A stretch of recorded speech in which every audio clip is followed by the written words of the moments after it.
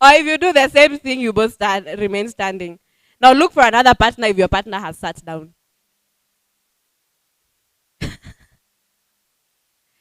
Hey, mshaanza na sijafanya. That one does not count. Aya, let's start. Are we doubled up? Aya. Rock, paper, scissors, shoot. Tie. If you tie, you both remain standing. Aya. Next group. Go. She's there. Aya. Rock, paper, scissors, shoot. Aya. Tafuta wengine. Hey, woi.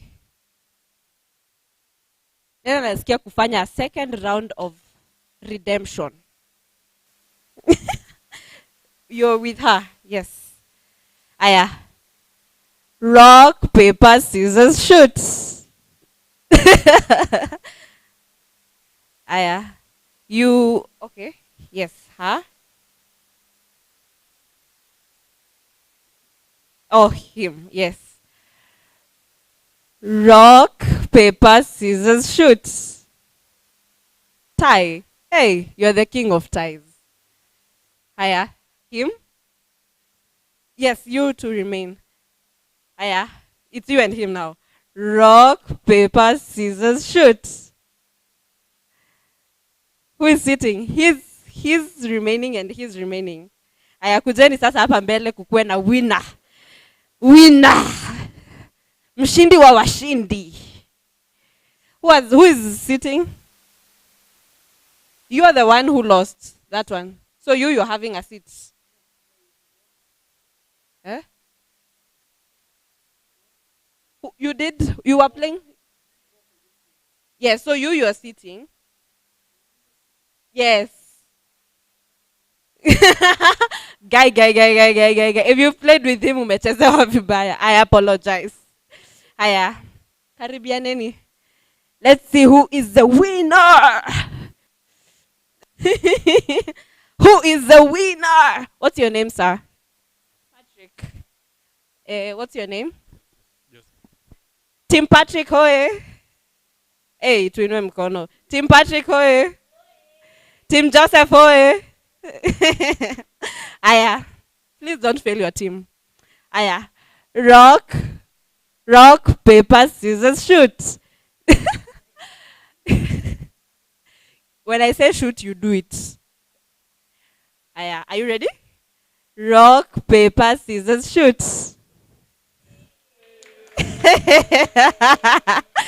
Tuko mshindi. Just come back, the both of you, kindly. What is your definition of building without permission? Which is our theme for today.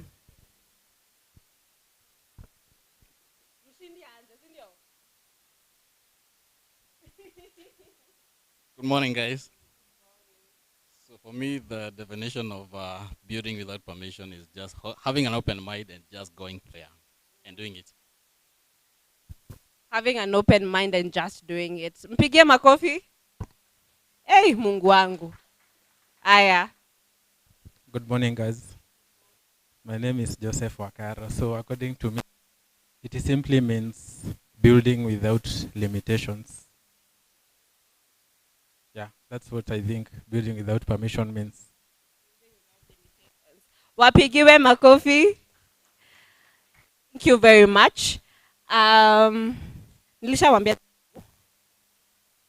Nakumbuka jina langu. Guy, niliwaambia. I know I said. Anyway, my name is Maureen Gaye. I am a psychologist, advocate, and I also do emceeing and moderating, and I will be okay. And now I want to invite Mr. Brian, who will tell us a bit more about and about the Creative Tech Summit 2026. We are excited to learn. We are excited to, aren't we? We are excited to learn. We are excited to hear from great minds. I was doing my research about all of the speakers. And I was like, where? Who knows either of them? Who has ever heard of either of them? You've heard about Anne Macreith? Anne Macreith? Anyone else? And Ian. 1, 2, 3. Okay. Yes, and acha hata nisiwape disclaimers. And Macreith, you will be fed well. You eat from a big plate from all the speakers. I don't know if Brian can hear me. Okay. Okay. You've said you've heard about Anne. What's the most interesting thing you love about her? She is she's a fashion designer, so how she makes their garments is very interesting because they use the old African way of making garments, and also she is a sustainable fashion influencer. That one is really core to me. Yeah. Acheni niwaambie, do you know how long she has been in business?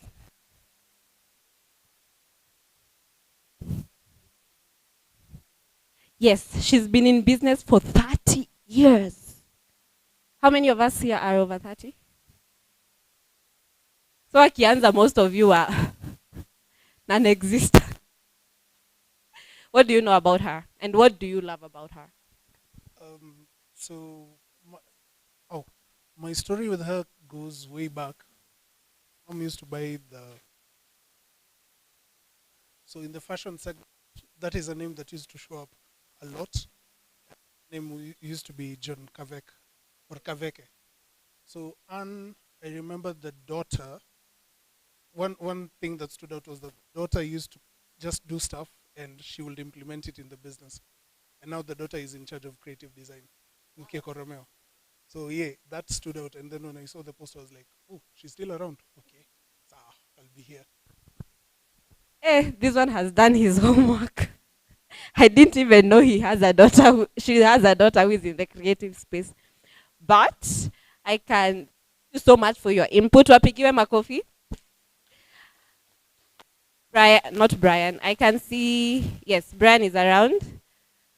Kindly, sir, come tell us a bit more about the year creating boldly and the Creative and Tech Summit. Karibu sana. Hello guys. Makofi. Thank you. Hello guys. I hope you all are doing great. Am I audible? Sure. So, build without permission. First of all, about year and what year stands for. Year is basically we are trying to. It's like capacity build creatives and techies at the same time, so as everyone can get sort of like live through their passion and earn through it and all that. Because most of us, that is techies and creatives, we find ourselves sort of pushing the whole like creative sides towards, let's say, just passion, and we leave it as that. Whereas there is lots and lots and lots of capacity to build onto that. So that is the purpose of years. And the theme for today, that is build without permission, is basically to highlight the sense that you can go out there, you can put your dreams and your passions ahead, and you can get to earn out of them. So I do have a request. So I hope you all are on Facebook. Is everyone on Facebook, first of all? Let's start from there. Is everyone on Facebook? I can see lots of Gen Zs. I hope most of you all are on Facebook. So I would request for you all to go and search for just the name as is. Search for Years Africa. I want some follows out of you all. So who has Facebook? Let's get those follows, please. Facebook, search for Years. Let's get the follows first. Click the page, get us some few follows. Instagram as well, just search the name, Years, give us a follow as well. That will be highly appreciated. So the reason for today, we're basically going to have speakers who have taken, let's say, a bold step towards their creative sides, and they've sort of monetized it, and they have sort of built also employment out of it. So those are the speakers that we'll be seeing today. As you can see the list right here on screen. So what to expect is mostly detailed talks on how they sort of found their passions, how they monetized it, how they built around them so as they can go out there, and the few hurdles that they sort of went through trying to push that ahead. So we have, hope you did your research. So I'm expecting lots and lots and lots of questions.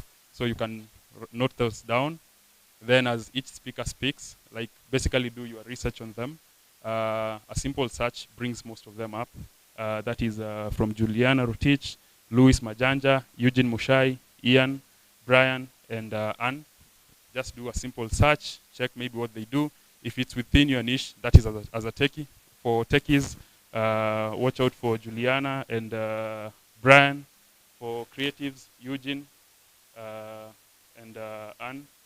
Then for, let's say, if you just want to build, like you want to found and stuff, watch out for Lorenzen. So I hope that's a simple brief. I'm not going to preempt basically what they all have in store, but note some few things down, expect for that, and I think it's going to be great. So I hope I've gotten those follows. Have I?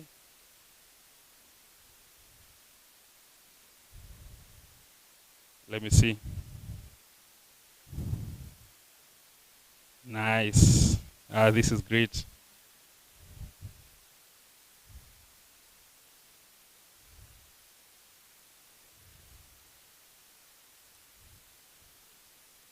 This is awesome. So for Facebook, I can see most of you all are not on Facebook. That is interesting to see. But the IG are the most plenty. I see so many for IG. So let's have a few more people on IG. Please come up.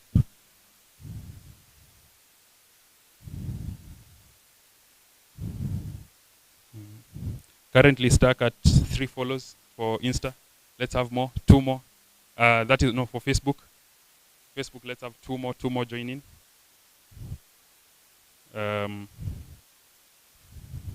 Most of you all are on Insta.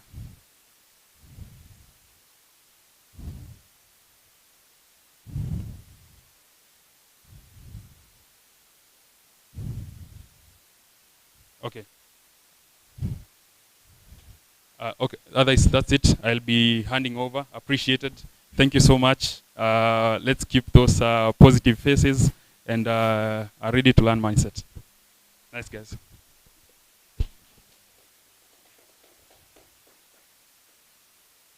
Mtapigia speakers wangu makofi hivyo. Ebu, do it with love again. Thank you very much. Do we have our notebooks ready? Do we have our notebook or mine? We have both of them ready. What do we have ready? Beautiful, because now we are about to get into the meat of this conversation. So our model of engagement will be, we will have a moderator for the session, and then we will have the speaker. They will have a few minutes together, and then you will have an opportunity to ask questions, okay? In the same breath, you remember the question we started with? What is something that you are innovating? What is something that you are doing that the reason why you are here, your why of being here? So that will be our marker. As we have these conversations, keep reminding yourself, what am I picking from this conversation that I will implement? Hatuko hapa stories za jaba, sawa? Lazima tutoke na actionable actions. And that will be our, tukimaliza huko, tutawauliza, what are some actionable actions that we get from this? Anyway, now I want to introduce our incredible moderator that will be leading this segment. 1, 2, 3, 4. Okay. Mr. Eugene Mushai.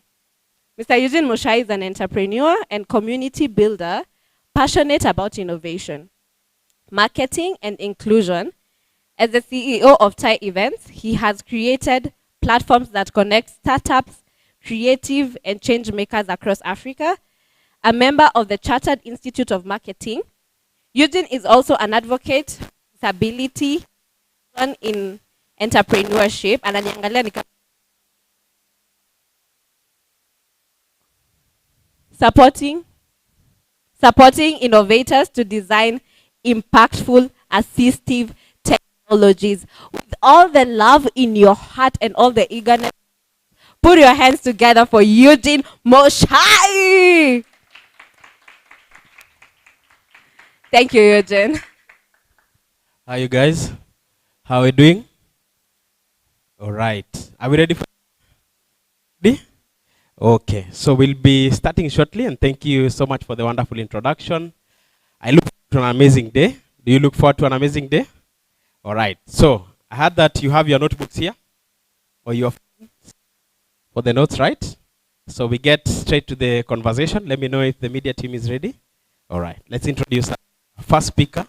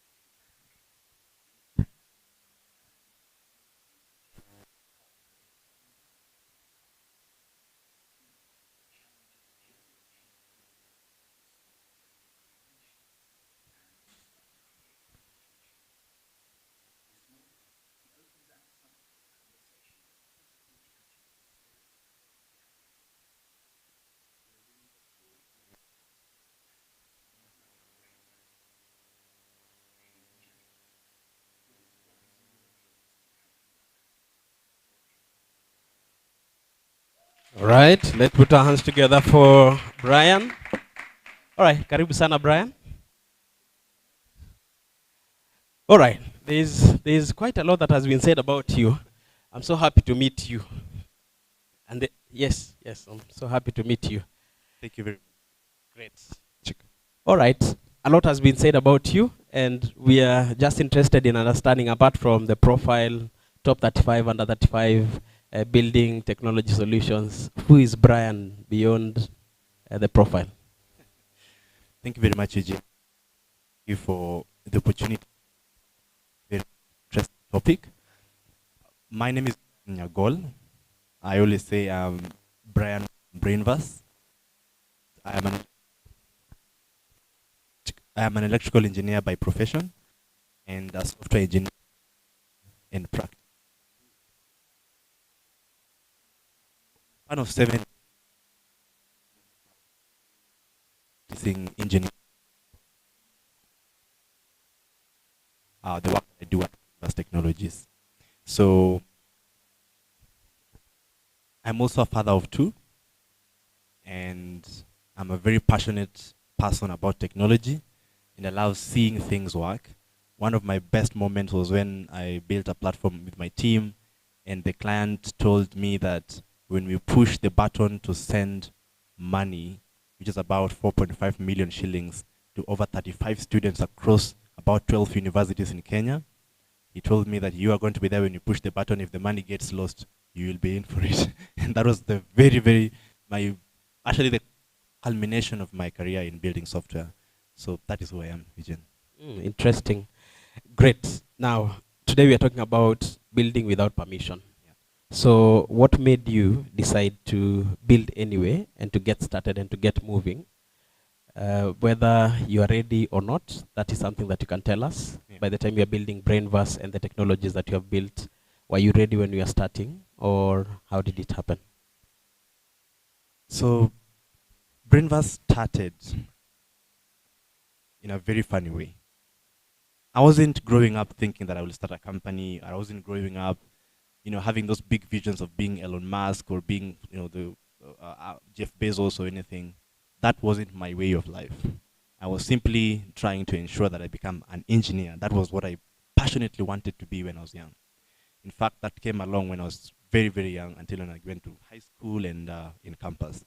But along the way, I found a passion for technology.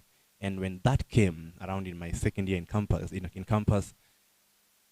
like they always say, necessity is a mother of invention. I felt the need to put more money in my pocket to help my parents get me started, get me going at school. So I didn't have all the answers.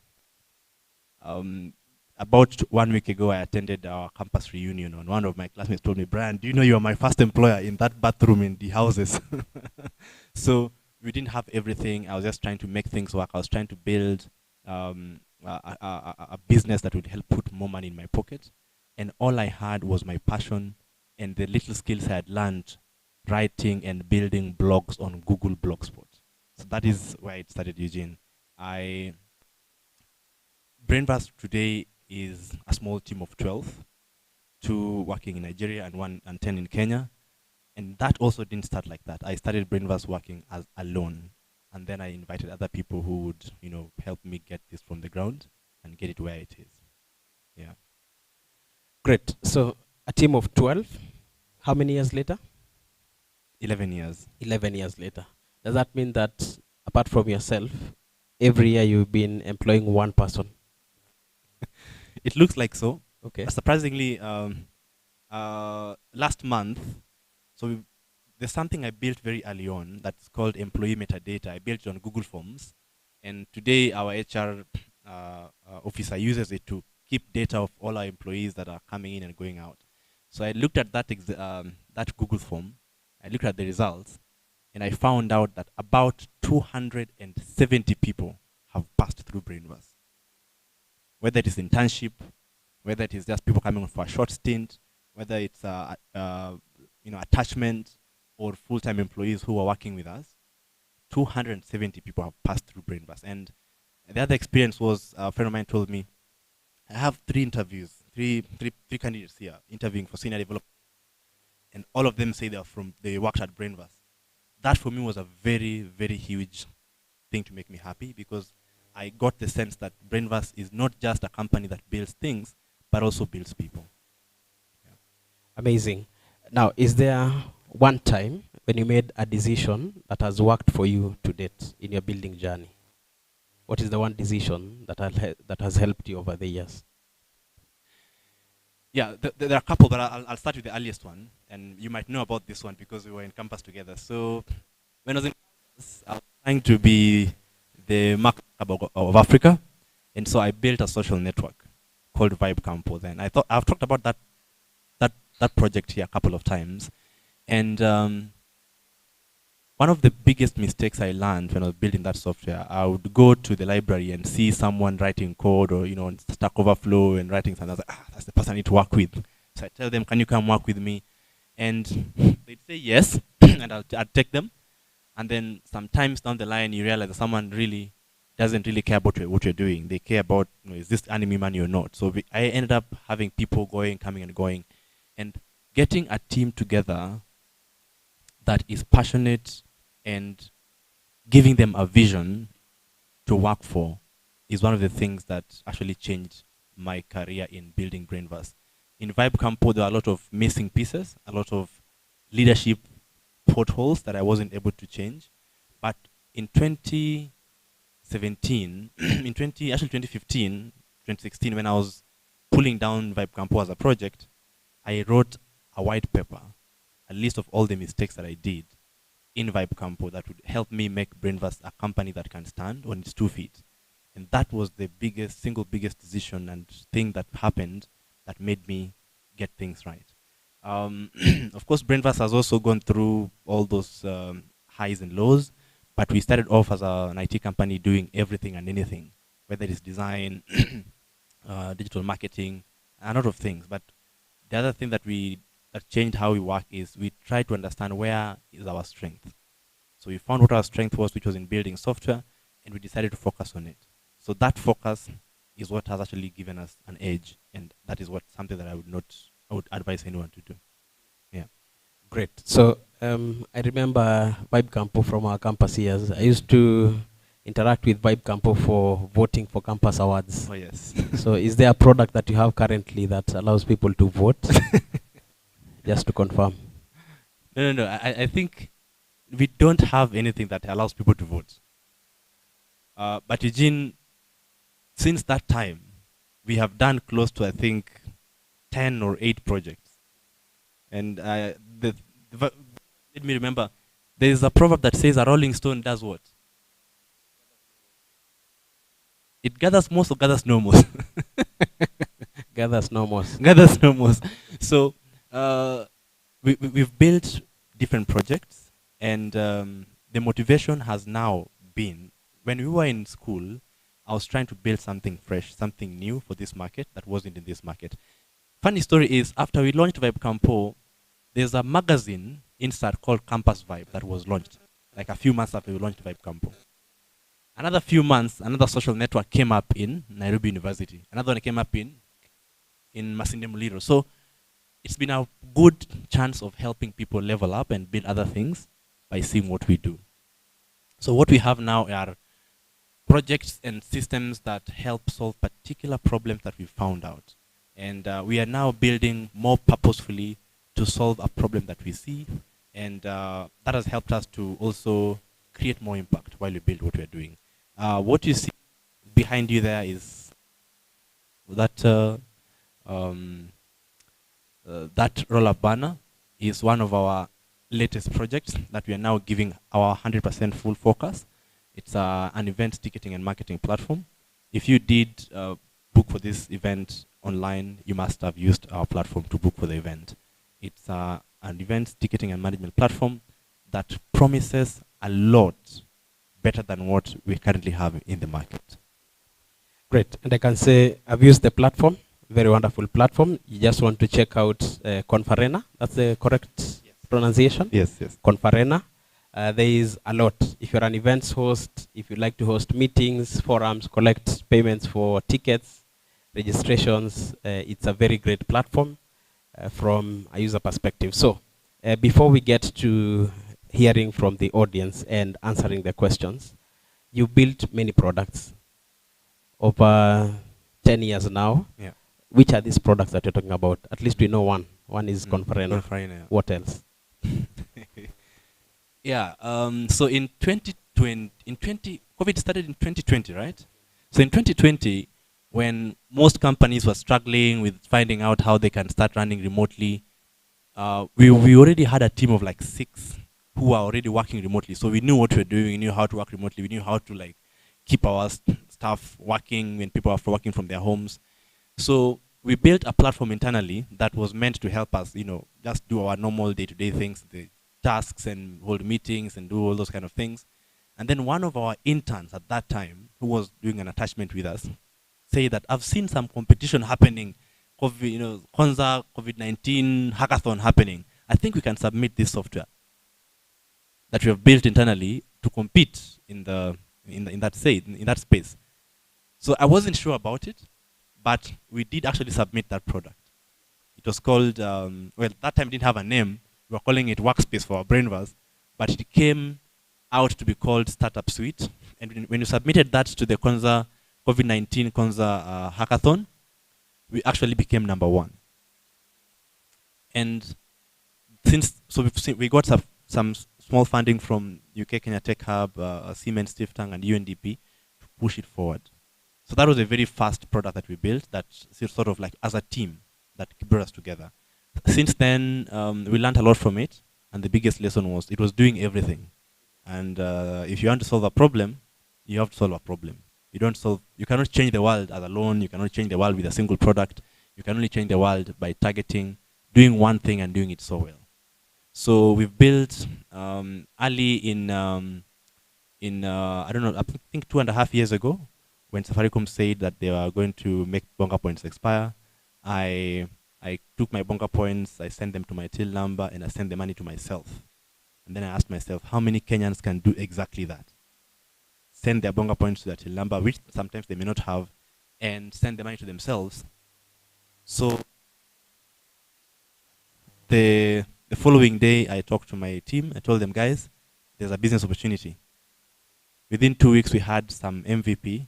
Today, as we speak, we have converted 85 million bonga points to cash for people who are looking not just to get airtime, not just to get speaking airtime to speak or data bundles, but someone who is just needs to buy mboga, or needs to buy a fruit for their kid, or needs to pay their fare from Tao, or needs to save mbogi when things get tough at 1 a.m. in the night and you want to go home, village alipwa.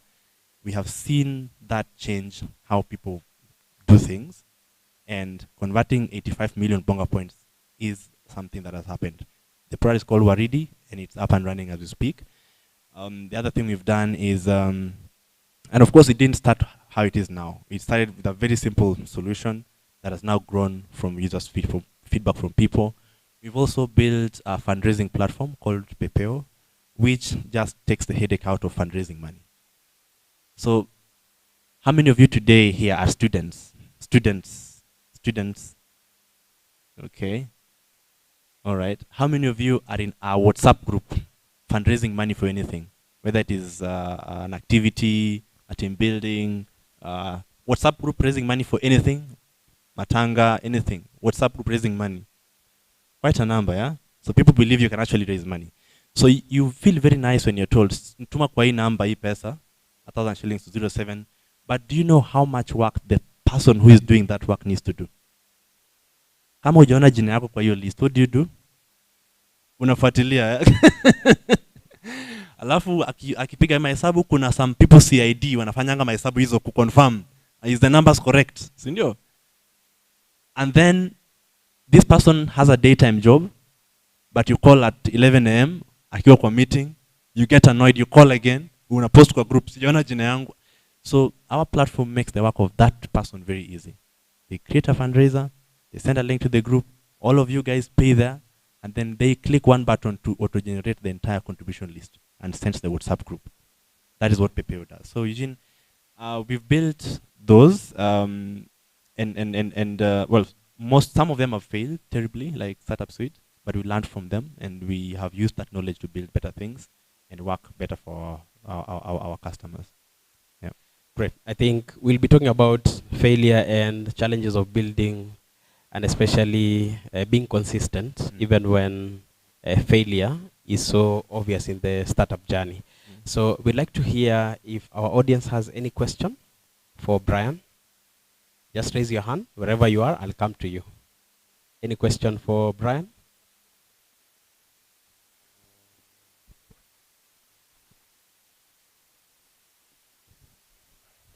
Hello, Mr. Brian. Hi. My name is Bulo Atta. Yes. I'm a third-year student doing computer science. My question to you is, earlier you spoke about you making some mistake. For example, jumping from one person to choose the partner and not knowing exactly whether your ideas align. The question is, how did you manage to come out of that? And the second question is, you said when you started, you struggle a lot. For example, things like you doubt yourself, is what I'm doing really the right things? How did you manage to believe that instead of believing what you watch and all those things, believe exactly what you are doing is the right thing? Thank you.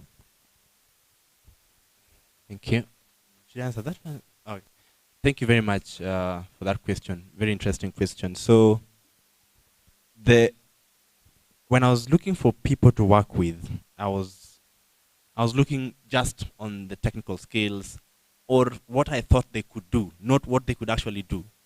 right? And at that point, I wasn't like looking for some like co-founders. Believe you me, when I was doing that, I had nothing. I didn't know anything about a co-founder. I had no idea what that is. I didn't know what that is. I didn't have any idea of a partner. I was just trying to see people I can work with and do some, share my vision with. So I wasn't like having any experience on co-founders or finding the right partner or anything. I was just looking for someone who can do something with. So I didn't look deeper. I only thought if someone can Google something on Stack Overflow, they probably know how to code or are finding a way to build something. So since I was building something, I thought that's someone I could interact with. So like I said, I did a white paper. The Vibe Campo ran for about 4.5 years. And I spent a lot of time building, missed classes, and did a lot of things outside of classwork trying to build this solution. And when I finished, when I was taking it down, which was a very painful process, I realized that building a team that has a common purpose doesn't start by looking for the team. It starts by building that purpose first. What do I want to do? What do I want to create? And when you build what you want to create, then you look for people that fit that caliber of things that you want to create. That is how I started from very early on. Of course, Brainverse started before Vibe Campo, and then Vibe Campo came to cover. But from that time, I learned that if you have to get the right person, you have to look for the right things that you want to build, what you want to build. You would see a poster, Kitambo, in maybe 2018 saying, "We are hiring." That "we" was just me. That "we" was just me. And believe you me, I would do 3 levels of interviews. 3 levels of interviews. While the "we" was just Brian. So I started to put a lot of professionalism in what I was doing because I knew what I wanted to build. Knowing what I wanted to build helped me to put the structure. Well, at that time, I wouldn't call it a structure, but ile kitu ya kumake mtu aogope ajue hii kitu serious. Make people think it's a serious thing. I wanted to appear big even though I knew I wasn't. So that was one way that I managed to get the right people to work with then. And there are many times, how many of you have felt like unsure about what you're doing? You wake up in the morning and you ask yourself, watu wengine wanatoka tu class, wanaenda kujibamba, they just leave work, they go home, put their legs on the table and watch TV, or make a nice meal for themselves. Why do I have to be the one who goes home and sits down again and opens the laptop and does something? Start feeling like you're a fraud yourself. Those times come and everyone is building anything. And one thing that has actually helped me to stay on the course and not giving up, my friend, is celebrating very small things. I think when something successful happens, when we're building, there's a feature we've just launched called the promoters on Confarina. And before we built it, I had a speak with Eugene here. I told Eugene, I'm going to build something on paper and I'm going to show it to you before I put it on Confarina. When we built the UI, UXs and all that, I took Eugene through it. He gave me a ton of feedback, a 2-hour meeting. It was maybe 1 hour, but I got 2-hour meeting. It was on a Saturday, right?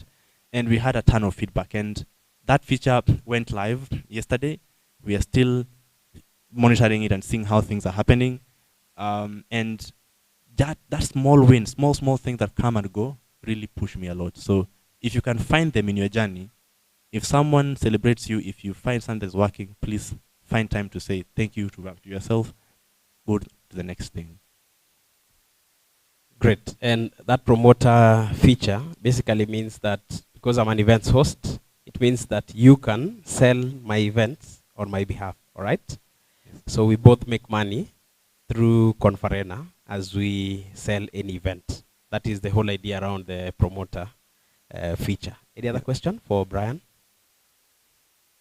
Any other question before we hand over to Maureen? All right. So I have a question for them. Okay. Yes. One question for you. What do you do? What do you do when someone tells you what you're doing is not good enough? Just a lady and a gent. What do you do when someone tells you what you're doing isn't good enough? You can stand.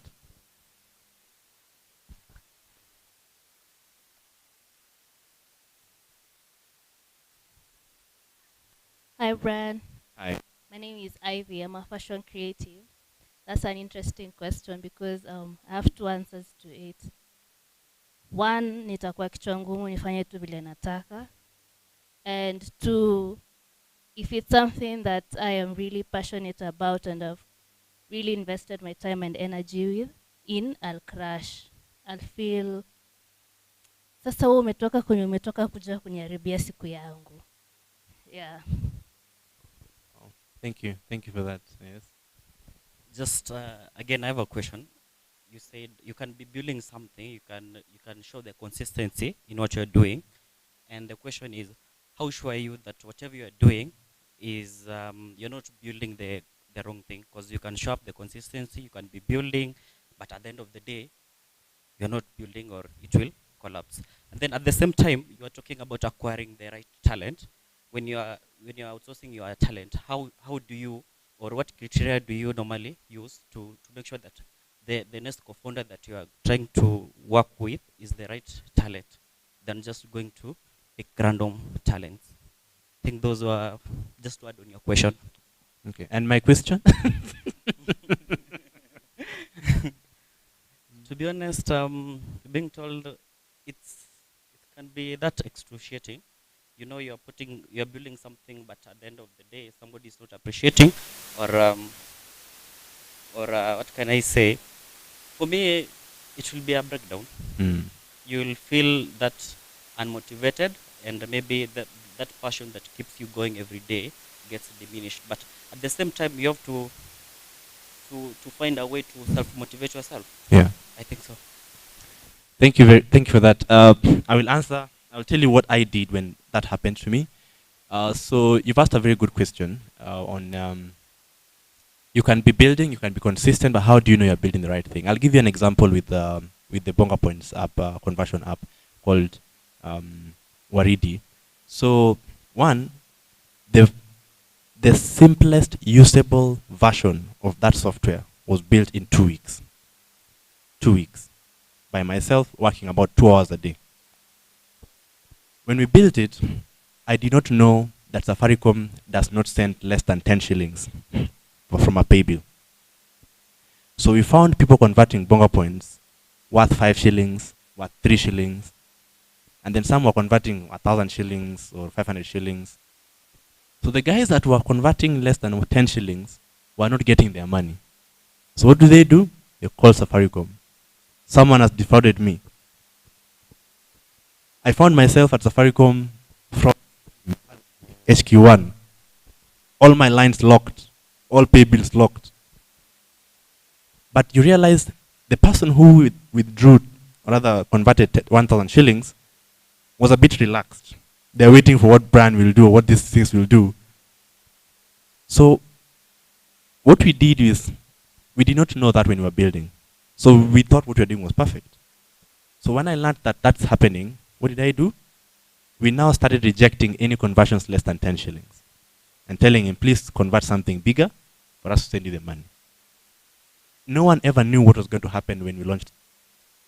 But every time you build something, you build small and then give it to people, let them give you feedback. Let them interacting with it give you feedback.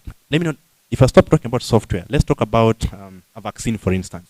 If you're building a vaccine, and because that's very, very much, the stakes are higher there, right? The stakes are higher in vaccine. You don't build a vaccine, test it out, and then people die. But there are several processes through which vaccines go.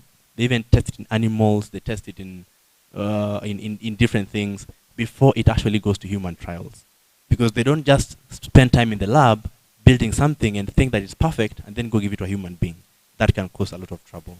So when you look at the way your journey moves, that is what will let you know that you're going in the right direction. There are 3 questions I ask, a couple of questions. One of them is, where do I want to go? When I look at Confarina today, where do I want to see it in 10 years' time? That helps you to maintain a vision. That one is not how the system looks like.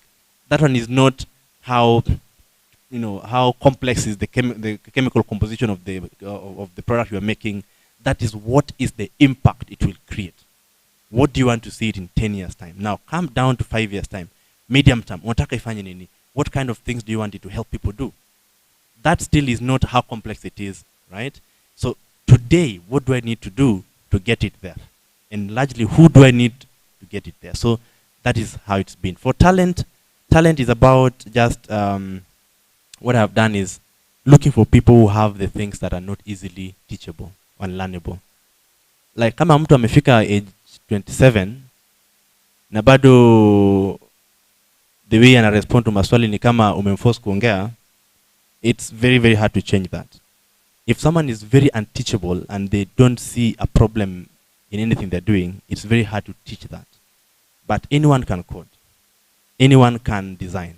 Anyone can be taught on how to, you know, write emails and do what kind of anyone can be taught something. So when I'm looking for people to work with, the things I put high stakes on are the things that can not easily be teachable, and that would just good guys that I work with and the other people. My team, an amazing team. They do a lot and they help us get where we are going. So yeah, thank you very much for that. And thanks for, so one last thing, Eugene, sorry. When I was building Startup Suite, I said it had everything. Not once, not twice. I was in front of judges telling them about the product, and they were just like, something is wrong, something is wrong, something is wrong.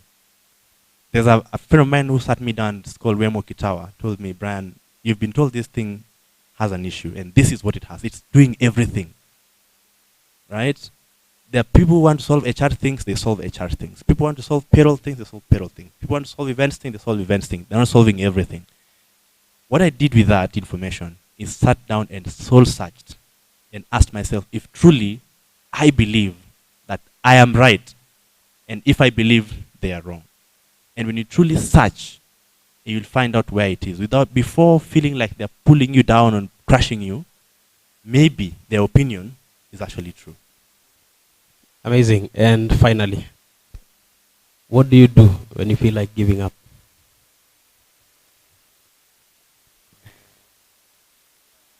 I used to call my mom and she would tell me to relax. You know how moms are. They tell you. She approved my first trip to Nairobi when I was starting to hustle. Yeah? And then to Mombasa. The first time I went to Mombasa to do my first gig, I was told, ukiingia Mombasa, kuingia nini? Kuingia ni? Kuingia ni kutoka ni nini? So when I was going to Mombasa for the first time, I first went to Homa Bay to be prayed for so that I come back from Mombasa. And then I left Homa Bay for Mombasa. So I actually came back, so the prayers actually worked. So I used to call my mom. When my mom passed, now I have my wife who tells me, yeah, I believe in what you're doing, even if she doesn't believe in it. She keeps me, moving things ahead. And I also talk to my team. You guys feel we are doing the right thing. The team has really made Brainverse what it is. And even the recent restructure that we did is something I consulted with the team and I told them, your roles are going to change. Some of you are something totally different. What do you see? How do you see it? We went with it. Thank you. Amazing. Thank you so much, Brian. Let's appreciate Brian. Thank you so much for your wonderful insights. All right, Maureen.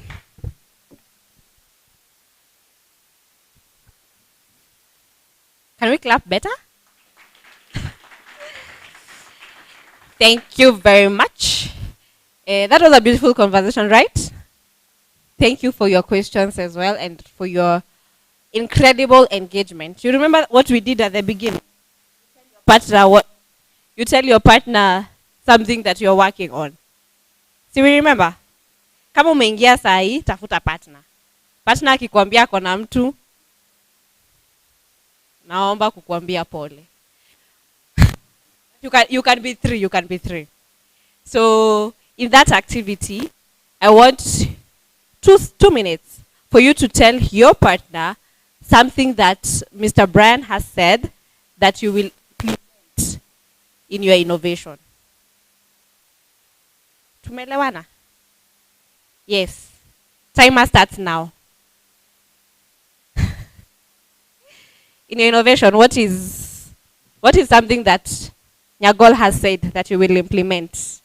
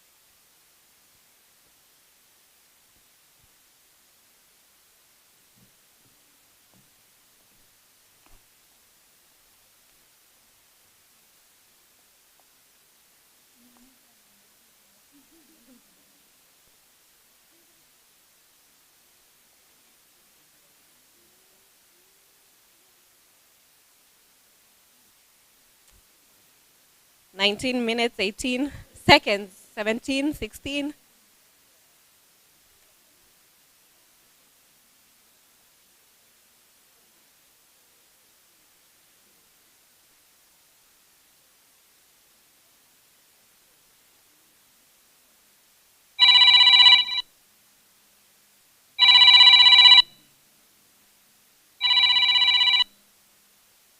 Oneni venye mnajifanya msikia alarm. Now, 2 minutes are done. 2 minutes are done. 2 minutes are done. Children of God, 2 minutes are done. Higher. If I see you talking, what has your partner said they've learned, and how are they going to implement it in their innovation? Hi guys, my name is Delphine. I have a very incredible partner. In fact, hata nisimame ndo asikie venye namchocha. San Swahili. Sikieni hadi namuuliza kama anaelewa Kiswahili. Guys, he's from South Sudan. He's super excited to be here with us.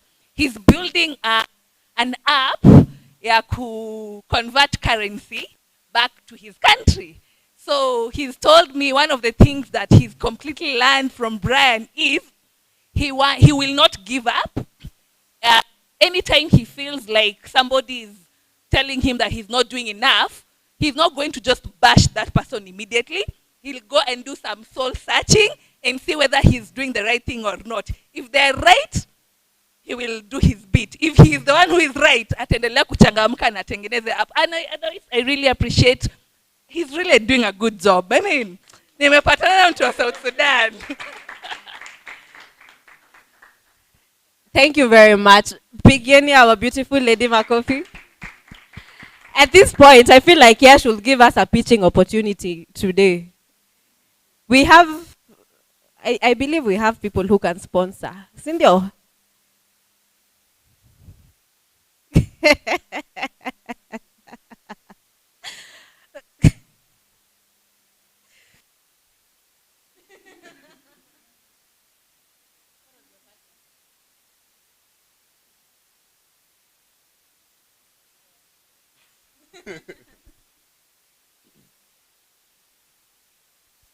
Hello, everyone.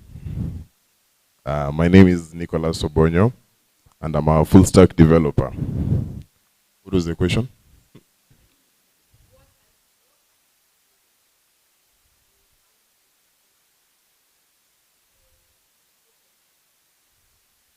Okay. So, I'm actually the partner to him that told him what I heard from Brian. No, I was the one speaking before the timer ended. Yeah. Yeah. So, okay, currently I'm working on something. It's supposed to be like an internal platform for the school that I am. Am I supposed to look at the camera? Oh. Nakafiti, Sindio. Okay, sir. Anyway, it's supposed to be like a unified platform for the school that I'm in. I'm in KCA. Actually, this is my friend, this is my schoolmate, and I'm in Leta Paivi. So it's called UNICT, University Connect. So it's basically supposed to be reducing the friction that students have of finding gigs, finding a marketplace, and maybe attachments. You know, it's easy to ignore. What do you call it? It's easy to ignore a WhatsApp message from communities that Simejana communities called Subzeno, and you barely read them. So for the people who like are actually seriously looking for an attachment in their last semester, or maybe like some small gigs that they can use to pass time, they'll be coming to the platform once it's live. So currently I'm building. I'm in the third, I'm in the first phase in the third week of the, wait. Phase 1, week 3, day 2. Yes. So I'm slowly building it up, but it's live and small implementations are being added daily. So basically what I'm saying, for this thing that I'm building right now, I'm having like several doubts. Now that question that this guy asked Brian was actually relevant. Actually, I'm in Ongelelea. So what I took from Brian, from what Brian said is that if somebody is doubting me, as long as I feel it's right, I'll definitely do it. So I am the person who comes first. You know? Yeah. So I've answered the question. Okay, thank you. Tumpigieko makofi. Thank you very much for your time, Mr. Brian. Thank you all for being A students. Mmesema time yangu ni limited. When we are conversing, we put it 3 minutes. Right? Kuna kitu inaitwa elevator pitch. Nani ashaisikia kitu inaitwa hivyo? If you're given 30 seconds to pitch your business, can you? If you can't, tuweke question mark tatu. Sawa sawa. So I'm being informed that there is an alarm activation that is taking place in this building. So tukisikia alarm, tusikwe alarmed. It's just, it's the activation process happening. As well, I remembered I did not give directions to the washrooms. So they are outside and then right. On your right, when you leave the building, it's on your right. They are properly marked. You will notice them. Are we together? Are we ready for the next powerful conversation? Yes. So I will welcome Mr. Eugene again to lead us with our next speaker. I hope we'll have our ears open and our hearts expectant. Sawa sawa. Put our hands together for Mr. Eugene. Louder. Thank you.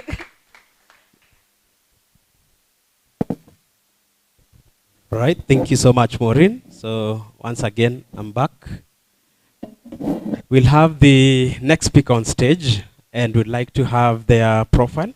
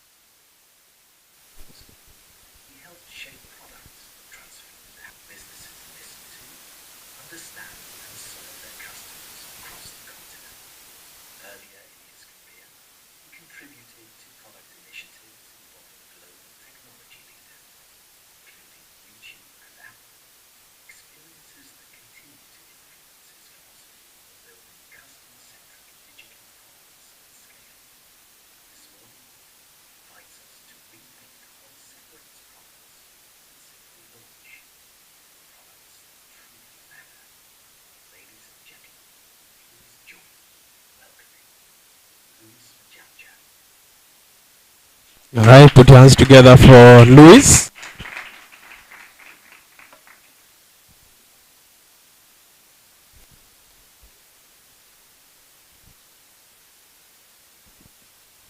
All right, welcome, Luis. Is it Luis or Louis? Either. All right, let's test if it's working.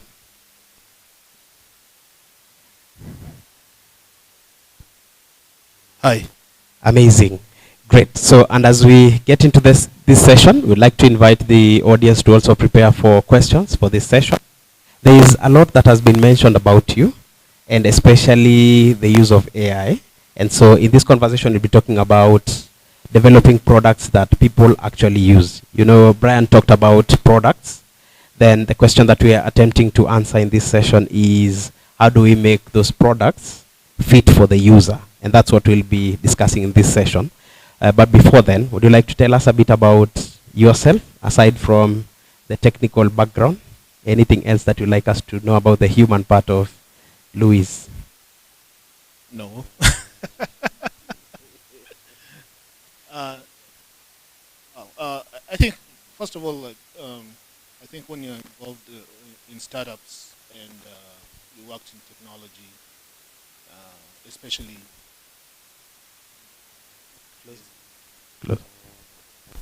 If you worked in startups and worked with technology, there's a melding between what you do and who you are to an extent, you know. So if I've been building a startup for about 10 years or more than 10 years, then that becomes almost melds into your personality of who you are, which means working with people, building products, and that extends into, you know, who you are outside of work. But my background is, I think I've always worked around technology. Actually, let me step back. I began my career working in manufacturing. I was a machinist when I started working in technology, and then I learned how to program. They used to call them PLCs, programmable logic controllers, to automate the manufacturing process. And then from there on, uh, I'm much older than most of you here. That's when the internet really started happening, and so we were trying to connect the manufacturing process to the procurement process at the time. As much as the internet is somewhat new, the U.S. I used to work for a company that used to supply product to the U.S. government, and they had they had a uh, they had a they had an internet back then, which people used to have to put their orders in and procure, but it was very, very expensive to buy the software. So we built, again, using Linux at the time because it was free. Back then, Unix was very expensive. You had to have a mainframe. So we started building our own, learned how to use Linux, built the software to be able to sell to the US government back then. And that's really how I got into technology. And that was really, my background in terms of being able to tinker with things and figure out how technology works. And that's really has been an evolution since then. Interesting. So the next question is, as we talk about developing for the people, normally when we are building businesses and ventures, we ask ourselves, what we ask ourselves, what should we build? Is there? Yeah. And again, I think every human being has different experiences that will lead them in a different path. What I've found that is that um, I think from my perspective is just being embedded in a community of people who are building things ends up driving you into a particular niche within that community. In the sense that if you find yourself in a community of farmers, and you want to actively participate in that community of farmers, you'll end up, and if you have the mental and the brain power, you'll end up being adding value or figuring out how you can make a difference. Now, you might be lucky to be in a community of doers and people who are riding a wave that is moving so fast, you know? So you might, for example, today we talk about AI. There are people who've been working on this for many years and it was not moving. They were probably seeing their friends making millions in e-commerce. They were seeing their friends doing all kinds of things and they were like, man, I'm tinkering with this thing that is not moving. And then it snaps and suddenly, boom, the moment has come. So I wouldn't say there's a rhyme or formula. I think what is consistent or what I've seen is that the most important thing is finding your community, embedding yourself in it, contributing, and we don't know what is going to be the thing that's going to spark. And if that community rises, or you could be the one who makes that community rise, then that's how and you build something for that community. It ends up being big. Now, I'll step back from that a little bit again. Some of these things, a lot of these things are youth. When you're young, is when you start building your community. Obviously you can embed yourself in an older community, but when you're young, you're riding that energy that you have. You're riding what is going to be driving the future, and that future could be technology, it could be fashion, it could be anything. But you're actively involved in that community, building in that community. If you're, for example, in university now, these are the people who are going to be professionals. These are people who are going to be making decisions, and you're building with that community. And you're going to need those networks with time. You're going to need those networks with funding. You're going to need those networks. So I would say the most important thing is finding your community, building in your community, and then growing with it. And then nice things are going to happen. Interesting. And talking about community, because I see many ideas. We see many products, many developments, many ventures. Is there something that we don't understand about human behavior or the customer behavior that you like us to pay attention to as builders? Yeah, I think human behavior is, again, you're talking about, and I see you're talking about youthful people, youthful founders who are looking for money, who are looking for networks, who are looking for all these things. But human behavior is open to everyone, I'm not advising for this, but human behavior, human beings, half the population takes one type of drug or the other, just human behavior, People like all kinds of things. We call them seven deadly sins that people indulge in. I'm not saying that that's what you should target, but this is human behavior. And if you're young, you're able to find that human behavior that is evolving, that is changing with time, So you would find at a certain point and certain time, even if you look at today, it's like suddenly people are trying to use AI to solve their problems. Like, okay, I'm not going to think about a problem. I'm just going to type it in there. That's a new behavior. And so somebody's going to tap into that behavior because it's a growing behavior. If there are 10 people who are doing this, there's going to be 20 people, there's going to be 100, and there's going to be 1,000,000 people. So if you tap into that behavior, again, that is something that you can tap into without any financing, you don't need a network to to do those things. So I think behavior for startups is the alpha and omega. Yeah. Okay, and how do we get to understand human behavior or customer behavior so then it can help us to build better? By putting things in front of them.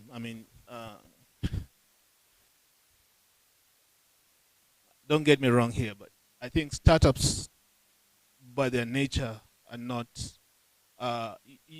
You almost have to think on the ends of the spectrums of human behavior. You have to be able to want to do things that other people are not willing to do, in order to see what is going to happen. If I put this in front of here, what is going to happen? Are people going to scatter, or people are going to drift towards it? So it's a power of trying things, trying more, and observing and learning and iterating on that. Yeah. All right. So, talking about tapping into feedback that we get, data from observation, research, and such. Would you want to share something about how you used the understanding of human behavior to build TAPI? Okay.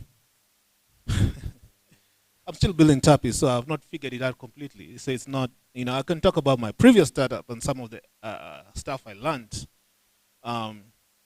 So my previous startup was called Azure. Before that, it was called MSurvey. And what we were trying to do originally was, originally I was trying to build there was Survey Monkey, and I was like, okay, in Africa, people don't have internet, but they all have mobile phones. So I should be able to create questions and have them answered in real time. And,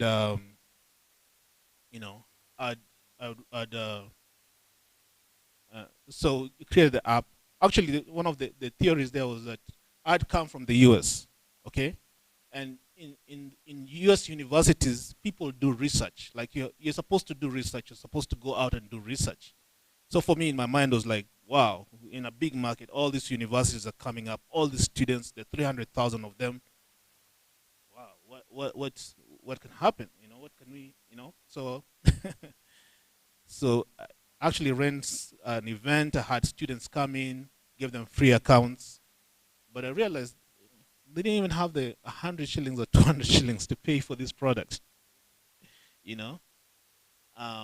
So what happened is, so the original thinking was that I'll get students to buy this product, pay for this product, and then when they go out to do their research, they'll get their results and they'll pay me. And so eventually what happened is we flipped the script. We realized that after many iterations, for example, I would ask people, I'd give them a number and say, can you text this so that you can answer some questions? And people will hesitate and they'll type it in, and then I changed that and added an incentive at the end, that you'll get an incentive if you complete. And I remember one time sitting in a meeting trying to do a demonstration, and when I sent out the message to a few people who had told them, okay, when I call you, send this. And when they got their reward, the whole thing went viral. Like before I knew, we had spent the number of people who had taken the survey to completion. We ended up owing like almost 100,000 shillings in about an hour. And when you're looking at where these people are from, they're from Lodwar, they're from, So it was like a magic moment. It's like, okay, why don't I just get all these people on a panel and tell them, occasionally you'll receive a question, and once you answer those questions, you'll get a reward. And so I had many people. I was able to build a panel of hundreds of thousands of people in Kenya, Nigeria, Tanzania, all over Africa, because that incentive, so maybe today airtime is not a powerful incentive, but back then, it was a massive incentive that people would be on a panel and just be waiting. Can I get this question? Because I know if I answer this question, I'll get airtime.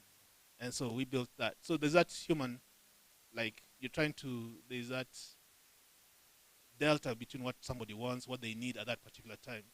And the funny thing is that this was not, so you would think that somebody who would do a survey then for airtime, they do it because they're poor. But you'd find that everybody likes a reward. It doesn't matter what social, economic background they are. So you can able to go in and segment and say this is this and this is that. And we automated it. We did this. That was back then, But it was a powerful learning about human behavior. Have you figured out what good incentive will be? Well, then it.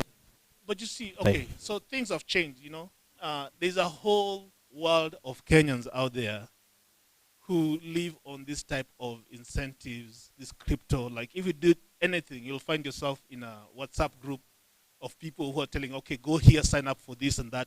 There's a whole universe of that. So yeah, at some point, incentives run their course, in the sense that they become now.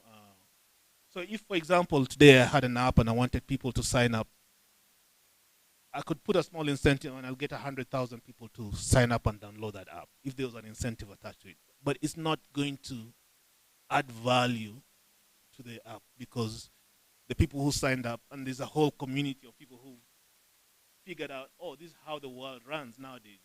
So like, hey, there's this crypto scam here, there's this stuff here, and I've seen it myself. I mean, I will put something out there, then suddenly you have hundreds of thousands of users, and you're trying to figure where did they come from. Then you end up in a WhatsApp group. People are talking about, oh, this is the latest. They didn't have a word for it. It's anyway. This is the latest scam, so they share it. So as much as, but that tells you about human behavior. There's always an incentive. So it's finding that balance between where that incentive is that they have is, and incentive doesn't have to be money. It's something that is enduring, that they get something out of it, and yeah, I don't know if I answered your question there. Yeah, I'm still looking for the exact thing that will be a good incentive today. For example, if I wanted the audience in this room to buy a product, is there something that you have figured out? It's money. Oh, okay.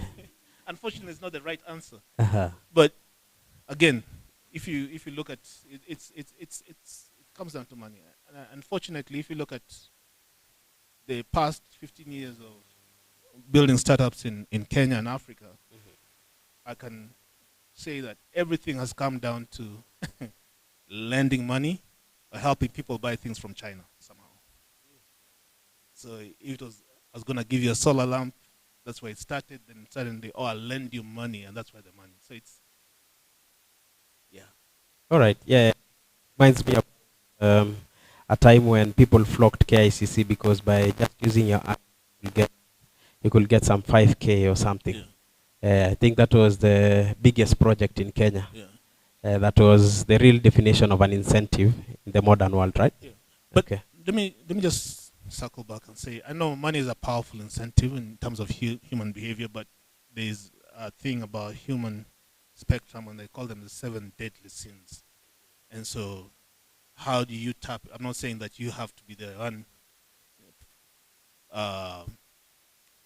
You don't have to give them that sin, but it could be, unfortunately, a path or a something in that spectrum of people. I mean, some people just like being validated. Some people like feeling powerful. So if your product does those things to people, it gives them, and it doesn't mean those things are negative. It could be that's what draws them in to do this thing that is actually helpful towards them. Yeah. Okay, so what determines what product will actually fail and what product will succeed in the market? I don't know. If I knew, I would have. You probably wouldn't have me here. You'd have to be talking through intermediaries to get me. So I wouldn't. I want to say that I know that, but also the thing about products is that I would say Kenya and most of Africa, I mean, we are low-income countries, so most of our people are struggling with the basics, and unfortunately, when you get in this world of startups, you're preoccupied with the frontiers of technology. And so the challenge is always trying to take this frontier of technology to the basics of human needs. And if you can it sounds very easy, but if you can figure how to use like, how do you're talking about AI here, but how does that translate into a benefit for the ordinary person, if you can figure that out. And those are the things we are trying to figure out. We haven't figured those things out. But if you can figure that out, then you have the opportunity to grow big.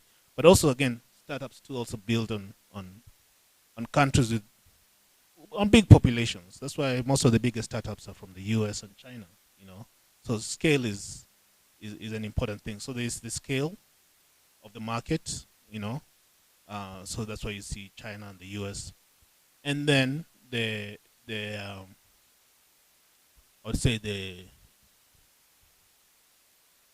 the disposable income of the people in that market that you're targeting. So as much as we are at 50, Kenya is at 50 million population now, about 50, of which half of those are not consumers because they are under 18.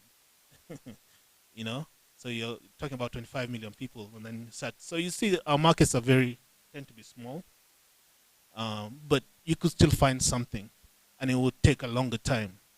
So if you're looking at the market you are, which is, for example, Kenya, Africa, smaller countries, low-income population, and then you figure out what can you solve. It doesn't mean that you can build something big. It just means that when you look at what works in the US and works in China, might not necessarily take the same path that it would take here.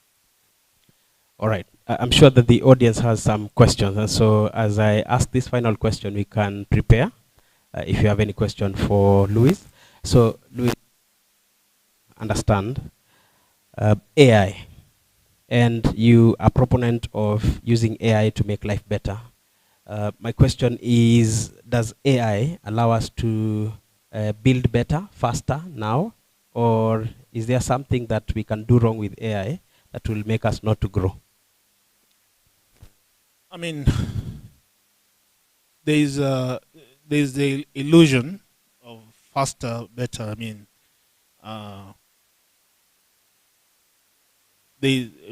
there are things that people are doing today that you would need a team. It would take many weeks. For example, if I think back a year, 2 years ago, if I'm trying to build out a feature, I'd have to explain it, draw it, design it, and then say, okay, this is what we want. There I can vibe code it and say, this is how I want it to work. Unfortunately, that's not the finished product. It still has to be built. And so it gives the illusion that things move faster. And some of the things we've learned is that sometimes you appear to be moving faster, but because you really need to understand what is happening in the background, because you'll hit a roadblock and it'll take you ends up taking you much longer to fix that problem than to actually have built it from scratch. So there's that illusion. And then there's also, and if you think about our mobile phones and how the evolution over time has changed, long time ago, like everybody you needed to know, you had to know their phone numbers offhand. Then you had smartphones, and suddenly you don't need to know them. You don't need to know anybody's phone number anymore. Or if then there was Google, where everything was at your fingertips. So there's a lot of knowledge that you didn't spend a lot of time trying to understand that. And so that's the same situation that with AI, in the sense that there's the illusion that we can get stuff done, but are we really getting stuff done? And so there's still a need for people to deeply understand how things work and how to build those things, because once they run into problems, they can't solve them. And then you've outsourced a lot of your knowledge to somebody else in a different part of the world. Amazing. Thank you so much, Louis. And now we'd like to hear from the audience. Anyone who has any feedback or question for Louis?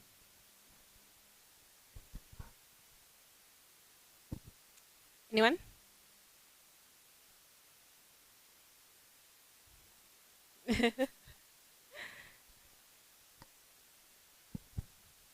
Hello, Mr. Lewis. Hello. My question is the same about AI. I will use clouds as an example. AI practically is making our work faster. For example, the work that could possibly take me 2 days, clouds can do it in just a matter of minutes to finish that one. So my question is, where is the thin line exactly that I should, instead of seeing clouds as my collaborator, where is the thin line that I should see it as a collaborator instead of just relying fully on clouds to do the work for me, and without me thinking exactly where should I use cloud as my collaborator? Maybe I'm not sure I understood your question. what I heard is, or the summary of your question is, where's the line at which I have to depend on a third party, or what? At what point should I just build my own stuff? Okay, that's a summary of it. Where's the line? Okay, what I would say is that as long as you're talking about a startup, your goal here is to get an answer as soon as possible. You know, it's yes, there's the philosophical things about how the world runs, and yeah, we are going to a source. As a person who's trying to build a company, your utmost is to get the fastest decision in the fastest time possible. Now, unless if your business was to go build the AI, that's not a question that you should be grappling with. But if you're trying to solve another problem, just use the tools that are there. You can deal with those philosophical problems in the back of your mind, but at the front line, your job is to get the answer as soon as possible. So you can, it's not an either or. You can do it, and hopefully you get your answer, make money, and then go solve the deeper problem. Okay. Thank you very much, Louis, for the very good insights. I just wanted to, I've seen that one of your biggest customers are Art Cafe, AAR, and there's also Lexo Energy and Big Square.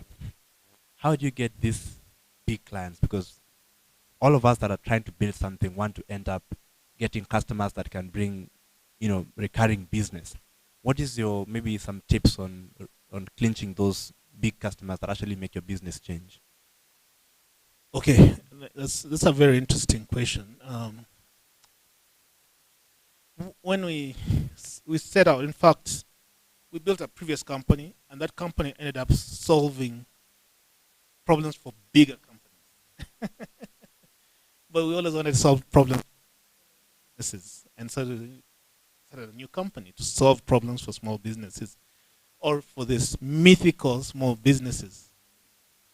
Because in my experience, there's no business. There's very little. The only business you can do with small business is lending money.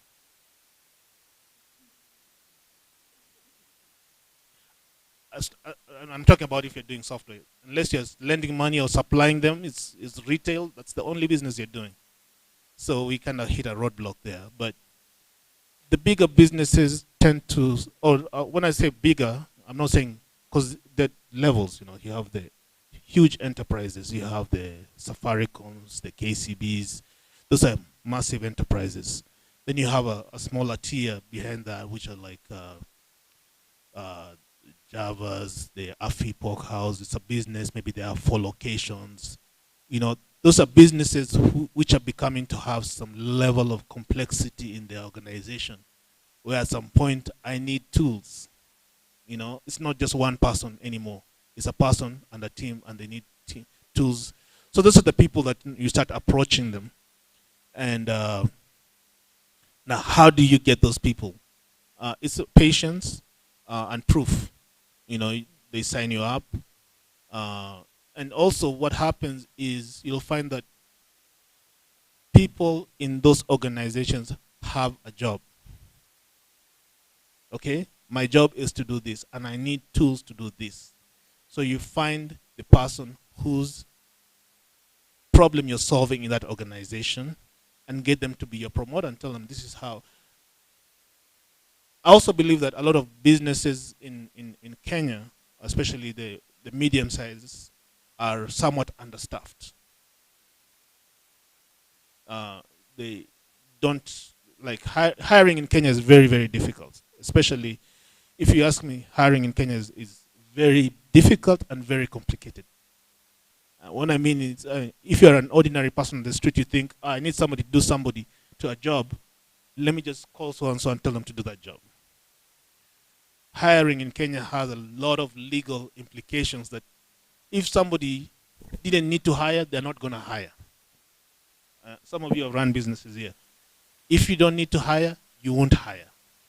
Which means most businesses have less people than they actually need, because hiring in Kenya is like a landmine. You do one thing, somebody goes to court, and your business can get shut down. So a lot of businesses really limit their hiring. So you find that the problem you're solving somebody who's doing it is somewhat overstretched. So they really need help. Now, the other complication that I've seen in our market is that, and it's negative, is the sense that I've built software for people, for example, in the US, in the Caribbean. You know, when they hire software, they log in and do whatever they do. I find that many businesses in Kenya hire software as a proxy to hire somebody. In the sense that, okay, software is always trying to replace people, but in Kenya it's that I cannot get my boss to hire somebody, but I can get them to pay for software. And so this person who then advocated for your software to be hired might not actually even be a user of your software. You might actually be using them. You might be using your software to solve their problem for them. Okay? I don't know if I'm making sense at this point. So you'll find that, yes, they hire your software to do this thing, but it turns out that you're actually supporting them much more. So you're like, man, how come they're not logging in to do this? How come they're not using it? But when they need a report or they need something, they'll call you. They'll tell you, we're not going to renew unless you solve this problem for me. So you'll find that you're using your own software to solve that problem. But that's the entry point, at which point then you then have to invest time into training, getting them, giving them the confidence that they can use it themselves. But that's what I found really works in this market, taking advantage of the fact that a lot of these businesses, especially growing businesses, tend to be understaffed. The person who's solving that particular job is overworked, and so you're trying to help them do their job. And so that's when it creates an opening for you to do. Thank you. Any other question? Wow. Okay. We'll take his. Okay. Okay. So we only have those two, right? Okay. Yeah. Hello, Louis. Hello. Yes, I'm Margaret. I do AI automation. I have two questions. Louder. Oh, I'm Margaret. Yeah. I do AI automation. And I have a question for you today. You've successfully bridged the gap between the global and African SMEs. So what is that one problem? Us as Africans, we try to go wrong when we go digital. And the second one is, I knew Ajua when it was M survey, right? So I was asking, how did you, when you are scaling up Ajua, how consistent? How did you distinguish between the noise feedbacks and the just to continue with the customer's feedback? Okay.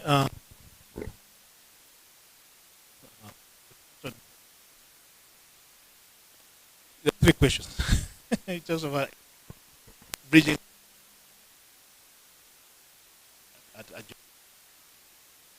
Just to be clear, I'm not an expert on AI. I'm on the same journey as everybody here. It's something new. I happen to be on this journey. Okay, this is something new. Let me see how I can utilize it. So, to be clear, I'm not an expert in this. I'm just learning as much. If not, you probably are ahead of me because you probably have more time to spend like trying to understand all these things. So, just to be clear, I'm not an AI expert. I'm just somebody who's on this journey like everybody else, you know. And I'm also looking for other people who are experts. Like, hey, oh, okay, you can tell me. So that's set that aside. In terms of bridging the local and global. So again, when you talk about one of the things that startups always go through, or companies in Kenya go through, is that sometimes you you hit a patch in the market, in the sense that, so for example, if you're dealing with telcos, there's two, but there's only one telco in Kenya. You know, if you go to one, the other one will not deal with you. You know, so you end up having to try to cross borders to do that. But there's another part of it is that when you are building a company, especially if it's a tech startup and you're trying to get it to scale, you can scale through consumers and you can scale through your customers. So you can target businesses that are cross borders, so they take you across the borders, across the countries that you are.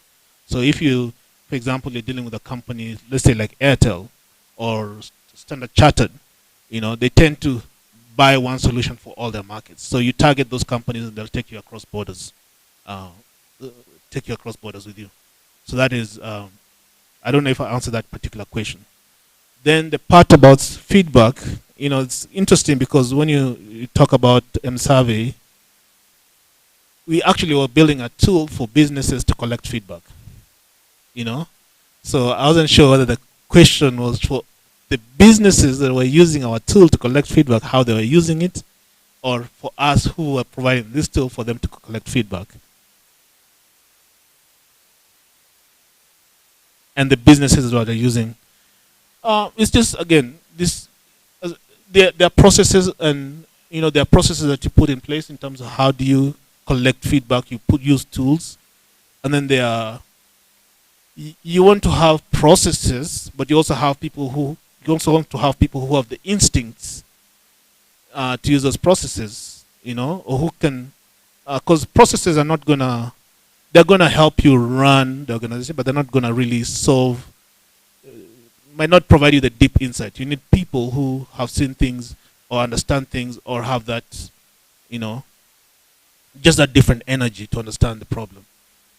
And sometimes you get feedback to those things, and sometimes you then have to make a balance. Is this the problem I'm going to solve, or is this one I'm going to solve? Which has got the most value? Where should I spend my time? Which problem should I be solving for? So yeah, I'm not sure I answered your question, but those are many questions. So hi, Hello. My name is Dan.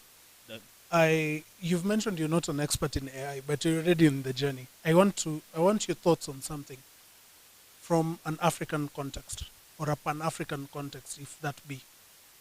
So Altman said something very intriguing a while back. He said that we may be looking at a place where we'll have the first billion-dollar companies that are run by AI agents. You guys call it the Altman professor, Sam Altman from OpenAI. Now my question is, what are your thoughts of the possibility of that happening from a Kenyan context and an African context, where you have, so let me use Brian as an example. Brainverse has no employees, it's just Brian and AI doing all that. Do you see a possibility of that happening, given that singularity is possible? Singularity is very possible. Singularity, for those who may not know, is when AI will get to a point whereby it is as smart or even smarter than people. So do you think there's a possibility of that happening from an African context? And if so, paint a picture of how you see it looking like. Okay, that's interesting. I haven't really thought about that question. I haven't really spent a lot of time trying to think about agents becoming a billion-dollar company, but I also understand that with AI, with the same tools that enable that company to be a billion-dollar startup are the same tools that will allow somebody to compete with that company. So it might be a billion-dollar company, but for a very, very short time, because the competition, the same tools that person uses, the same knowledge, as you can see, even with the different models, you have OpenAI, Claude. They'll spend billions, and the Chinese are toe-to-toe with them. I mean, their imagination was that if we run ahead of everything, we'll corner the market and we'll just make all the money. And then from left field, Chinese have come with their models, which they're open sourcing and making them available to everybody. So it calls into question the whole model that. So again, I've not spent so much time thinking about that question. I think AI is powerful. We should figure out how it works in our context. But I think ultimately we really, really need to focus on basic knowledge, basic sciences, understand the foundation of how these things work, and I think that's, everything else will flow from that. A lot of, we talk about these startups and grit and grime, and it comes down to simple that you live in a country where people have that space to imagine and do things, and no amount of grit and grind is gonna come there. It's just living in a country where people have that space to imagine, and there are some resources for them to be able to imagine things and do things, and that's what I feel is ultimately a differentiator. Yeah. All right, thank you so much for the wonderful questions. Yeah. And now, finally, what solutions will I get at TAPI? Well, one of the things that we've built is, so I said we started off trying to build tools for small businesses, or for the mythical SME. But we found out that this mythical SME is actually a person who is trying to survive, who's trying to balance uh, their, what is the line between their lives and their business. Like, okay, what is my personal expense? What is my business expense? Yes, I might be running all these things. I'm not going to pay any money for no software. I'm just trying to survive. And so we ended up building an expense manager and a caller ID app. What that does is just really understand your expenses. It also allows you who's paying you and who are you paying. I mean, one of the things I learned was, if you go downtown, I don't know why the government doesn't support this, but downtown Nairobi is the e-commerce hub. Like, you go to these buildings, there's 4 levels of people who are just selling stuff online. They're on WhatsApp, they're on Instagram, on TikTok. They're making TikToks, just selling. And one of the things is that they are always in that environment. As much as they are selling, there are people who are trying to defraud them. They're all, there's money coming in, going out, which is business, which is personal. And so we just ended up building a tool that allows them to, just to track the expenses and figure out who's calling me. So if you go to, it's only on Android. If you go to the App Store, you'll search for TAPI, TAPPI, download the app. Helps you organize your expenses, but also has an AI tool on there where you can actually interrogate your expenses. You ask them, hey, what's my biggest expense? Which expenses are due? You can actually chat with the expenses. And that's, it's a free tool. And so what we ended up building was a free tool for people to manage their expenses, which might help them in business. And then we also have a tool for businesses who are actually in business, whose business is complex, and they can interrogate their expenses the same way they, as an individual, can interrogate their expenses and their customer experiences. Amazing. Okay, so TAPI on Play Store, you should be able to download it. Thank you so much. All right, thank you so much, ladies and gentlemen. Let's appreciate Luis as we bring back Maureen on stage.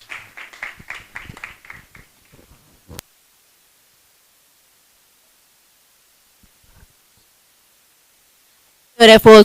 Get my coffee. Thank you, Mr. Luis Majanja. Hey, that's a good name. Kidogo to bring out our nationality. Anyway, we've learned. Can I give you, tulisema tunafanya elevator pitch kind of vibes? 2 minutes. 2 minutes hata ni mingi. Elevator kuna yenye inakaanga 2 minutes. Aya, hiyo ni grace. 2 minutes.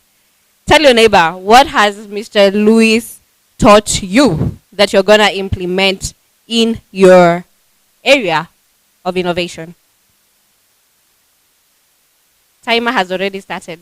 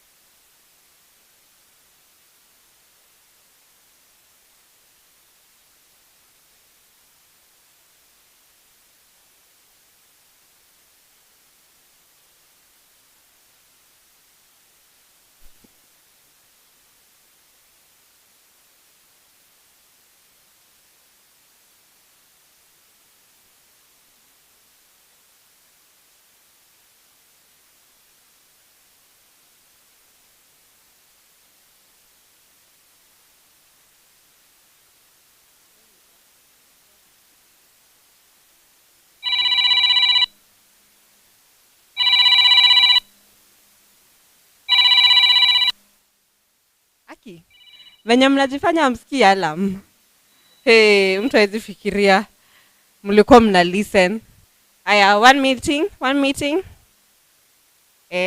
What has your neighbor said they are going to implement?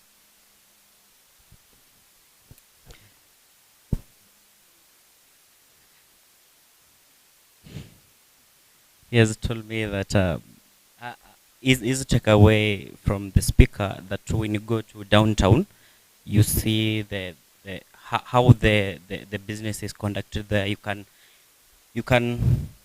harness or you can leverage that momentum. And my key takeaway was harness the human behavior. Once you understand the human behavior, you can harness more from that. Yeah. Beautiful. Human behavior. Apigiwe makofi.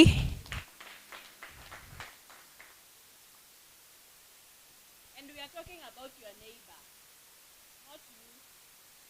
What your neighbor has told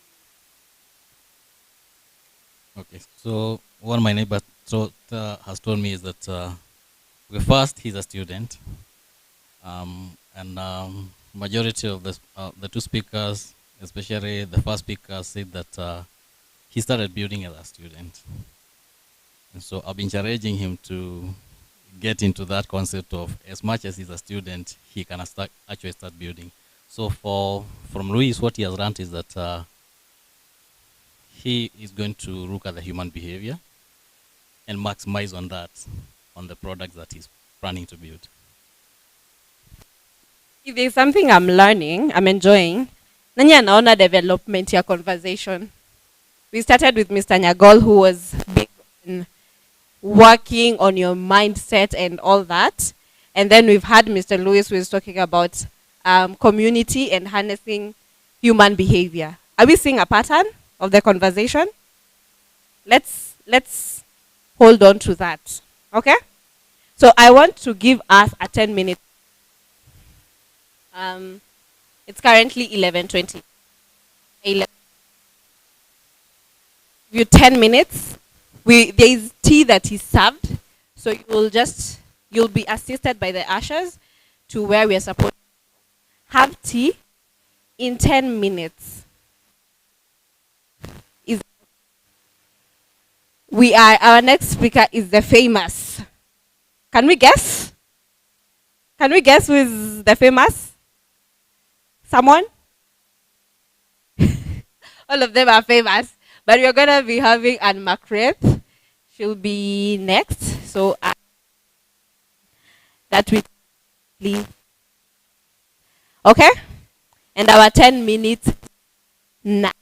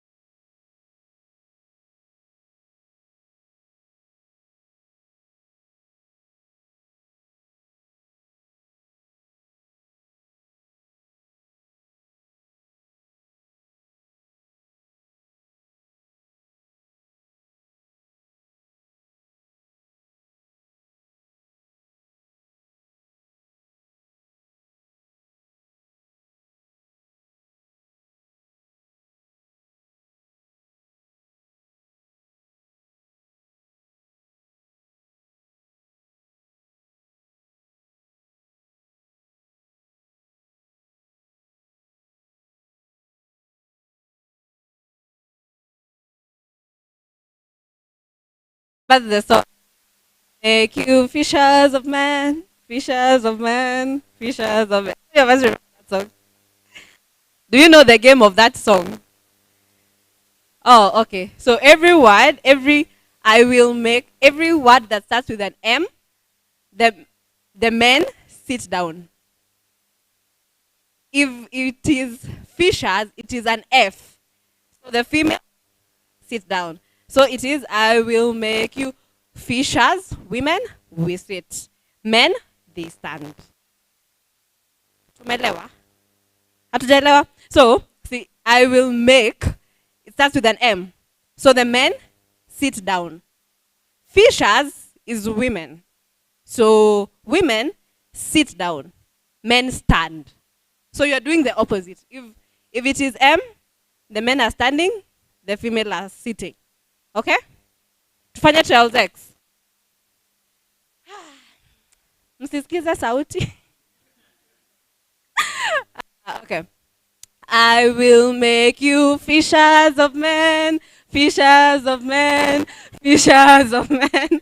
I will make you fishers of men if you want to. If you follow me. Tumeelewa? We now can start officially. Slow for who? Are we dealing with slow people here? No, you need to be as fast as the song. I am. 1, 2, 3, go. I will make you fishers of men, fishers of men, fishers of men. I will make you fishers of men if you follow me. Sasa niwaulize kwa nini where are there men and women standing? Was there an error? Women should be standing.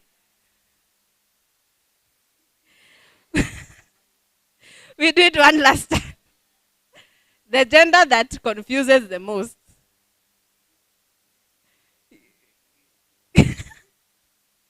Kuna mtu amesema the men are more likely to just be the error. Aya. Are you ready? Are you ready? Ready? Aya, let us all stand.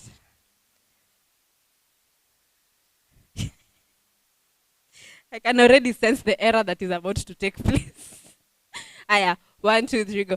I will make you fishers of men, fishers of men, fishers of men. I will make you fishers of men if you follow me. Now what is happening? Where are there ladies?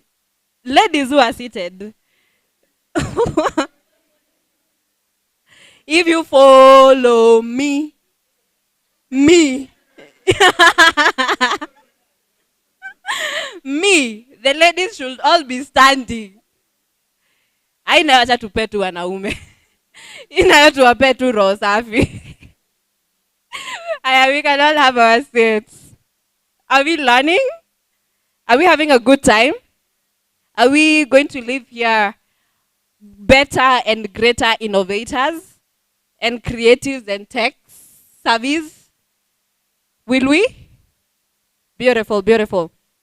So we have our next conversation. We are following the same drill. Keep your innovation in mind. We have a conversation, we learn, we ask questions, and then we grow together, right? Hey, right? Thank you. So I want to invite Mr. Eugene another time. Mara ya tatu. Akuje atuongoze for the fireside chat. Karibu sana Mr. Eugene. Makofi ziko wapi? Thank you. Great, thank you so much, Maureen. And I hope that you can also clap for Maureen. All right. Once again, my name is Eugene Mushai from TAI Events. We organize and manage corporate events in tech innovation and entrepreneurship. And we are so excited to be here today.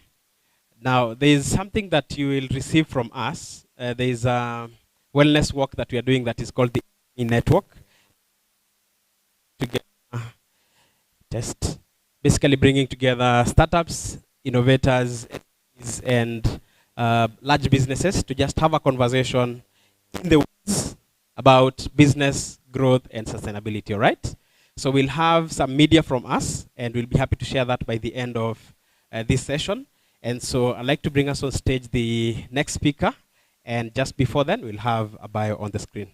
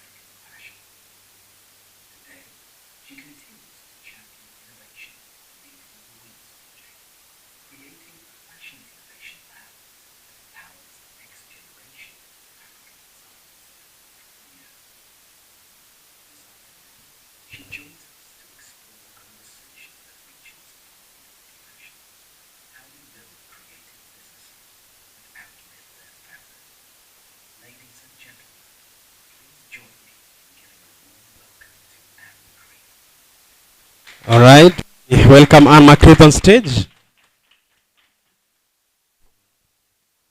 All right. Welcome. Hi, everyone. Amazing. Kiko Romeo. Is it Kiko Romeo or Kiko Romeo? Kiko Romeo. Just to confirm. It's Swahili. Swahili. Yeah. Aha. You can pronounce it the other way, no problem. Amazing. Your experience sounds like 1996, but the name sounds 2027. So what is behind the name?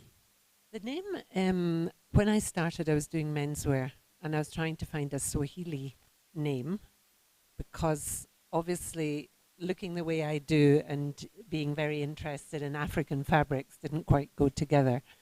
So that means Adam's Apple in Kiswahili. And I started it as a menswear brand. And then the women were buying all the menswear as well as the men, and said, no, we need other stuff. And that's how it evolved.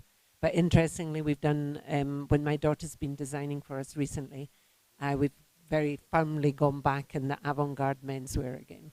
I mean, the women's wear is still there, but yeah, a lot of cool menswear as well. Aha. What inspired you to get into fashion?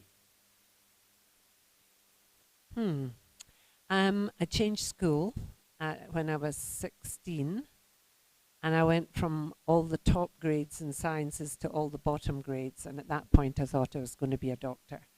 But I was always interested in fashion. So when I realized I didn't have the right grades to get into med school, I switched my A-levels and took up art, and then, you know, I went and did other things. First of all, parents that didn't want me to do fashion school. So I ended up at uni doing languages and history of art, and eventually African history as well. But then I still wanted to do fashion at that point, so I did teaching English as a foreign language, got a diploma, went to Spain briefly and then Italy, and enrolled in a fashion college and financed it from teaching English. And then after fashion college in Rome, I went to Milan, worked for a bit there, unpaid apprenticeship system. And then I got a paid job in Barcelona, so I moved there. And yeah, that was my, before coming to Kenya, working in the fashion industry there. Amazing. And so just to confirm from the audience, does she look like fashion that you like to learn about? Would you want to tell us a bit about your fashion today? So first of all, the fabric made by a young Kenyan lady. It's batik with tie-dye, and the lady's called Rachel. And yeah, I just love her fabric. Sometimes we've commissioned our own design in batik with her, Other times we have like just bought her fabrics. So that's a fabric. And then the style, I think it was 2015, 2016, we put an overall down the runway in Addis, and it got a great response. That was on men. And then it just kind of became one of our signatures. I've always loved jumpsuits. I feel comfortable in them. It's easy to work in them, lots of pockets. So yeah, it's just one of our signature styles that we keep making in different fabrics. Interesting. Yeah, looking very cool, and we are so happy to hear that it's also locally inspired. So we want to dig deeper into the conversation today about building without permission. Basically going beyond what we see and what we hear, basically going beyond the now. And so, journey, do you think that there's a possibility for anyone building today, and especially in the creative industry, to build a product that outlives the now? 100%, but it's interesting because when we talk about sustainability in fashion, you're also looking to design something that's going to be appreciated long time later. So I'm still wearing stuff I made 30 years ago. Now that's about timeless design. So how do you design a product so it's not just the latest fashion trend and by next year nobody wants to wear it? So there's already the design factor. And then there's the durability of the fabrics you make. A challenge with that is that better quality fabrics cost more money because there's a whole process involved, the fibers and the cloth, the way the cloth is woven, or the way the fibers are spun before they're woven and before you cut and make it into a garment. So there's so many parts of the process that can be more or less durable. So for ourselves, we always try and make something that's high quality. So it's high quality and timeless designs. So, you know, it's going to outlast for a long time. And if you think about something like I'm wearing, this is not really a trend per se. Someone who loves a crazy jumpsuit will buy it and they'll wear it. They may, like I wear it practically every day. Someone may wear it once a week, once a month, whatever, but it stays in their wardrobe for a very long time. Yeah. All right. And a process. Is there a process to building something that stays for that long, 30 years, 20 years, 50 years? Is there a process? What is the thinking behind what product will make sense after 20 years, after 30 years? Is there a process? I mean, it's a process I explained to you, but maybe you're asking about the design process. Because for me, the first thing is, who are you as a brand? Now, to figure out who you are as a brand, you may need to figure out who you are first as a person. And then decide, I talk a lot about ikigai, finding your ikigai, what you love, what you're good at, what you can be paid for, and what the world needs. And finding the intersection of that. So what is your ikigai? And it may change as your life evolves. But if you find your own ikigai, then you can choose what you're taking into the brand or not taking into the brand, because you can have two completely different identities if you so wish. But when we look at our upbringing, you know, there's so many things, even from being a small child, all of us are unique. So in a lot of business trainings, people will say, who are your competitors? I hate that question. I hate it. Why do I hate it? Because if you're really being creative, a designer, and you're being true to yourself, it's more about what makes you different, like what makes you stand out. Why is someone going to go to you instead of someone else? It doesn't really matter what someone else is making. Because, okay, if you're making a mobile phone, then yes, it's like the mobile phone aesthetic is going to be one thing and it has a whole lot of functionality. But when you get into creativity within design and art, one person's going to have affinity for this, that, and that, but you look at yourself and look today at what you're wearing. How many of us are wearing one brand? Like, I would bet nobody in this room is wearing one brand only from head to toe.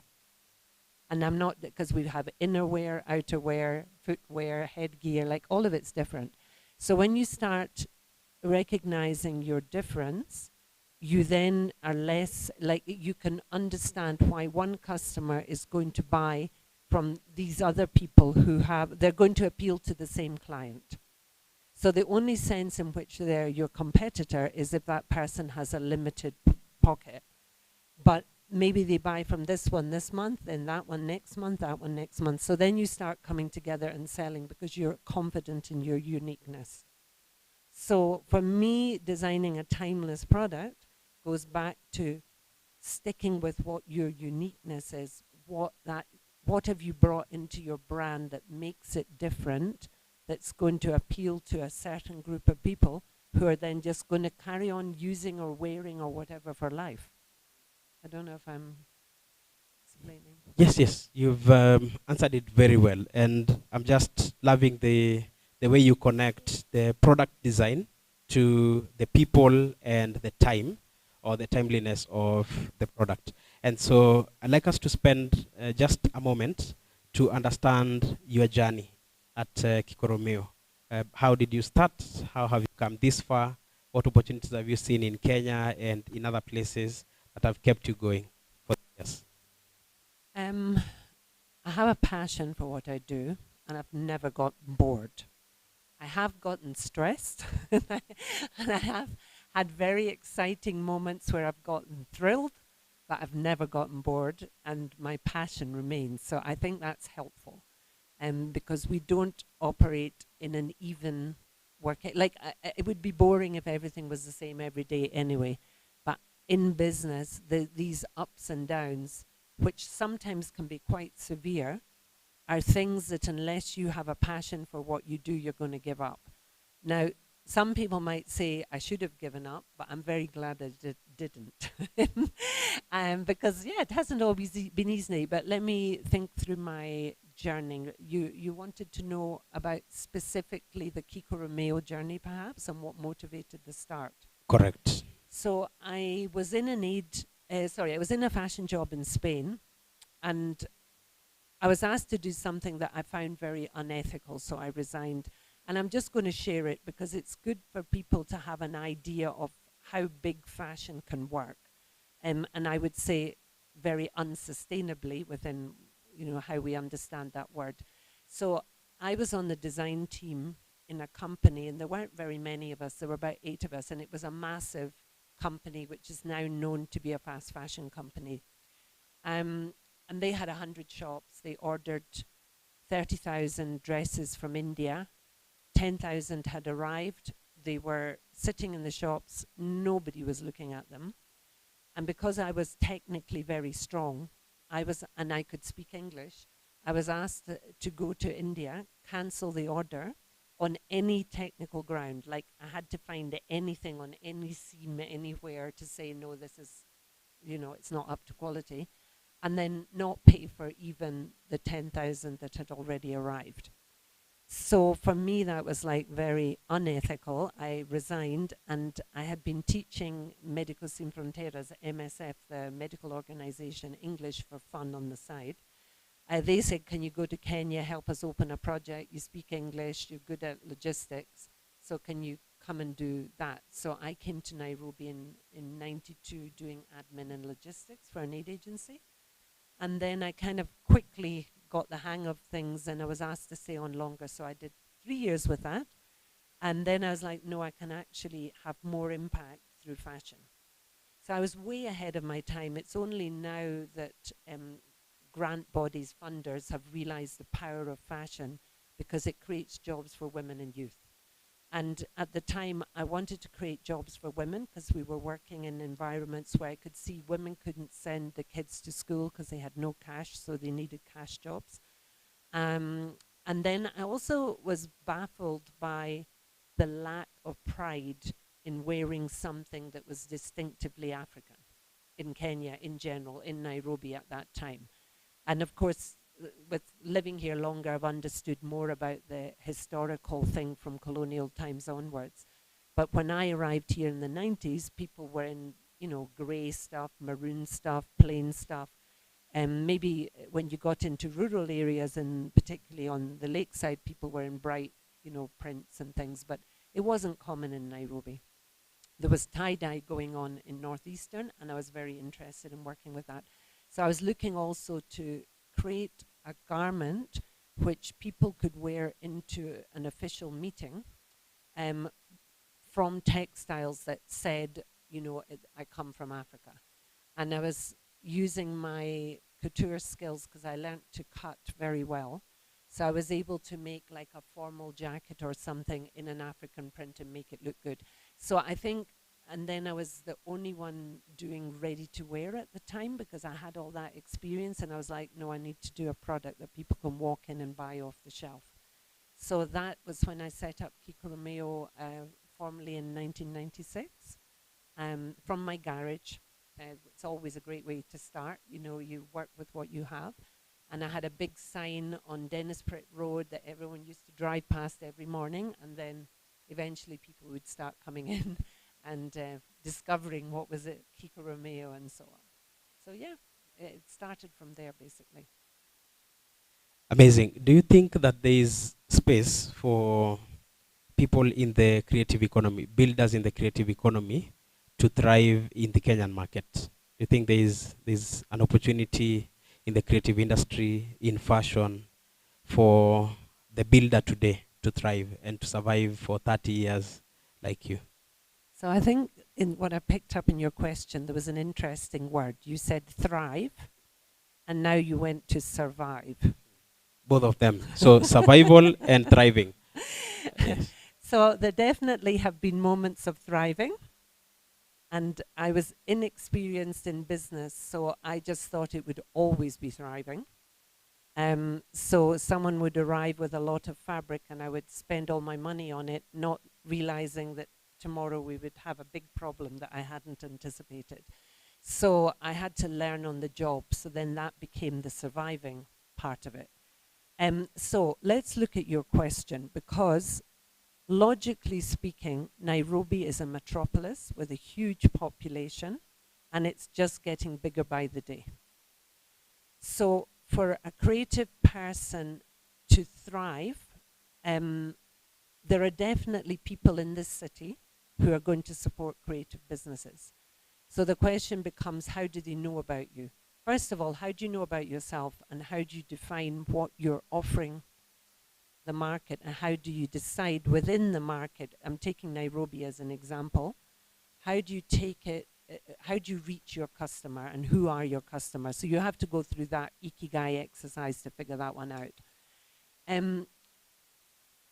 Often, I can say the environment is not enabling. And I've been privileged to travel to Colombia very recently, but I've been following it since the 2000s. Because they had a deliberate government policy from the 80s which enabled the growth of fashion, because they realized their manufacturers were making for Zara, Mango, and so on. They were making lots of clothes.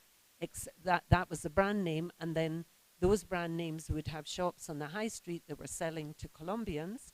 And so I think it was 60 or 70% of the market was spending money on imported clothing effectively, or at least an imported brand. So the brand value, the added on retail money, was going out of the country. So as a government, they decided to turn that around, and they helped their manufacturers create brands. They helped them secure prime retail space to allow the Colombian customer more brand choice made in Colombia, with the brand value staying there. They tied it into their cotton industry.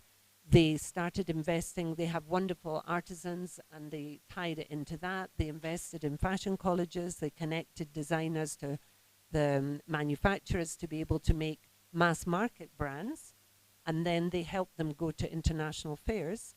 And then when they got their orders in international fairs, they were then able to have a manufacturer that would help them make it. So if they got something big, they could still make it. So for me, that's a model. It's been copied now in Mexico, Argentina, and you know, I would love it to be copied here, because some of the problems that I started out with are the same problems we have today. So in the cohort of 30 designers I'm teaching right now, and I've done many cohorts over the last few years, they still struggle for fabrics, because our manufacturers have either been put out of business or they're doing polycotton uniform fabric, which for a young demographic people are conscious about sustainability and they don't really want to be using polycotton. They want to be using natural fabrics if possible, or something that can be upcycled, recycled, and so on easily. And so they struggle to get that. We still struggle getting the finishing bits and pieces. We still have a thing like only 5% of the clothing worn in Kenya is made in Kenya. Like even basic economics, you don't have to be the top economist, but basic economics, that doesn't make sense. And that is what we're up against. And I looked at a statistic recently, 10 to 15% of Nigerians buy regularly from designer brands in Nigeria. Not the basics, the designer brands. In Kenya, that number is maybe 1%. And then, as I say, you've got 5% of the public. And now, so then what is the problem? Why are we not wearing more? We're not wearing more because we don't have enough Kenyan brands doing a diversity of all the garments we are wearing today, from underwear to outerwear to so on, at prices that they feel they can afford, and there's no choice. So where's the choice coming? The choice comes from China, it comes from Turkey, it comes from Mutumba. That's where the choice is. And then the designer brands have to be niche, because why you have to be niche is because it takes a lot of money to now do mass market retail. I mean, I was delighted to see Vivo's hit 1 billion in turnover. Fantastic. But how did she do it? She's very good on numbers, and she's offering one specific thing to a population, and it has required investment along the way, and lots of it. Where are the other brands? So if someone doesn't want to buy there, how do they reach someone else? It's not in front of your face. You have to go looking for it. It's complicated. So you end up with Shein and I don't know who else online. Have I answered your question? Yes. All right. I've picked many things, from starting to visibility to understanding self to also understanding the market. You've spoken very well about understanding the market, economics, and those are things that founders would normally assume or ignore when building.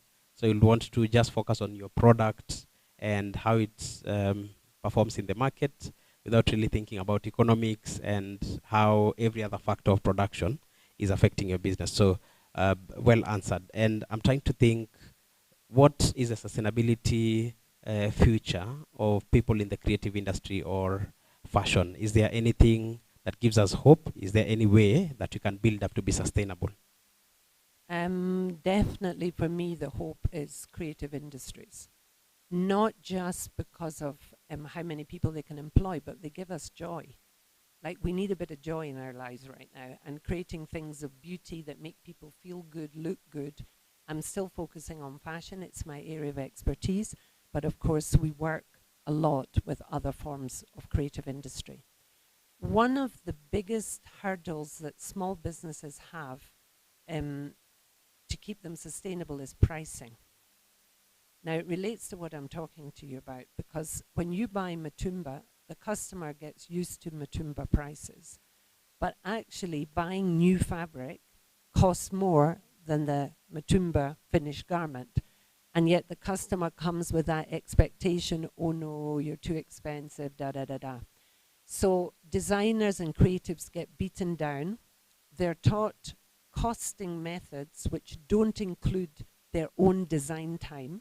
Somehow accountants think that creatives wake up in the morning and abracadabra, they've got the most brilliant idea, and that shouldn't be paid for. That is a typical business accounting model that will take into account the tailor stitching, the fabric, the designer is nowhere in that equation. And yet, if you're making many pieces of the same thing, that design fee gets divided amongst all of those different products you've now, like if you make 10 of one product, the design time is 1, and then after that you can divide that by 10. So pricing, I see a huge problem every time I start a course. So now the next problem becomes, you've been selling at this price and you now have to sell at that price. So what do you do how do you tell the story? Because you can't just change your prices and you haven't changed your brand image on Instagram particularly. Like when someone goes on it, does it look like it's a serious brand? And then what is the story you're telling? That comes back to your fashion ikigai and how you're crafting what makes you unique and why someone should pay more for it because it's different. And if you want durable, sustainable products that are well made, you also have to wrap in the lifespan of your product. And you're fighting in a way against market, like what we're bombarded with every day. The whole fast fashion concept for me doesn't exist here. We see the result of the fast fashion, because what is fast fashion? Fast fashion is when you literally are buying every day, wearing this, wearing that, and throwing it. Like you're buying so much. That to me, and then you're throwing. Here we buy, but then we hand it down. Like when we've finished wearing it, we hand it to someone who continues to wear it. Like that's just how we live here. But the struggle is, that is what's in our Matumba. So it looks very fashionable and cool and so on, but it's not supporting a whole ecosystem and value chain.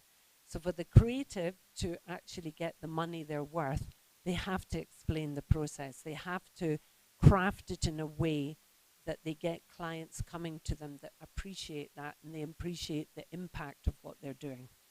But it's not always an easy thing to do. So the visual storytelling or the like how you write about stuff, how you speak about it, it's important.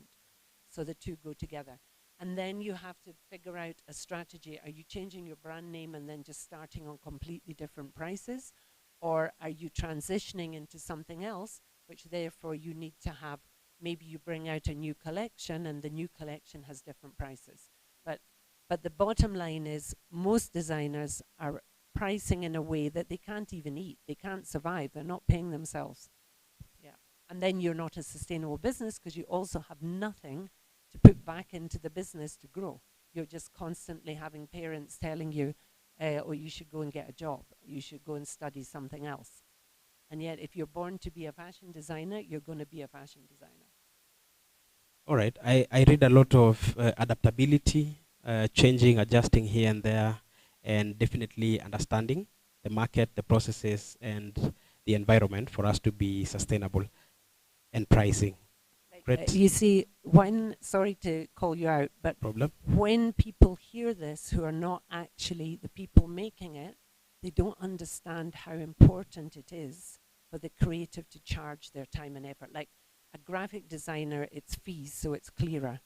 But the others, you just can't write yourself out of the equation. It has a kind of even a confidence issue, like your work is not worth anything.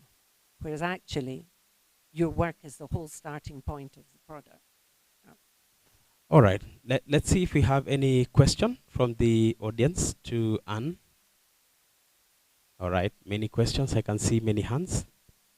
So we can get maybe 3 questions and answer. All right. So set of 3. But memory-wise, I may have to answer one by one. So how many hands do you have? 1, 2, 3.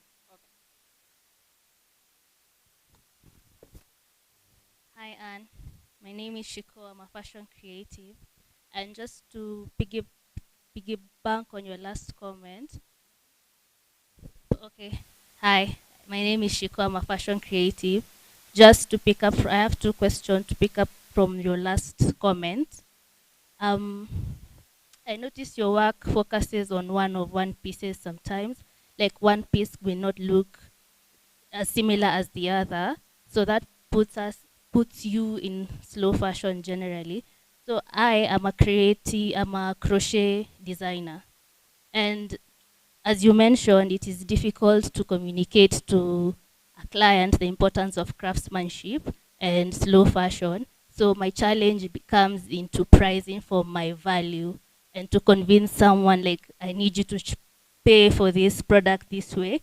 So how do you communicate the value of craftsmanship and uniqueness to customers who may not immediately see why it's worth paying more? It's not an easy question to just answer in general. Because if I was doing a course with you, I'd now start asking you this whole ikigai process. Who are you? What do you want to say through your work? What do you want your brand to be about? What are you going to try and communicate through your brand? Because often, well, I think everybody has their own unique reason why they're doing what they do. So I would ask you, why are you doing what you do? What is it about you that makes this different, and so on? And then I would try and help you craft a story around that, both visually, because visual imagery in fashion is very important, as well as the words, but the visuals are the most important, I would say. Would you be open to having a short discussion after your panel on that? I'll share my number because I have to run somewhere, but then we'll have a chat. Yeah. Okay, my second question is actually on the visual storytelling.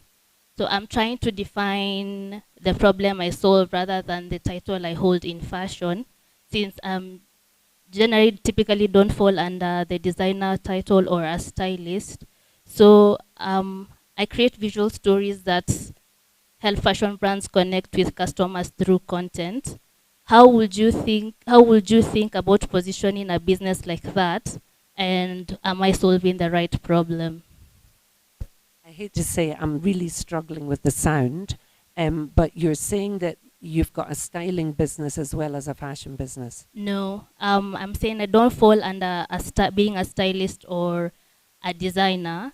So based on the visual storytelling, I help fashion brands come up with content visually. So my question would be, I create visual stories that help fashion brands connect with customers through content. How would you think about positioning a business like that? And am I solving the right problem?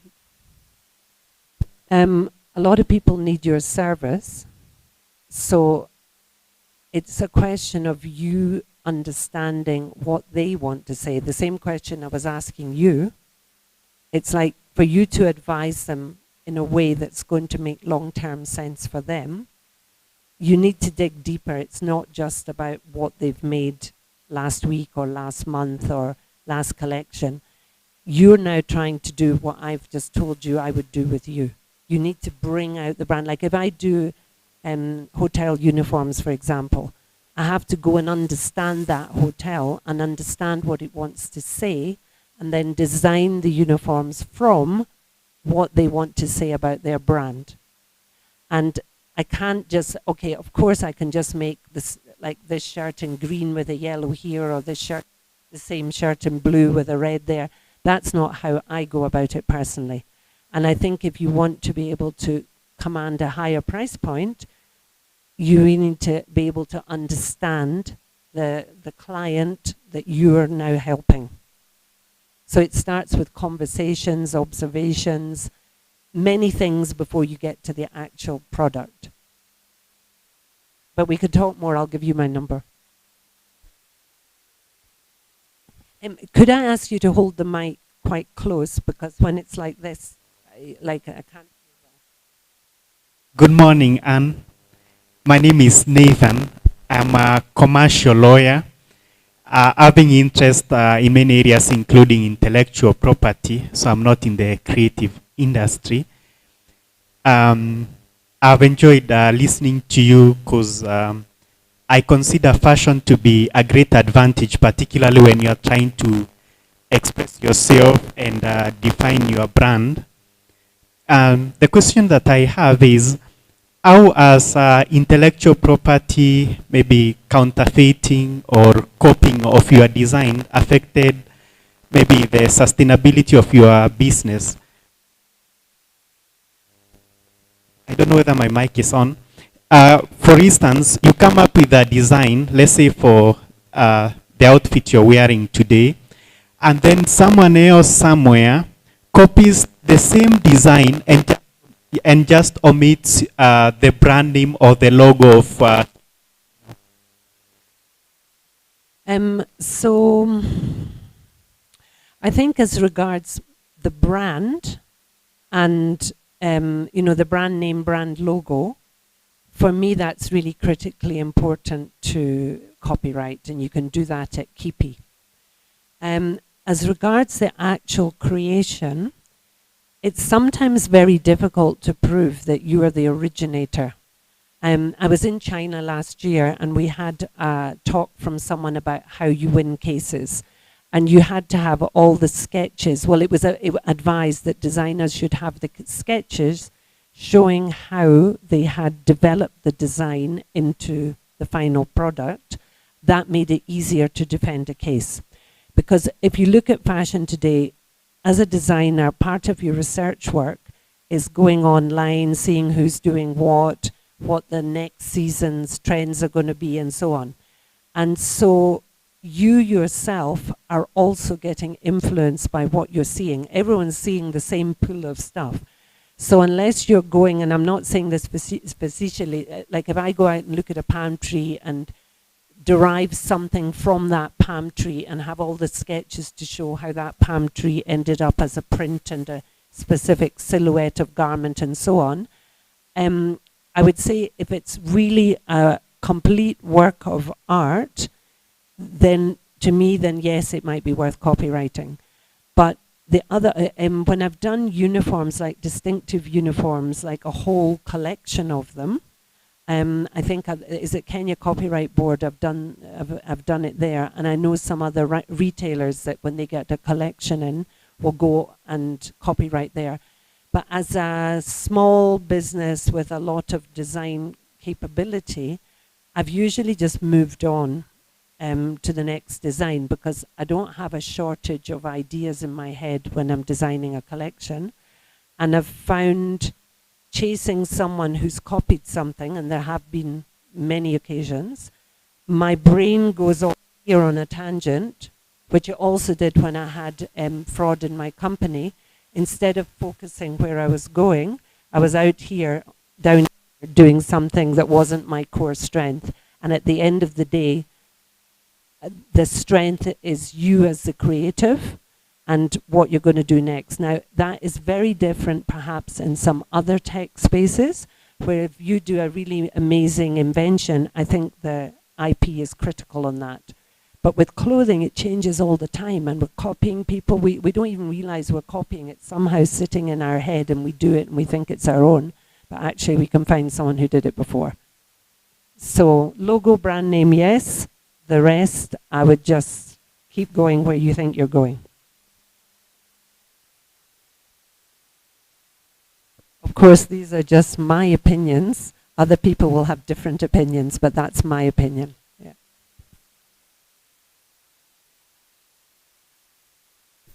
Hi, in the statistic that you provided, you said about 5% of the clothes worn in Kenya are made in Kenya compared to other countries such as Nigeria.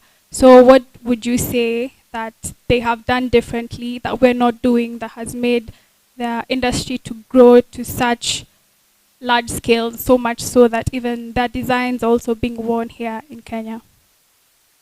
I can bring a thing closer to home as well, which is Rwanda. So I don't have the exact statistic, but Rwanda had specific policies, one for changing mindsets as part of building their national Rwandese identity, and then within that for pushing the creation of businesses that were going to really create jobs and maximize the economic return within the country. So within fashion, they helped designers. I mean, designers, they will always want, and they always say, like, we need more. But if you compare to here, I feel that they've had quite a lot of constructive help, how to buy together and import together the fabrics, because to create the right fashion things here, you do need enough fabric. But the whole change of mindset, that's an expensive exercise, because when we're being bombarded by other places, that doesn't, you know, if we don't have a strong central marketing thing that hits us to the core, we'll still buy out like that. Now, Nigeria has a long textile tradition. Specifically right now, I can't answer exactly what their government has done or not done, but as a culture, as a people, they have a lot of pride in their own homemade stuff. And they also have a lot of acknowledgement of creatives, and usually willing to pay more, not less, to show like I really appreciate your artistry. But I think someone needs to do a study on this because we need help, because 5% is not a figure that we can just leave like that.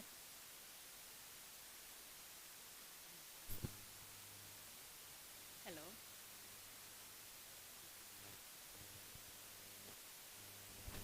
Just hold the mic close. Okay, sorry. First of all, I would like to just say that you look lovely. The whole outfit, from the earrings, the ring, everything looks so gorgeous. On the topic of building without permission, myself, I'm a digital marketer by profession, and I usually help brands with voicing out their stories. And one of the sort of like hardship I've experienced is you'll find a founder doesn't have sort of like an idea of what they're trying to build per se. They want to start a business and sort of like get their products moving, but they don't have the ikigai, or rather like they don't have the why as to why they have to like come up with this idea. And so with the topic of building without permission, I wanted to ask you, what are some of the barriers of entry that you had to go over to retain your brand vision, either socially, emotionally, or even through policies that are placed out that curators don't get to talk about?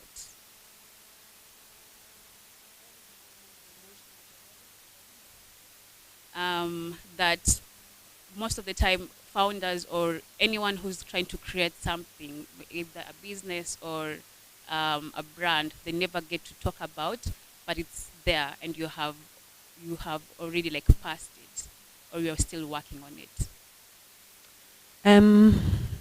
Okay, I'm going to flip the script a bit. I don't know. Are you ready for me to be very candid?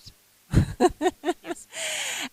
So first of all, just in general, the barriers that I might have faced in business were not the barriers that you would face now because times have changed, right? But since COVID times, I've got very much into self-awareness. I became a pranic healer, keeping myself much more conscious about how, like I do a lot of meditation. I now get everyone to meditate before, like at the start of a fashion class, because I find people rushing around like crazy and then they have to settle before they can really take in the learnings. And I've had very good feedback on that. So I'm approaching it in a very different way. I found out through this process and my, the pranic healings like energy healing, I found out that I had had a complete memory block of abuse as a child, as a small child, and it had just been shut out of my memory completely. And it came back to me through all these other things I was doing, started getting memories, had to go into therapy myself, not because I felt a nervous wreck, but because I realized it was a very big obstacle in how I was doing business, because when you've been abused as a small child, you have a lack of self-worth. And you know, all of you know me as being very famous. You wouldn't even think that existed. But I found out it did. And then what that means is when you make money, you don't spend anything on yourself. You're constantly giving it out to everybody else. And you're often very poor at saving for the same reason. So I think I can honestly tell you that that is my biggest turning point, because now my approach with money is very different. Yeah. Great, thank you so much. It's been a very insightful conversation. Please clap. All right, and as you just hold on stage so we can have the rest of the speakers join us. This is the one moment we get to take a group photo. So let's have the rest of the speakers and moderators coming up on stage. We have the hosts here, can also join us.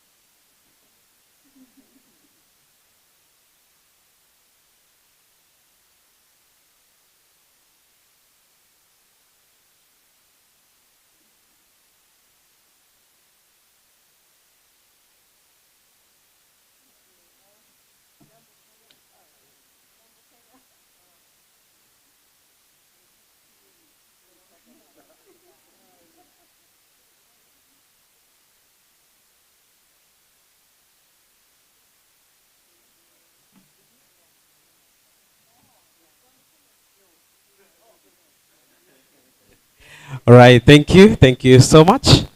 All right, we get into the next conversation, and because of time, you'll allow us to make it as brief as possible. We want to talk about the ecosystem, vision, and leadership. All right, and so we'd like to invite the next speaker on stage, and to help us do this, we'll have the technical team give us the bio.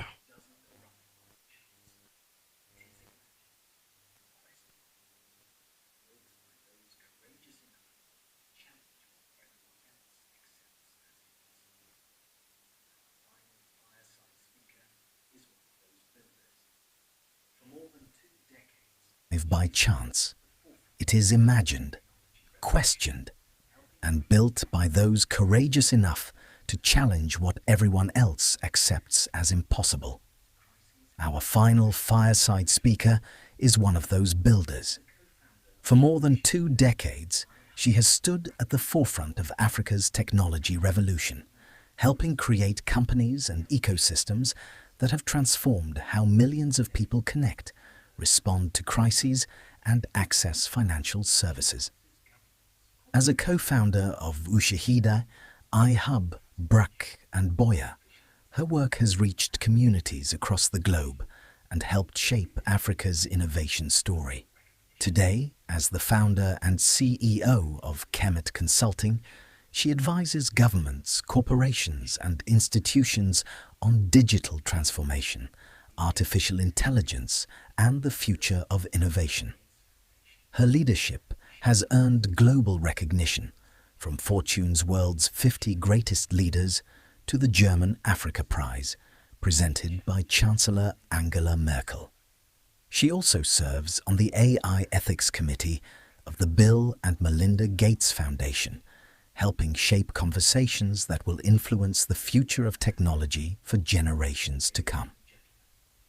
This afternoon, she challenges us to think beyond the next product, beyond the next startup. Right, let's put our hands and beyond together the next for funding Juliana. round, to ask a far bigger question. What kind of future are we building for Africa? Welcome Ladies to and gentlemen, please join me in All right, giving a warm welcome to the welcome to fireside chat Juliana for Voltage. as Summit, and your profile is very rich. The things that have been mentioned in your are probably things that you interacted with, organizations that we have seen. And so the first question that I would like to ask is, who is Juliana, aside from all these profiles, titles, and organizations? Who is Juliana?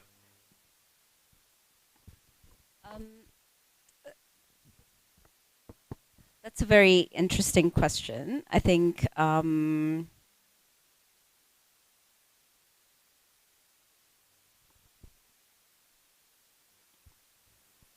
apart from my work, I am interested in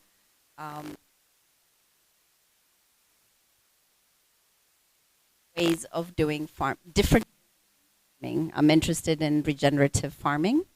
I'm interested in tapping into the ancient intelligence of our grandparents and great grandparents. I'm just remembering that my grandmother was doing permaculture and regenerative farming. It's just that it wasn't called that. But now it is something that I think we need to look into. So I'm interested in that. I grow orchids. I love orchids. So, and also I have a farm, so I'm on one of those telephone us Kenyans. And yeah, I like bringing green spaces, beautiful green spaces to life. Yeah. Amazing, very wonderful. And I think it's good for us to understand that side of you, because we want to talk about the ecosystem, and we want to understand how the founders, the leaders in the ecosystem, are helping us to shape the future of entrepreneurship in Africa. And so the first question that I'd like you to help us to understand is, what are we building right? What are we doing wrong in terms of innovation and the entrepreneurship ecosystem in Africa? So that's a really broad question. I'll answer it this way. How many of you like Safari Rally? Ah, good. So I'm a big rally fan. And the previous team principal for Team Hyundai, um, his name was Andrea Adamo. He talked about in one of the races, I think it was in Italy, he said that you must know how how you could possibly lose in order for you to know how you win. I think he was dealing with a lot of challenges around the the cars not being, they were breaking down, the drivers were doing their best, but things were just not working out the way he wanted. And so that quote stuck with me quite a bit.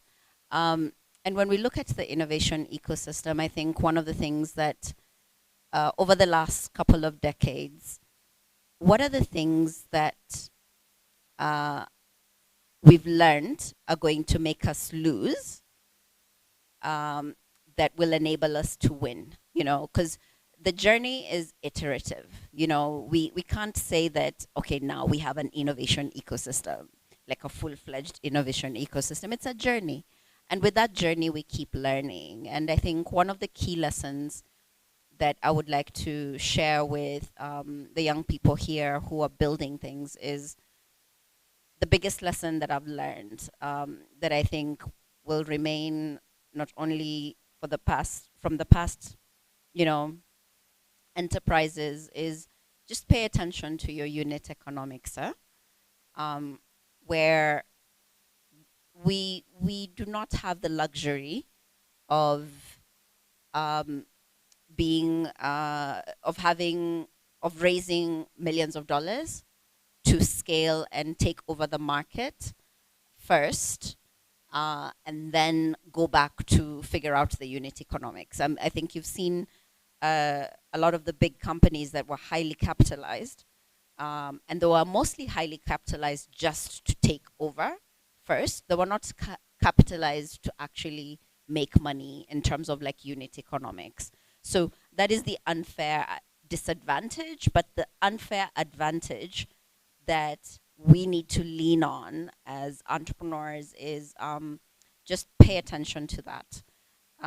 No shame in using or attracting philanthropic capital, that is fine. Working with development finance institutions, that is fine. Or even taking on debt. However, if all those three things are not helping you with your unit economics, that's not going to help much. So that's on sort of like an entrepreneur startup perspective. So that's the thing that we need to think about that could make you lose, right? We always talk about how it's important to pay attention to your cash flow, so that, because a lot of companies there's some companies that have failed because cash flow, right? Cash flow is king. You must look at how that's coming in. And then from an ecosystem perspective, the thing that will make us lose is if we don't have a full 360 view. And there isn't somebody else who's going to come and advocate for our environment, right? There isn't someone who's going to talk to the policymakers and advance what needs to be done to accelerate our businesses, to create a good environment for our businesses. So we cannot, as entrepreneurs, as actors of this innovation ecosystem, there isn't somebody else coming in to now create the environment for you. You know what I mean?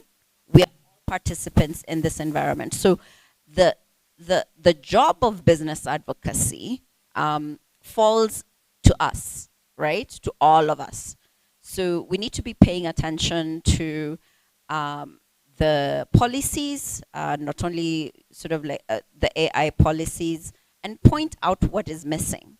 And we're in 2026. The infrastructure for political for engagement with the policy bodies is still very old school.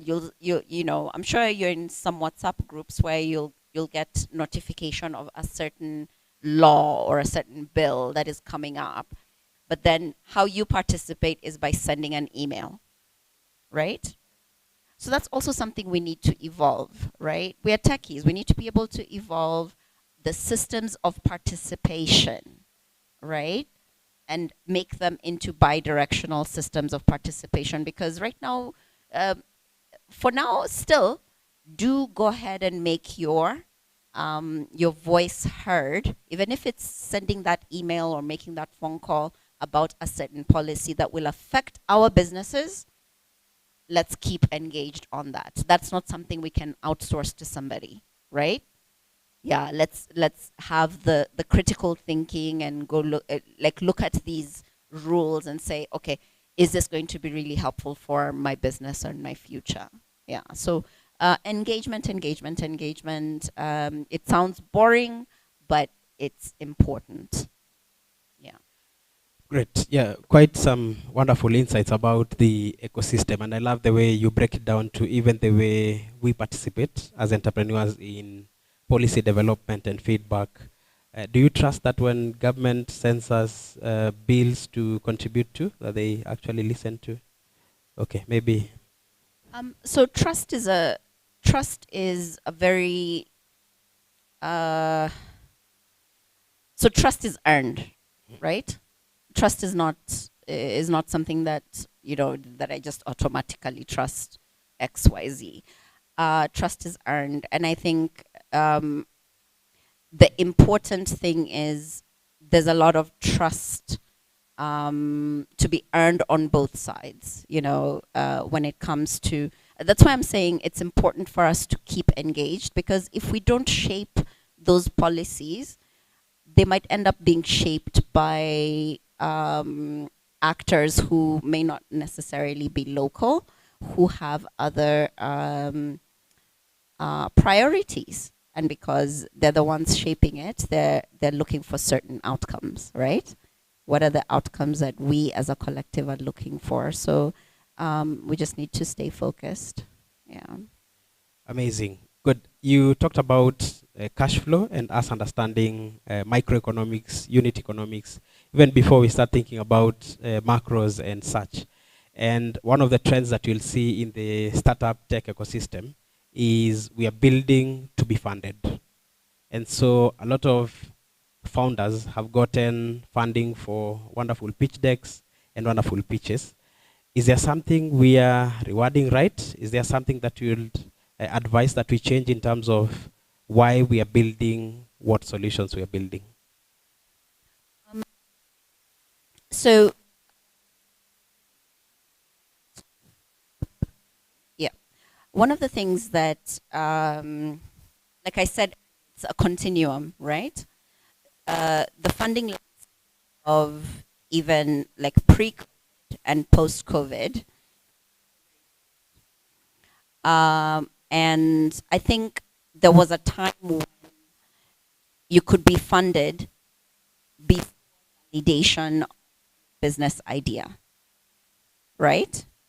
But that is not what we have right now as such, right? There are very few avenues to help you to go from idea, validation of the idea, to scaling.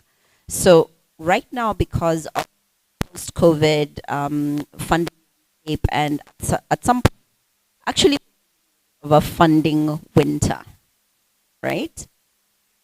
It is difficult to raise money.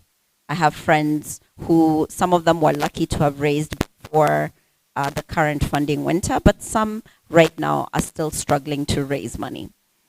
That's the reality, right? So I think one of the things to do is to accept that this is the reality that we're in, and that's saying that businesses to be sustainable long term, Again, just pay attention to the unit economics, and then also quickly refine, prototype, do what you need to do very quickly to really figure out the value proposition and to figure out who's paying for what, right? That's just how it is right now. There's some avenues for some philanthropic funding, and that is okay, no shame in that. But you as an entrepreneur, don't let that cloud your long-term vision. Like, treat it as let's say you get a grant, right? Or let's say you get some philanthropic money or some money to assist you to get going. Do not forget what you need to validate, right?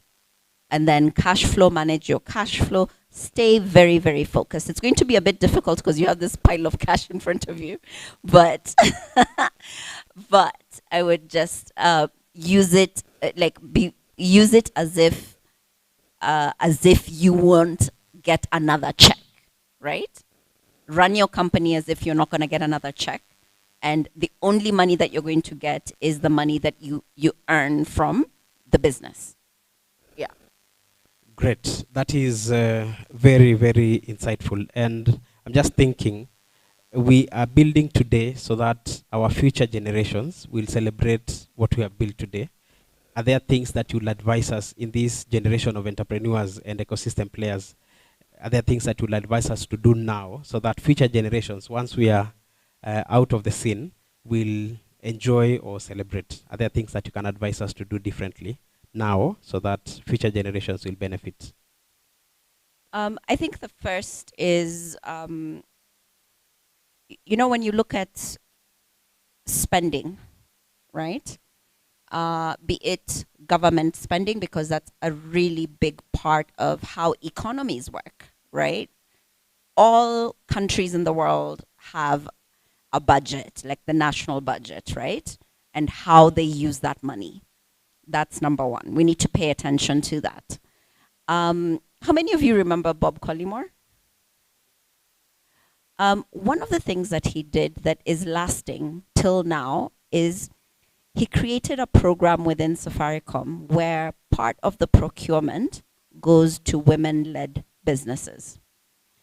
And the previous, one of our presidents, Uhuru Kenyatta, did the access to government procurement opportunities. 30% of government procurement is supposed to go to youth, women and people with disabilities. The implementation of that, varying levels of effectiveness of implementation of that. I mention these things because it's important to stay engaged and to advocate for the spending of money on your startups, right? Because if at a national level, we're not spending on our startups, if we're giving that money to a hyperscaler,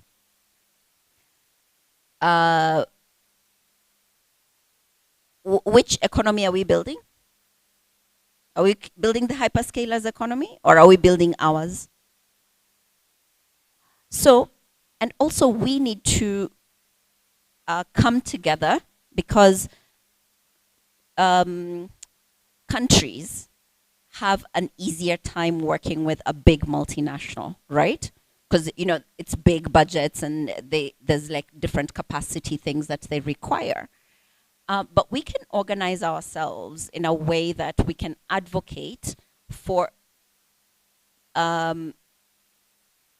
the big business to be broken down into pieces that we each can participate in, right? So I think that will not only help us in the next couple of years, but is actually sustainable over the long term. So that's policy, progressive policies that can not only help with creating opportunity now, but also creating opportunities later, right? So let's revive some of those conversations with corporates and also with governments and counties around, okay, out of your budget, how much of that budget is going to startups? And what do you need for us as startups or as growing companies, how do you want us to organize ourselves so that we can access that business, right? Because we will need to understand how best we can tap into that and get in there and actually, because we're the ones who know how to solve for some of these problems, right?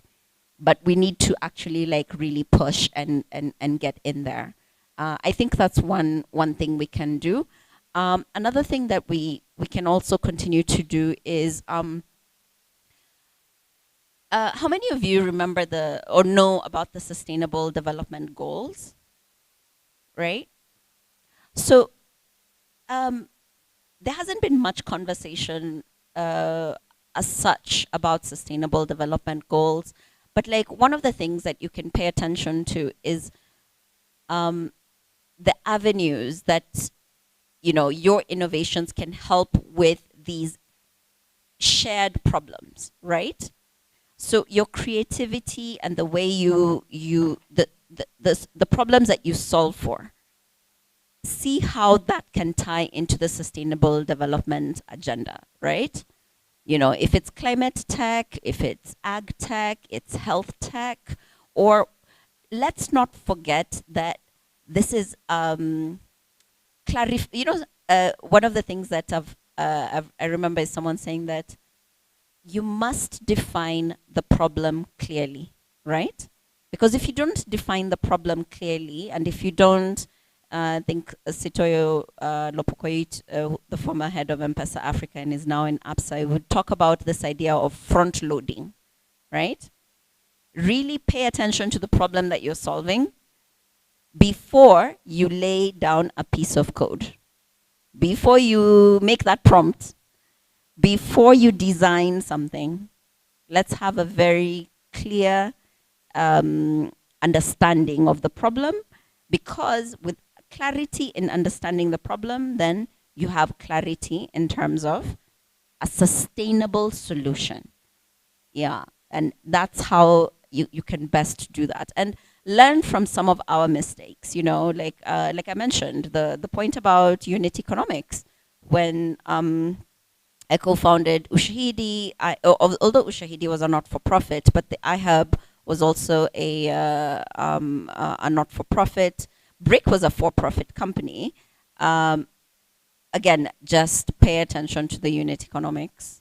And if you get funding, use it as if you don't have it. Like, act as if you don't have it. Just use it for that, but don't use it like as the base of which you're operating, because it's not promised. The next funding cycle is not promised. And that's it. You can just use it as an accelerant, but not the foundation for your business. Yeah? I hope that makes sense. Yeah. Amazing. It's a very wonderful piece of advice, because not so many of us would want to be very disciplined when we have the money in our control, right? Yeah, like I'm trying to imagine how easy it is for the founder when the funds are unregulated to be disciplined. So I think if we can change that now, our businesses will be able to be sustainable, and the future generations will also benefit from future. All right, do we have any question? Maybe one or two for Juliana. One or two. Okay, we have two that are ready, all right? So let's have just the two. Do we take both of them? Itago? One by one. Thank you, Juliana, for the presentation and the talk. They say you can't change two people. You can't change two people's minds. Someone in love and a lady in love and a man with money. So when I have this pot of money in front of me, and it's either a grant or an investment from an investment company, and you've said that there's so many companies that have been heavily funded but still went down on their knees. What have you seen? Is there anything you've seen that is common among them that has actually led to a very good product failing even with a lot of cash put into it? Yeah, that's what I can ask. Yeah. The commonality in the ones that have gone down.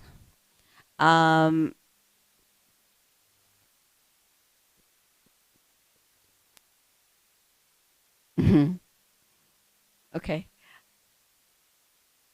Two, two, two things. The one I've already mentioned, unit economics. They did not pay attention to that. The other one is hubris. Hubris.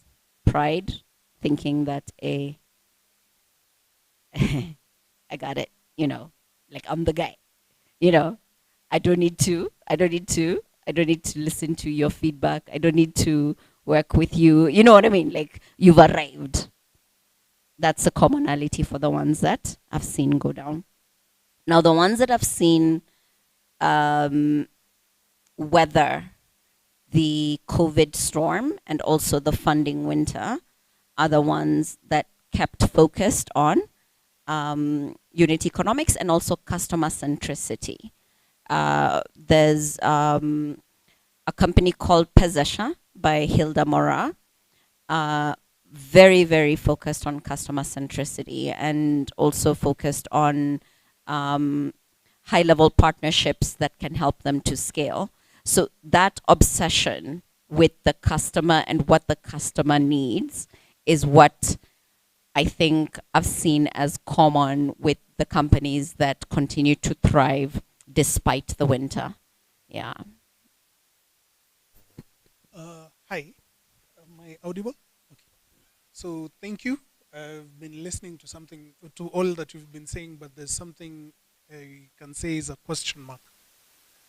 I want to get into the consulting space as an example. And you've talked about unit economics, given that consulting is more of a service.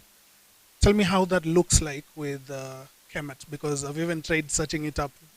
I was telling myself mentally, I think you need to see Brayo Pale to help you out being visible, because I've searched it out. I've not spotted anything yet. It's new. It's like just a few months old. Yeah, so it's new.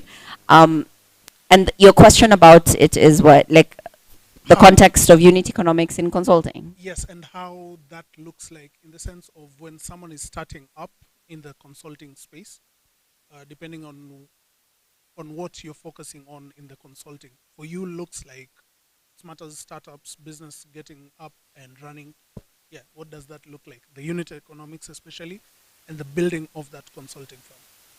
So I'm still working that out, so I don't have the answer to that yet. However, the conversations and the pipeline business that we have looks at ways to, again, solve problems for these companies.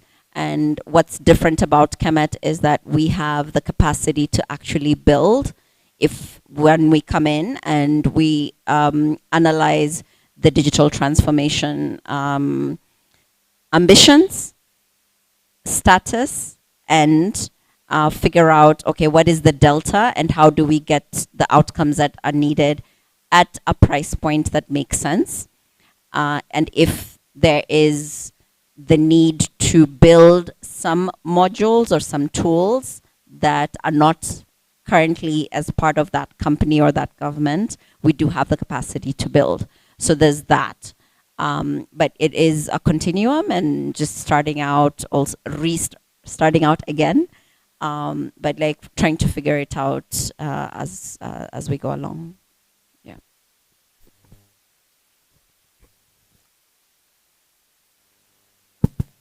Hello, Juliana.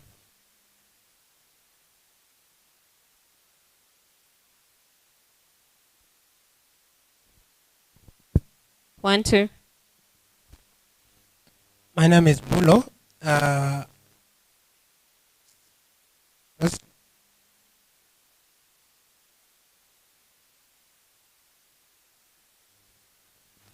I've come across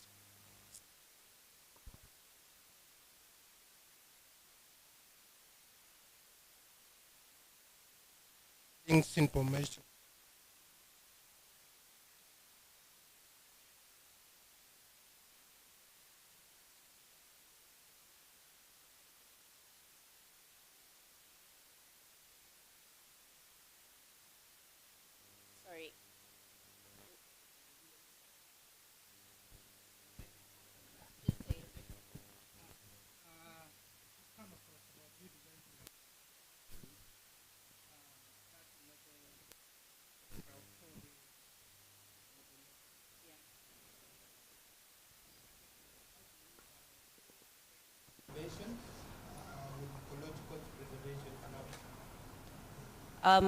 So balancing tech innovation and ecological, yeah.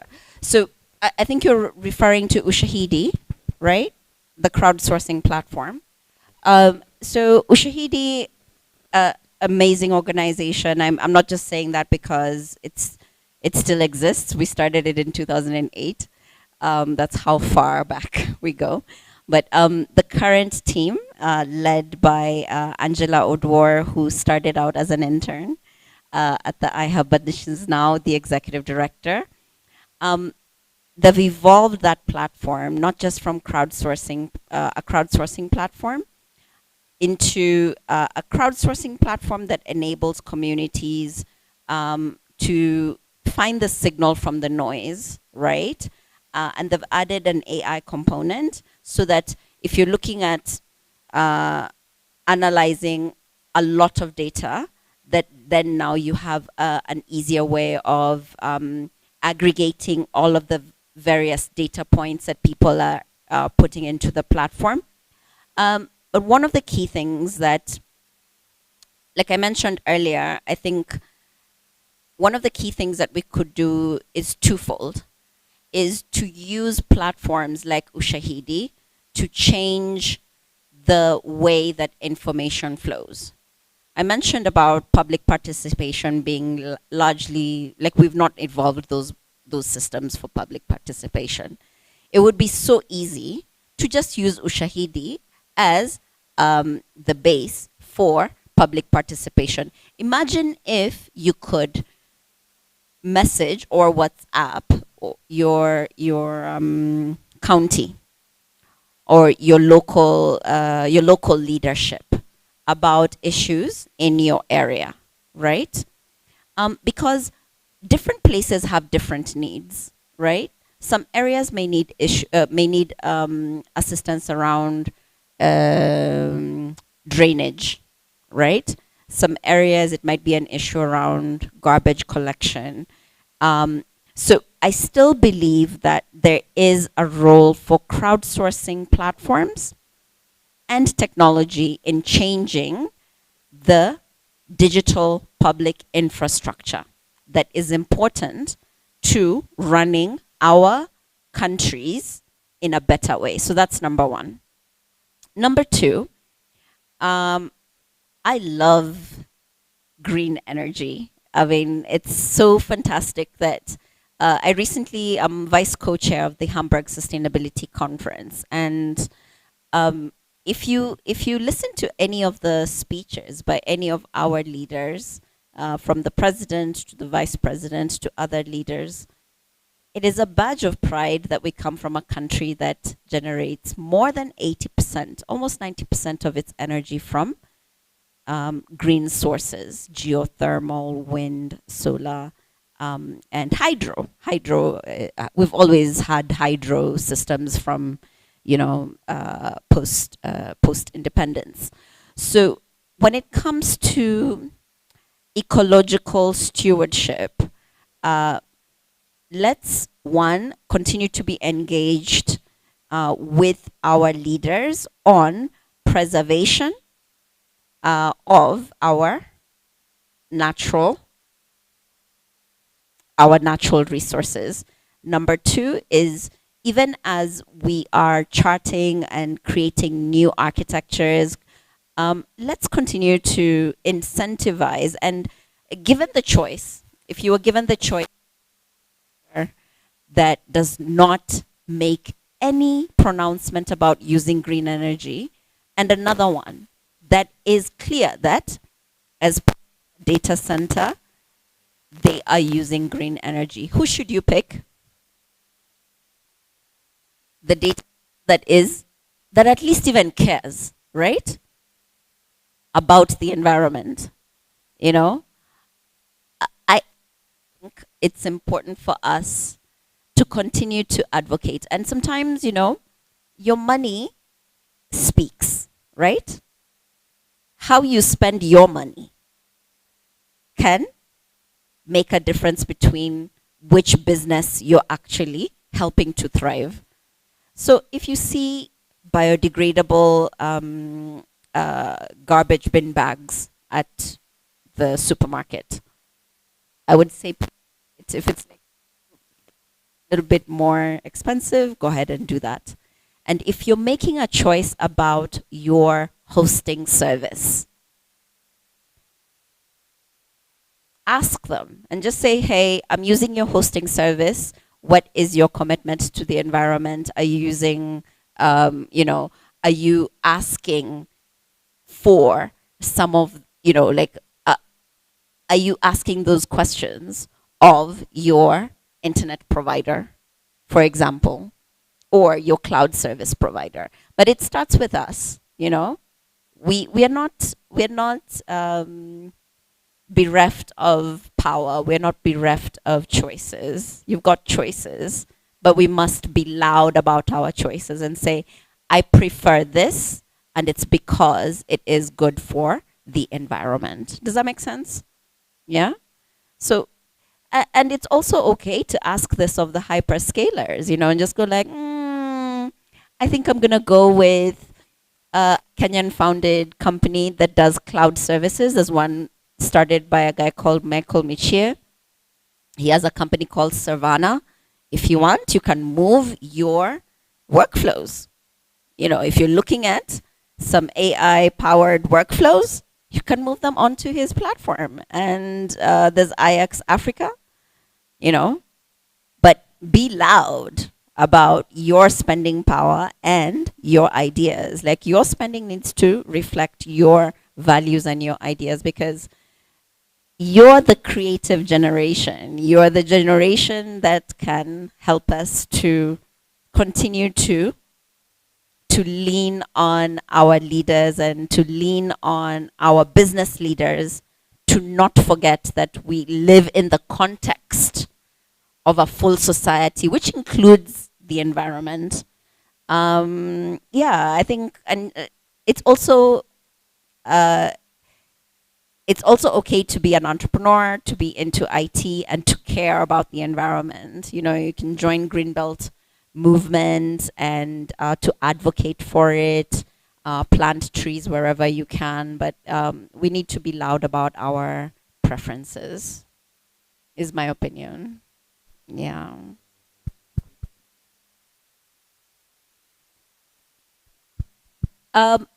One word, one less.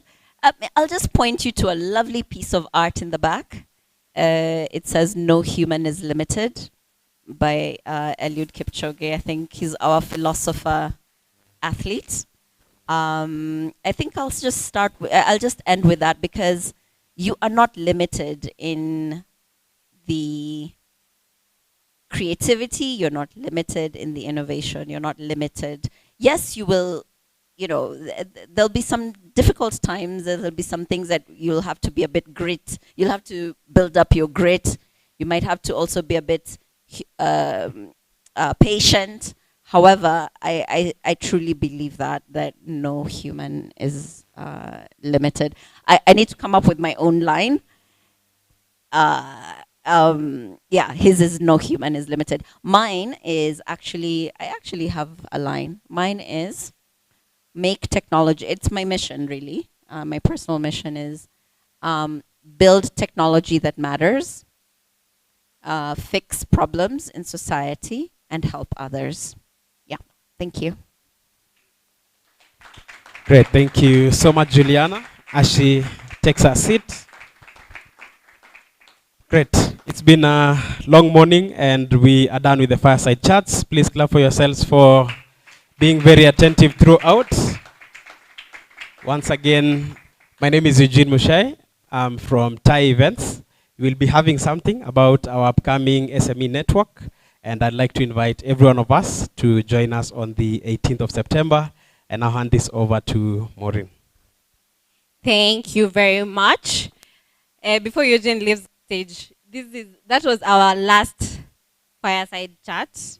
We'll have a beautiful engagement in the afternoon, but Eugene is also leaving, so I want us to, has he led us well?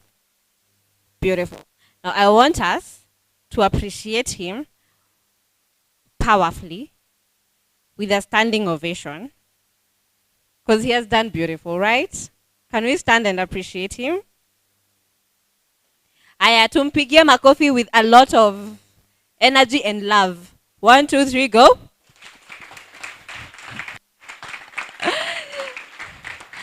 Thank you. Hey, I love it. I love it. Hey, hiyo kama hujapokea.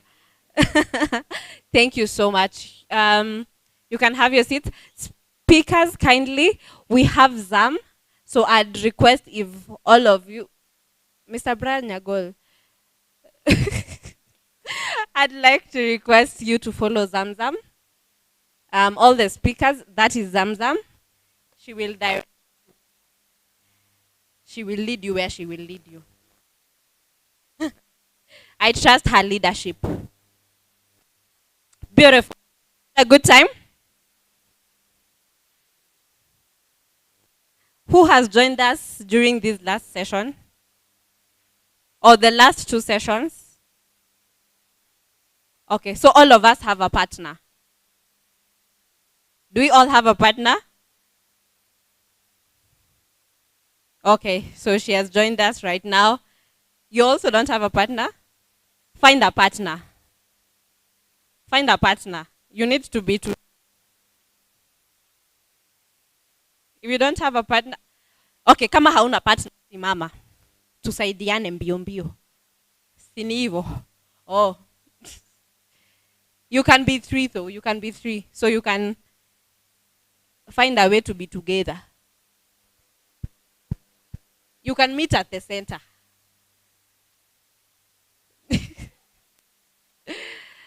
Awesome.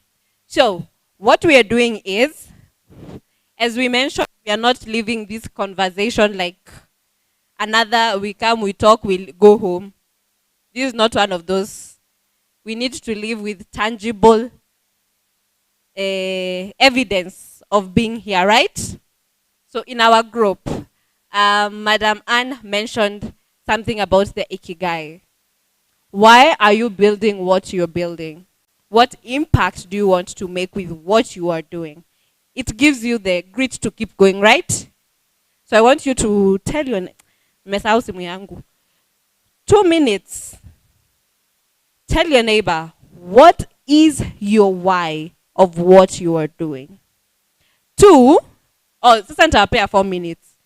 The second question, hey, ila group ni A class. Ngojeni, tulieni. The next question, what are some policies from Juliana's presentation? Some policies that exist in your area of innovation that might be holding you back or that are pushing you forward on what you're doing. Your Kizungu may make sense. Policies that exist in your area that are either holding you back and what you can change. Tujibu hiyo, hizo maswali for 2 minutes is a lot. Yes, holding you back and your why. We're good? Timer starts now. Sina timer but nimeanza kuhesabu.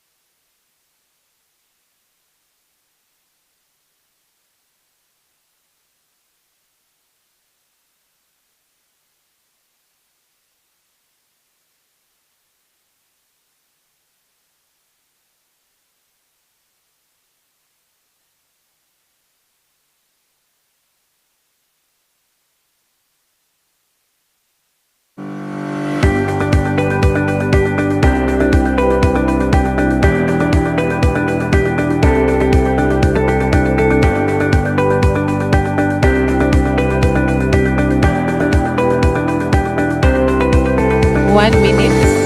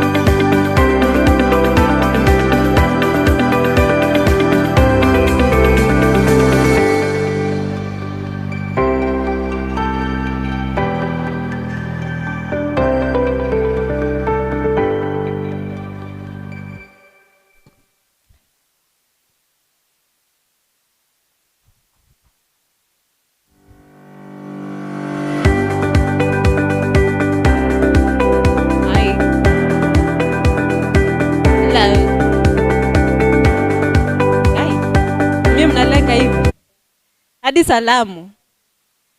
Hi, this side. Hi, hi.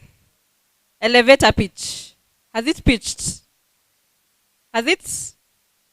This side. Hi. Has it worked? Have you shared your why? Na wengine bado naona wanashare, so nitaenda kwao watuambie sisi wote, right?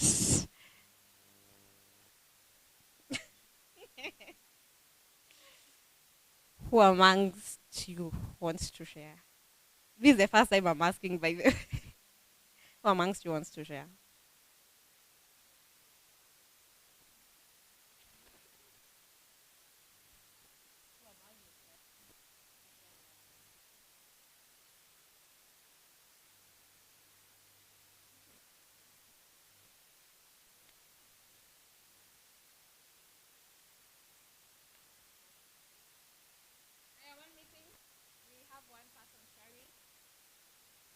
Okay. Hi. Hi everyone. So I'm Shanice, and I've talked to one of my peers. Her name is Sharon, and she talked about.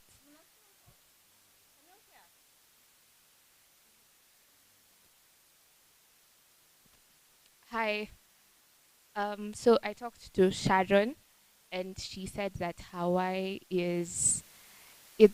Okay, she called it a general cliche quote, but it's technically leaving a place or a person better than you found them or it. You get, so it's having impact on someone's life or um, developing systems and things that could fix problems that we have in our society. Yeah. Beautiful. Tumpigie makofi. Why, by the way? So many of us are living. So many of us are living in this world without having the knowledge of wanting to help someone and leave them better. So I'd like to anyway, one last person. Ni pointia jirani yake.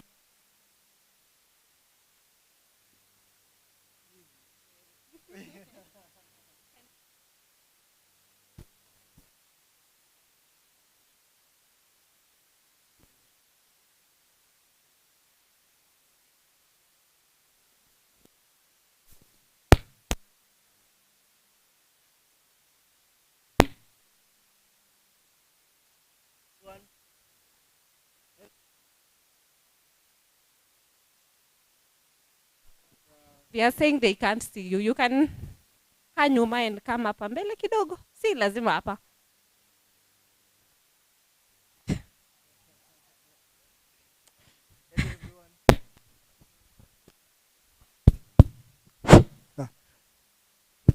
Hello everyone. So my name is Eric and my partner there, Mark. His why is because they came up with a e-commerce platform, and the e-commerce platform is serving businesses around CBD. So what basically they're trying to do is sort out the problem of having uh, fake e-shops. So having to buy fake products online, unapata whatever you're buying is not whatever you're getting. So they're trying to solve that. Also, um, the e-commerce platform has physical shops, so the people that are in the e-commerce platform are verified. So you get to go to a verified e-commerce platform that has a physical shop, so you can easily shop from the comfort of your phone or your laptop, uh, from a verified person. We, nani ashaibiwa hapa online? Nani oh, nani nimeambiwa nibadilishe swali. Nani ajai ibiwa online? Tech service, sorry bus. Anyway, thank you so much for that. I hope it works. And I hope it is working. Because, hey, tanisilie hapa. Anyway, so now I want us to break for 30 minutes for lunch. And we'll meet back here at 2 for an hour also or so, and have a little bit of the afternoon session is going to be powerful. It is going to be where you now connect with people who will be of assistance to us. Okay? So I can't wait to have you all in the afternoon. I hope we've already learned a lot as of now. Aki, I hope you're not the same. The Kamau Njoroge Otis that came in is not the one who is going for lunch. I hope those are two different people. So I would like to release us. We go for lunch, 30 minutes. We'll be back. Okay? Have a good time. Network. Meet 2 people or 3, and who knows? Your next business partner or sponsor could be among you. Sawa? It is time to go eat. You're welcome.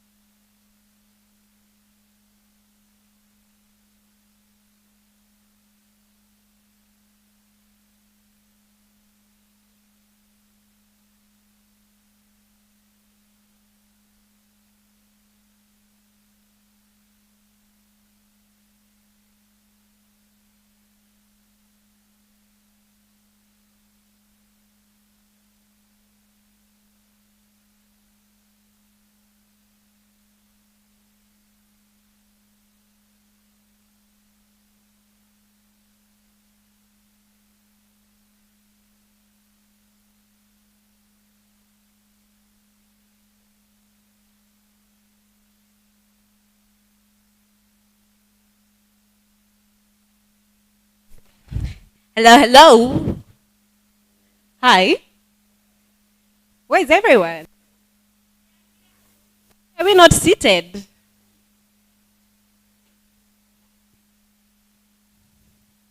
Super. Hey, mmetengeneza microphone basi mmesema hear me. Anyway, tumetoka lunch. How's lunch? I love it. I love it. Now, we will do what we did before. The men won last time. Ladies, tusijaibishe. Tunafanya fishers of men. Tusijaibishe. Can we all stand? Briefly. Let us all stand. We know the game. So, another brief introduction for anyone who was not there when we were doing it. So it is, I will make you fishers of men. You know that song? F ni, ladies, female. F, male. F, if the word starts with F, for example, follow.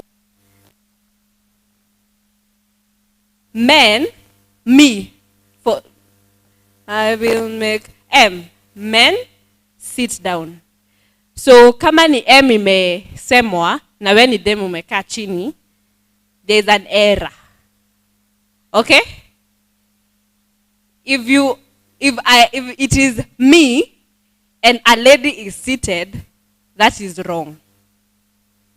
Very wrong. So I will sing the song. If it is F, ladies sit down. If it is M, men sit down. Yako F yako ikiisha, unasimama. Okay? We have understood the rules? Yes. Who? Me. Me. Sasa surely. Mbona mnie? The coaches don't play.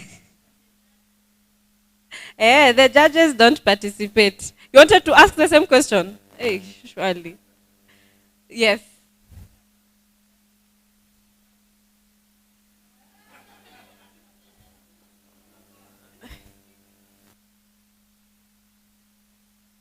That is it. Fanya Kenya unataka, wherever you wanna do for the sake of the game, right? Awesome. So, are you ready? Are you ready?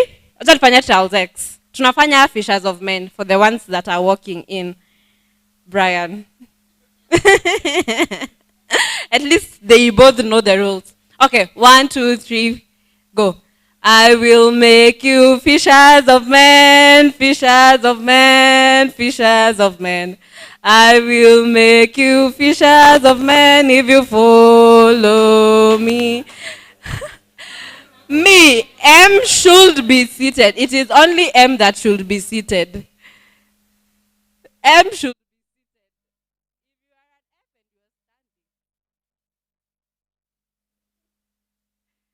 M should be seated. Hiyo mmejaribu. Lakini naona msupa mrembo. Another round. More energy. You ready?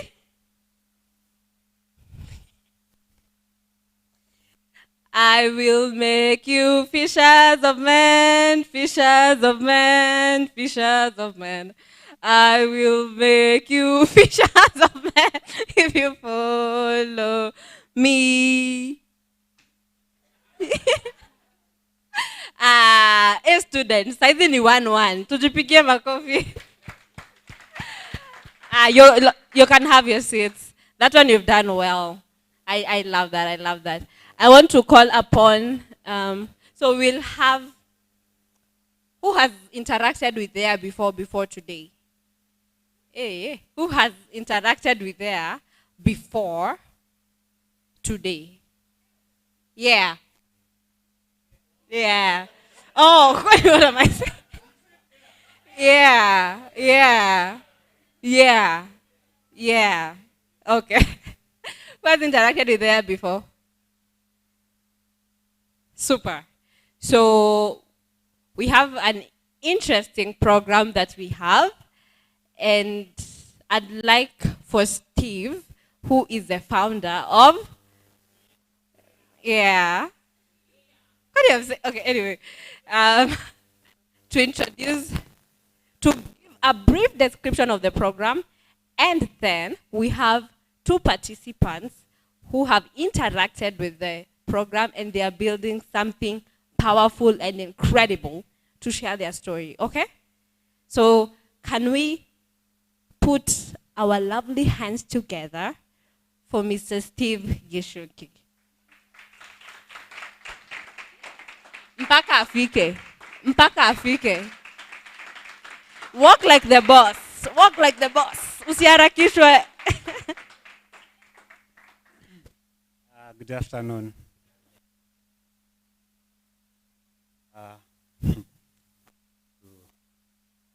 Being on a stage.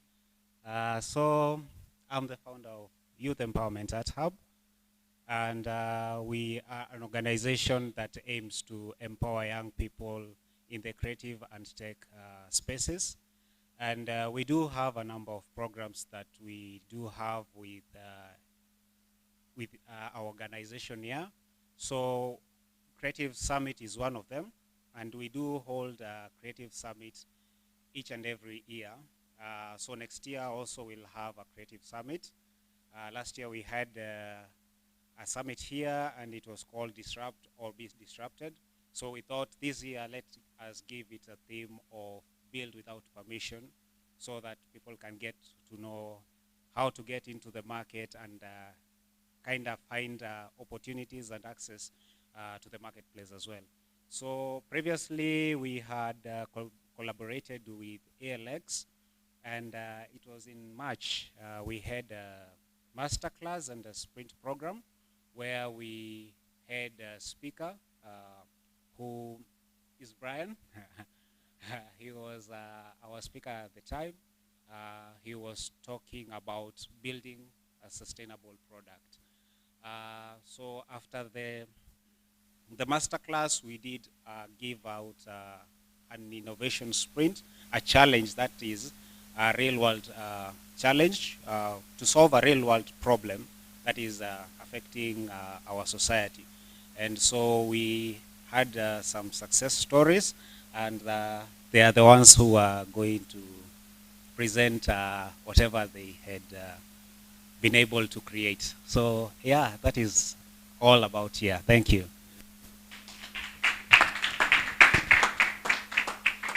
Awesome, awesome, awesome, awesome. Can we now put our hands together for two great, hata wanahitaji standing ovation. Tusimame tuwapigie makofi. And they walk like the bosses they are. Please find your way here, Tani Africa.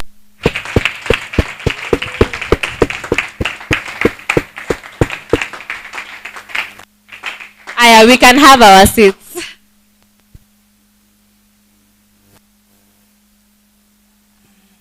Good afternoon. My name is Faith Makata.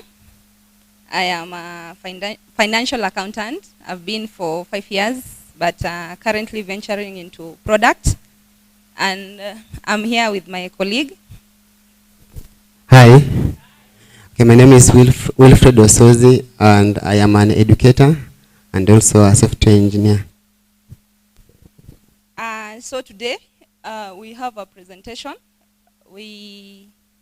As it has been said, we started from the other meeting, and we've had help from the year team, and we came up with an amazing product that you're going to hear about in the next few. So right now, thinking of a mother, probably who lives in Kawangware and needs to move to Westlands. So Mama Jaden has packed and is looking for an affordable way. So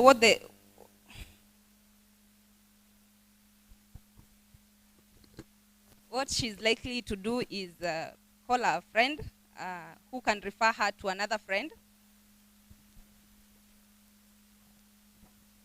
who can refer her to another friend who can tell her of a vehicle to get her things going. She has other options, but she's looking for a better option. That's why we usually use the informal sector. So from there, okay, from that story, you can see how long it is. She has to get someone to get someone, and there's trust issues. She's not sure if the other person is ready or is willing with the price. There are people there who also want to get something from the whole journey, and so it's expensive also. And that's why we came up with Tani Africa, a marketplace that helps connect the movers, and not only households. We are talking about SMEs who are trying to move their offices. We are talking about vendors who want to move their products from one place to another. We are talking about students who want to move places. So with Tani Africa, it can connect those people. And also on the supply side, we are looking at the drivers who are situated in the town centers. Those trucks, those vans that are usually there. So Tani Africa gives them an opportunity to connect there, and the drivers get a chance to make their bids, and the movers get a chance to choose, so they have options. Our business model, like many other, are going to be based on commissions. Commission on every successful move, and include something like extra charges on packaging materials. With the movers, if you need extra loaders. So up there, my colleague will do a demo on how the app works. Thank you. So I'm going to take you through this application. So it's a mobile application that has been built on React Native and Superbase for the backend. So it has two users. That is the client who wants to move goods and the drivers. So this is the login page for the, can go start. Let's start. So this is the login page for the client. After logging, the client requests a delivery. They click that button, and then after this is where they choose where the goods are moving from and where it's going. And then you can give maybe exact quantities of goods that you are moving. So here we are moving from Juja, and we are going to Kitengela. So we are moving goods to Kitengela.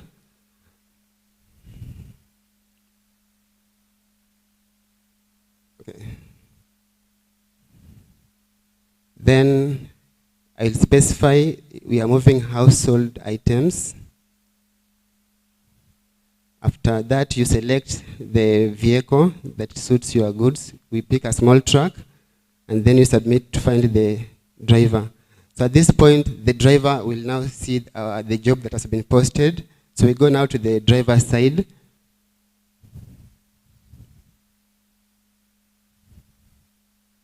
Just a moment.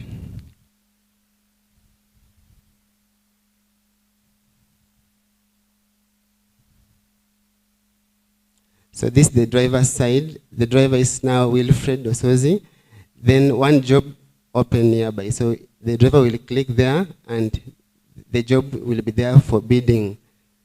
So the driver will bid for the job, indicate the amount they are willing to pay to transport the goods. So is taking 3,500, then submit. So the client will see various bids, several drivers' bids, and then select maybe the lowest bid. So now after the driver's bid, the clients now will confirm, accept the bid, and then the job will be awarded to the driver.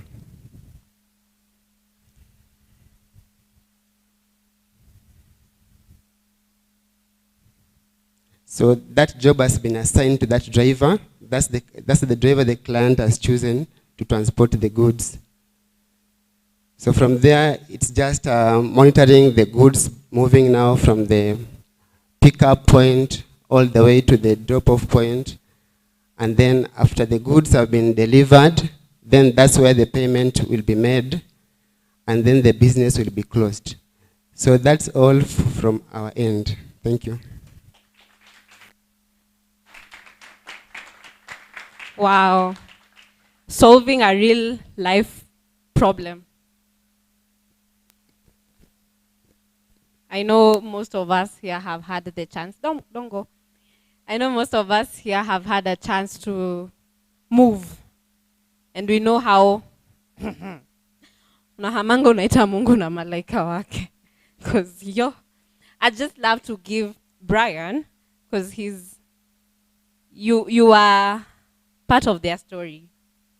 A minute to give a feedback. Before Brian, anyone else who has a feedback? Viable? Okay.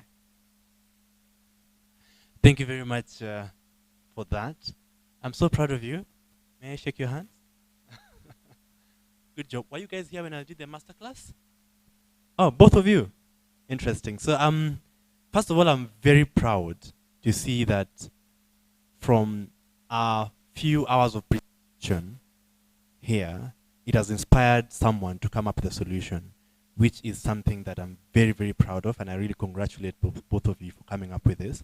They didn't just sit on the idea, so figured it out and made it work as an organization. So just one question for them to just see where they're going with this. Are you guys planning to make a company out of this? Who'll answer that? Okay, so you are the business person and you are the techie guy. So who's going to answer this? The business person or the techie guy? Business person or techie guy? Which one? Are you planning to make this into a company? Yes. Perfect. Yes. Right?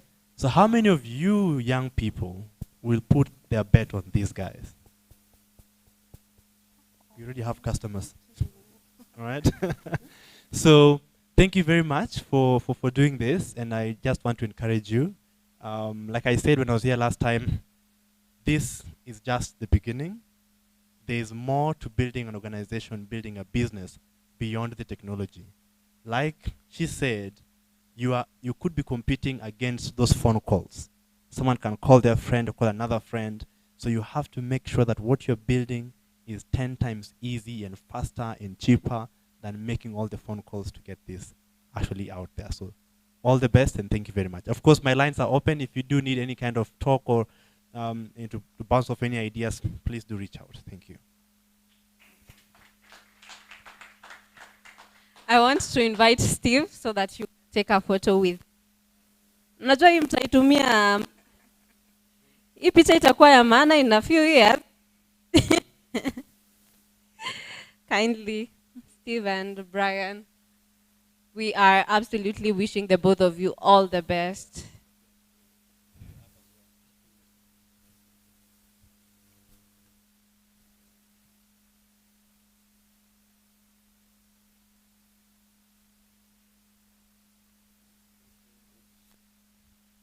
Wapigeni makofi.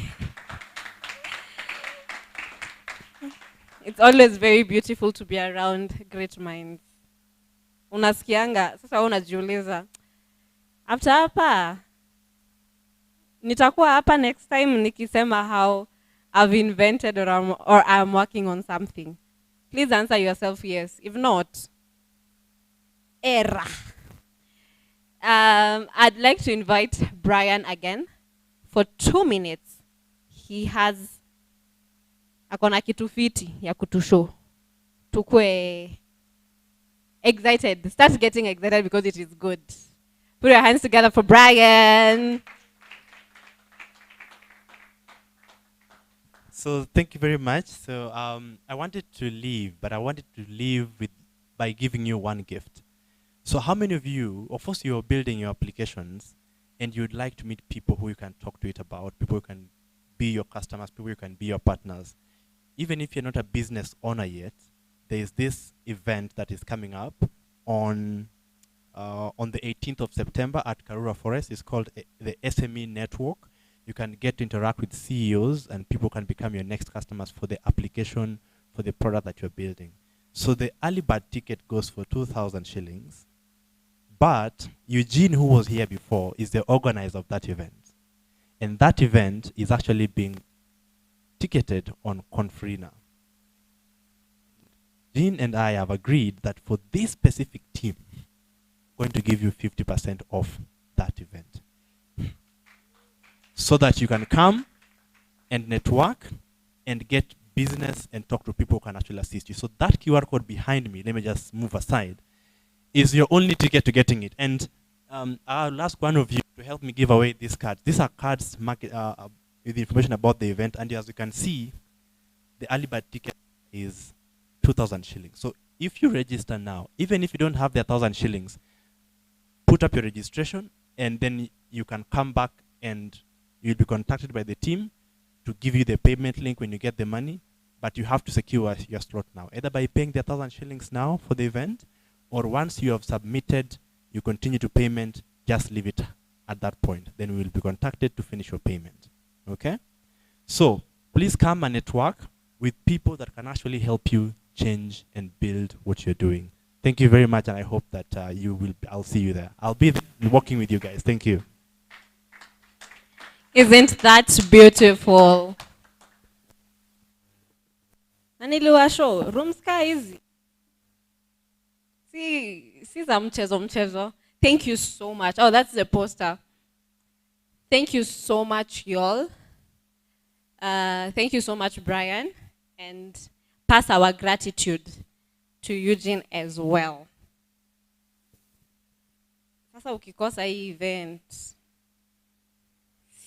nataka waambie jirani yako, if you miss this one, it is an error. Please tell your neighbor that. Thank you. So, have we taken the photo? The QR and everything? We can proceed?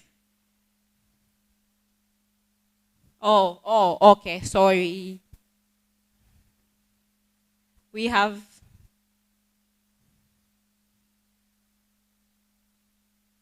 good. Okay. So, guy, wamechukua kila kitu. Oh, okay. So, we're about to get to another great opportunity and another great conversation. And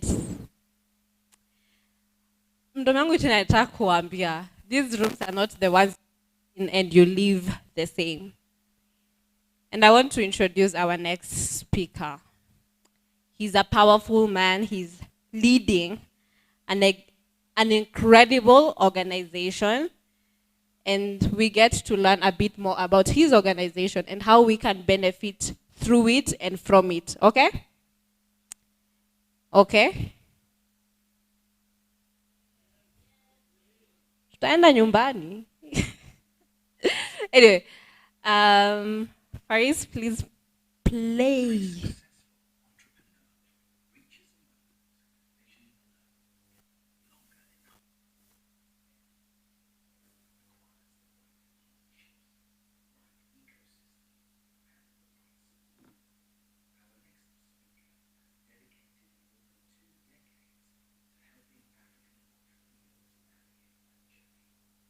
Is a moment when vision alone is no longer enough.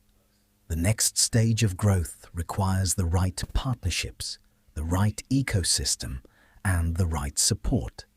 Our next speaker has dedicated more than 2 decades to helping African entrepreneurs navigate that journey.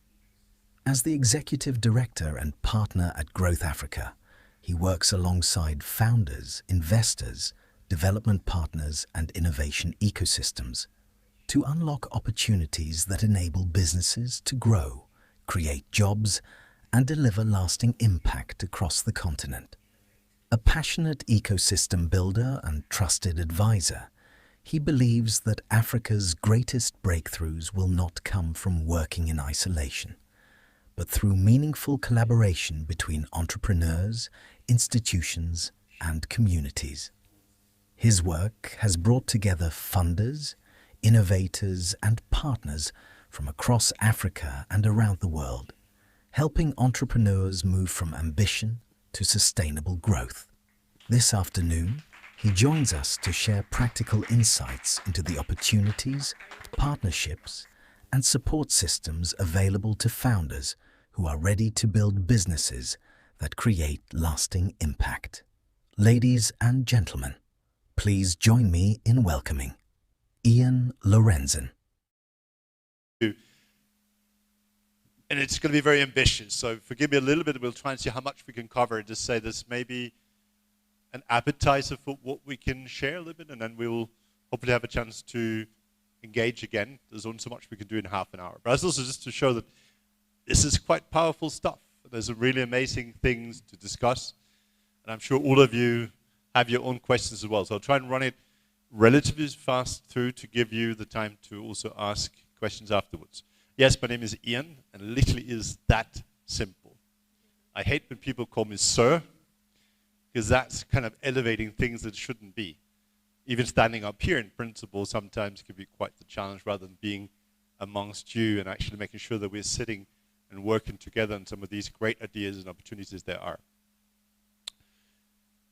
But very brief, I'm a partner in something called Growth Africa, which is one of the leading entrepreneur support organizations in Africa, headquartered here in Nairobi, founded back in 2002. So as you can see as well, I'm not young any longer.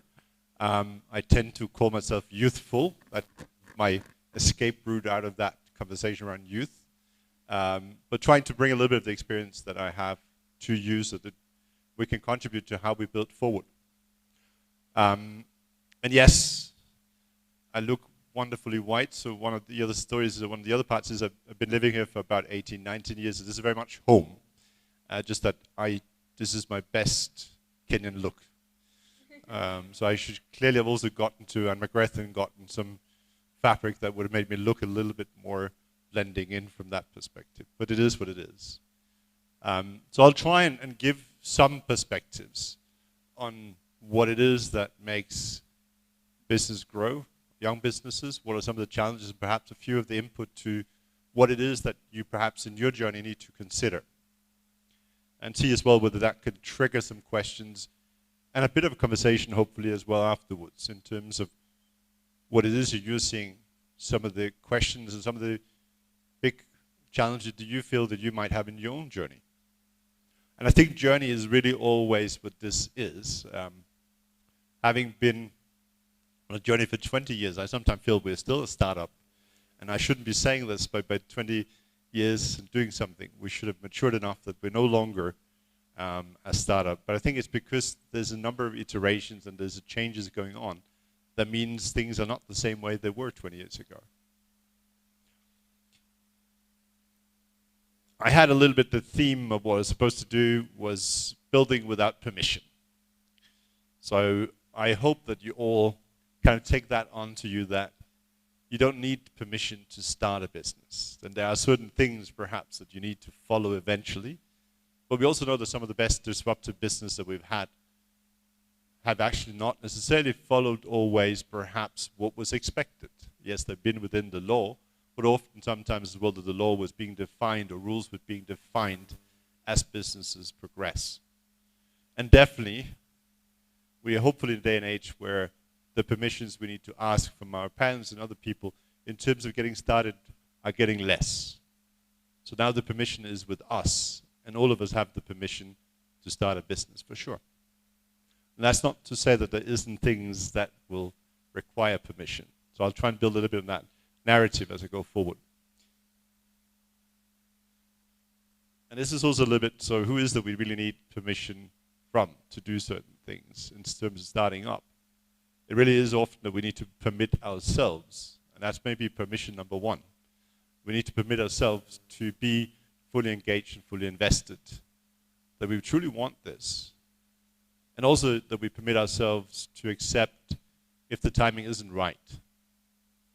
We need to accept that we may will fail and permit ourselves to fail. That's not the default. It will never be, but it can happen. It's likely to happen if we look at the statistics.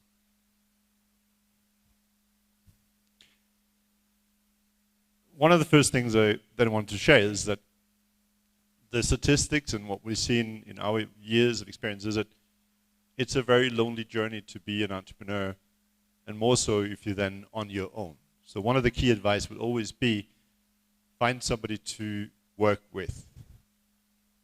Have somebody to start your business with. And the statistics also shows that business with 2 or 3 co-founders are more likely to succeed than the business with a single founder. And there's a lot of pressure to be a single founder.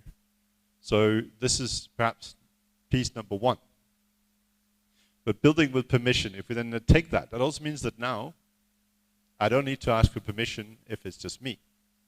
But now by having co-founders, I do need to have permission to do things. And perhaps it's not too bad in the sense that if we have the right people that we're working with, that there will always be things we need to clarify and have some alignment on. But building with others also means that there's a shared responsibility. The hard times maybe not as hard, they're not going to be easy. But there's a magic about being able to share something with others and being able to work through them with others. I'll also say the statistics is also that if you're more than 3 founders, not great either. Because suddenly something else becomes happening is that the discussions become very complicated and the disagreements end up being bigger typically if you're too many. So it's about that right spot. I'll also say for any of you who are considering starting up your own business, having a co-founder is often the right choice. And I'll say also this is what you should be utilizing spaces like this is to connect with the people that potentially could be that right partner. It's also often, none of us are great at everything. At best, we're probably great at a few things. All the other things that we're not great at, that's really what we should have a partner for as well. So we get to cover the different aspects in the business that takes to succeed. So also when you're looking for a partner, look for somebody who could be somebody you enjoy spending time with, because there's a lot of time that you're going to spend together. But also look for somebody who has a different set of skills and expertise than you do, that you complement each other, and that is part of formulating a winning recipe for the business. Money. There's always this sense that if I just got money, if I just raise money, then I'll be able to buy my way to success and to make my business flourish. And we've talked about permissions.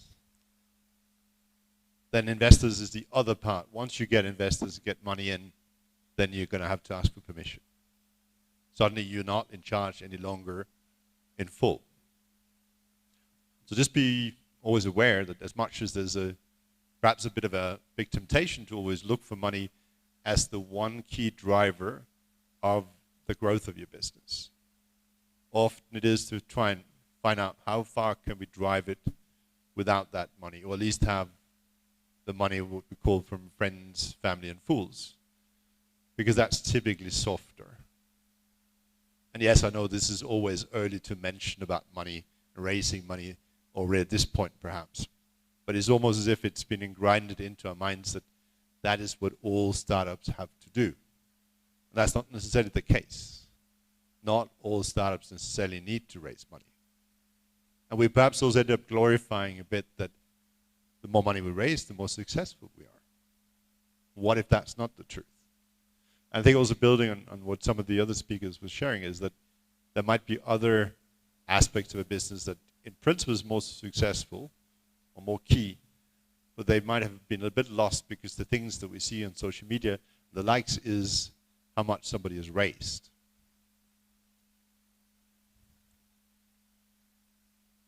And this goes to a little bit of looking at what it is that we perhaps should have as a journey, rather than looking at the investors being pushed up as if the sooner they sit. And for some people, it's almost as if we just have investors, then we can buy the customers. Wow. That's really, that'd be great, maybe. If we can build something that looks at, always looking at the customers. It is, if I have customers enough, if I have the right customers, I can sell the right price, then in principle, maybe I don't even need investors. Or I can definitely assure you that the investment I can get will be more attractive, be more favorable, better conditions, it'll be more. The less I sell, the less likely I am to get investors interested, because they're not sure they're going to have a return on their money. It also shows a little bit that perhaps instead of this over-focus that there always is around, how do I get to be on this stage and pitch my business? If we perhaps defocused on pitching and started talking about, how do I communicate my idea? How do I communicate my business? And who is it that I should communicate it to? Then we realize that perhaps sales is another way of doing communication. And then suddenly when we start looking down the line, the ability to communicate to key audience and stakeholders is perhaps part of what is very essential, and then suddenly investors comes at the tail end if we can get all the rest to work. If I can build the right team, if I can have the right customers, the right suppliers, and the right partners, then maybe I'm ready for that conversation with those who want to put some money in. Then I also have a proof of concept, I have a running business, I have something that's clearly showing that it's working. It also means that we need to perhaps use this as a practice run as well. I used to be a horrible introvert, and even the chance of being up on stage was something that would scare me, and I would never run or never be on stage. I was literally in South Africa. We are 3 partners. I was the secret, the hidden partner, because I really struggled to get up here. And I think part of it is whenever you have a chance, get a chance to be here, get a chance to present and rehearse, the ability to communicate your idea or your business. And take as many of those opportunities you can to do that. We sometimes underestimate what this practice does to us.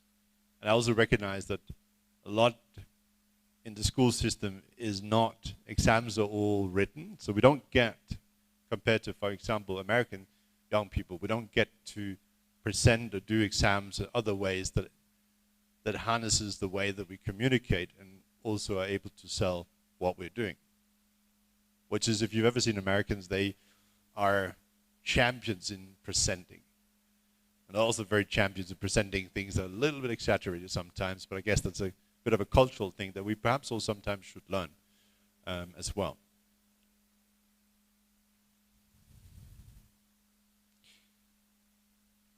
And then when we get the money, and we think now we've become successful, because now we've got the money. So 40,000 is a bit of a story. For 4 years, we ran a program in Malawi, and there was UNDP was the funder, and there was 12 startups every year. They would get access to a grant of up to $40,000. And that is, in Malawi, a lot of money. It's probably 1.5 times more than it would be here. So it's a lot of money. And one of the exercises we did was to ask entrepreneurs at the point where they're entering this program, what would you spend the $40,000 on? And these were primarily agribusiness and food businesses.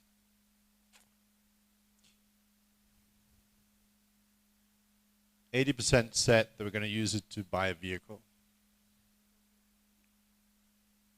It's a safe bet, and that's probably also why all of you are smiling and laughing and say, yeah, that makes good sense. Well, that's a question. Does it make good sense? The fact was that only about, the majority of them would only use about 20, 30% at the time. Yet this is what they would actually spend the money on.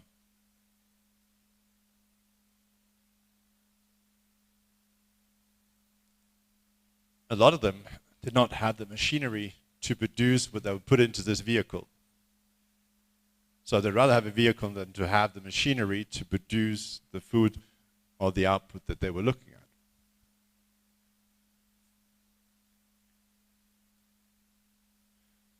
We then used to go into an engagement with them to say, so let's try and work with you on what it is that creates most value for your business, so that we make sure that the money is spent the best places. And what ended up, just as you could imagine, was that very few people were buying that vehicle because it was not the best use of the money. And even better, some of them realized, well, we could actually share that car. So we don't necessarily need all of us buy a car. We can, as a group, probably use or rent or use some of that shared facility.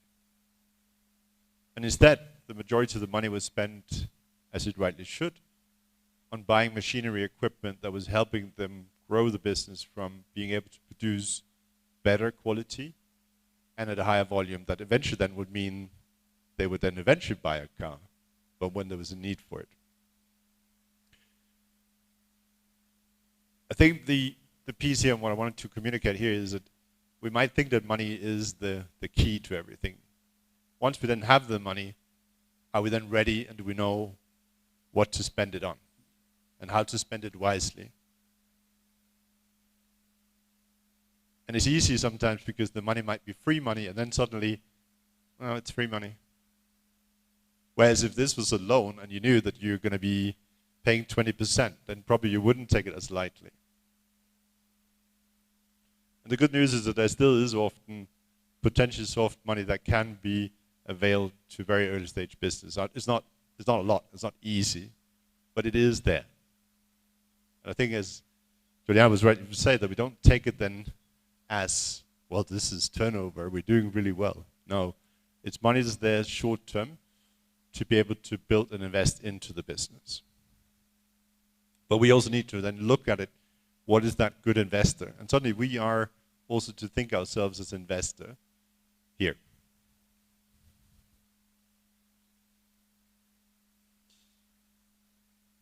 I was quite surprised because normally I think these conversations end up being so much about AI that it's almost impossible not to have a slide or two or half the presentation these days around AI.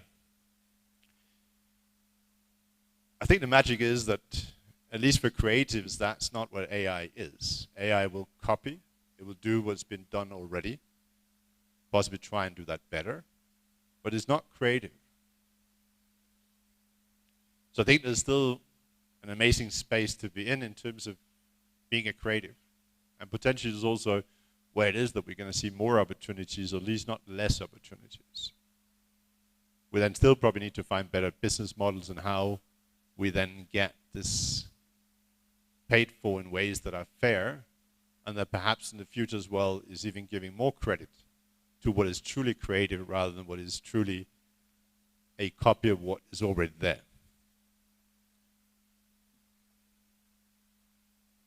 And yes, it can be that we think that AI is easy because also there's no permission. We're building without permission. Whereas the human infrastructure that I think you've taken a good deliberate choice today to be part of building is to build the relationships between each other. Because ultimately that's not where the technology will do. And there's a risk that we will de-emphasize what it is that's the value of the relationship that we're building with others who could be, as we saw before, could be our customers, could be our suppliers, could be our partners. There's going to be still quite some time before AI is going to do that for you. And I think that's also why the harnessing of the personal relationships and making sure that when one of the biggest assets you could have as you're building a business is that you know people around you who are able and willing to help, support, potentially buy a bit of the first kind of products or service you're offering. It could be that they're one of the family or fools or friends that might even put a little bit of money as well. So investing in relations and network is always, and I think you'll see it will going forward being an even better investment. Easily dismissed, but don't do that.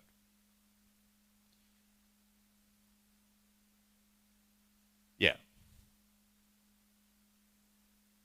So this is more to say, if I was to stay within the theme, as you saw, there is still permissions we need to have. But I think what is key is that you permit yourself to take the chance of becoming entrepreneurs when you feel that you're ready. And it could also be that sometimes the journey really is that you know someone who wants to start a business, and you're the one joining them, and not necessarily the one that was the key driver. And that's absolutely okay, which is why also that being a co-founder can be that you're not the one with the originating idea and drive, but you're the one who is part of making this a success. And building without permission does not mean exactly that we don't build without the discipline, the accountability for the resources that we get, that we don't build without advice. Again, also making sure that we surround ourselves with people who can give us informed advice. Everybody tends to want to give advice. That doesn't mean that everything that's given is good advice. So that's maybe a piece of advice. And definitely making sure that we have a network around us that we can rely on and will give us, and also can pull us back when we're on the wrong track. And there's a lot of things, especially when we're starting out with our first business, that we will go wrong with, and where it is great to have somebody who can pull us a little bit in the right direction, unless we really love having the hard knocks, and there's plenty of those already. So yeah, good. I wanted to stop then and leave it for questions, because there was always a bit of a balancing act between me standing up here and doing this, and then having you actually ask all the juicy, great questions that I'm sure you have. Anyone with a question?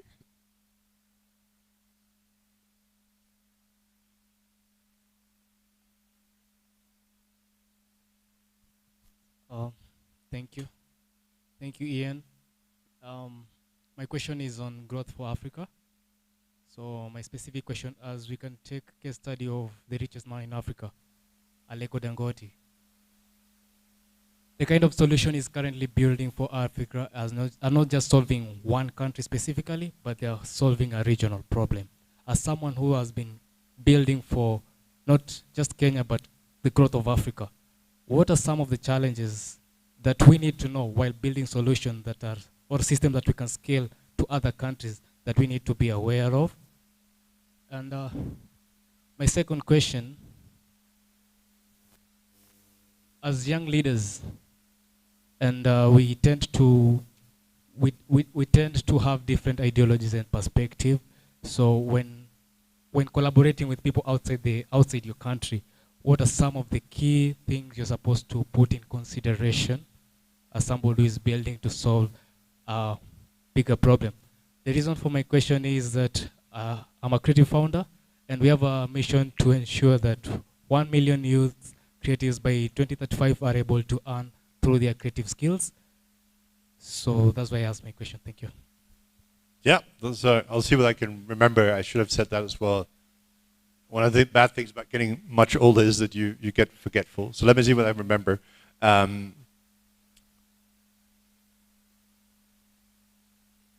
say one thing that always surprised me a little bit is that,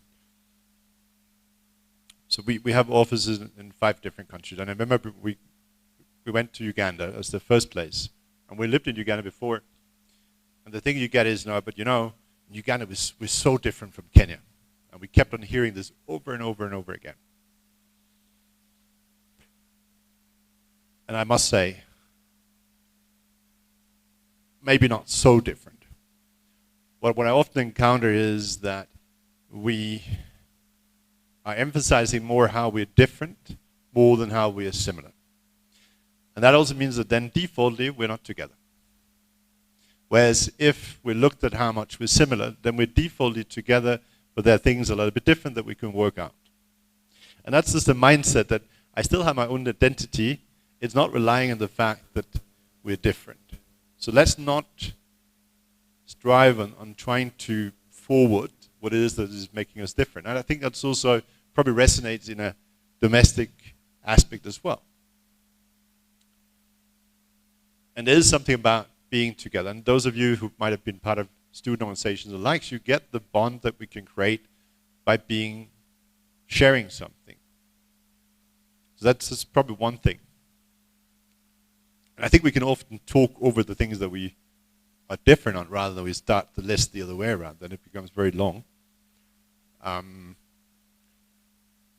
I'd say the same way that you start networking here, start your networking also where you can build your networks as early as possible, where it is that you could see there could be other opportunities. And often the chance be that you might not know today what would be the opportunity going forward tomorrow. But if you look at some of the very successful Kenyan businesses that, for example, done very well in Nigeria, it was because they're Nigerian partners from day one. And these could be school friends or friends from church or other networks that said, hey man, I got something going here. This is something as well that would be worthwhile taking on for you. And I think that's probably speaking to something else, is that because we have a trust challenge, I'm lucky enough, so I'm from Denmark, and their trust is default. What happens when trust is default is that my default thinking is we could be partners. The default in a setting with distrust is he's a competitor. That means that all of you in the room are my competitors. That's wow. I mean, that means quite a room I'm standing in front of here. And that just changes the mindset we have in terms of how we approach somebody else. It also means that if traditionally, if a Kenyan business was to expand into Uganda, the default would be that I set up my own company, I hire my own people, and I run my own setup there. Then you have some white people coming in. Their default is different. Their default is, let me find a reseller, a partner, a distributor, whatever that is. Yes, I don't have the same control. So it's going to work because my trust is that, of course, I can find somebody where that will work. And where this is going to make a difference is that the cost of setting up a dealership, resellership, agentship is a lot less than you setting up on your own. So the ability to suddenly go much broader and expand faster, and I'm not saying it's working for all business models, but it is definitely a model that just allows you to expand and grow in a different pace, in a different way. And you could also say the risk is that if Uganda doesn't work out, I didn't have an office, I don't need to fire people, so, and yes, you can say I can't harvest if it goes really well, then of course the upside also is less, better. But something to think about there. Now this is the point where I need to ask, be reminded of your first part of the question, the part I haven't answered yet.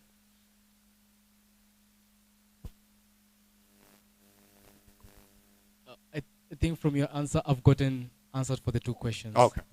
Thank you. Beautiful. Any other question?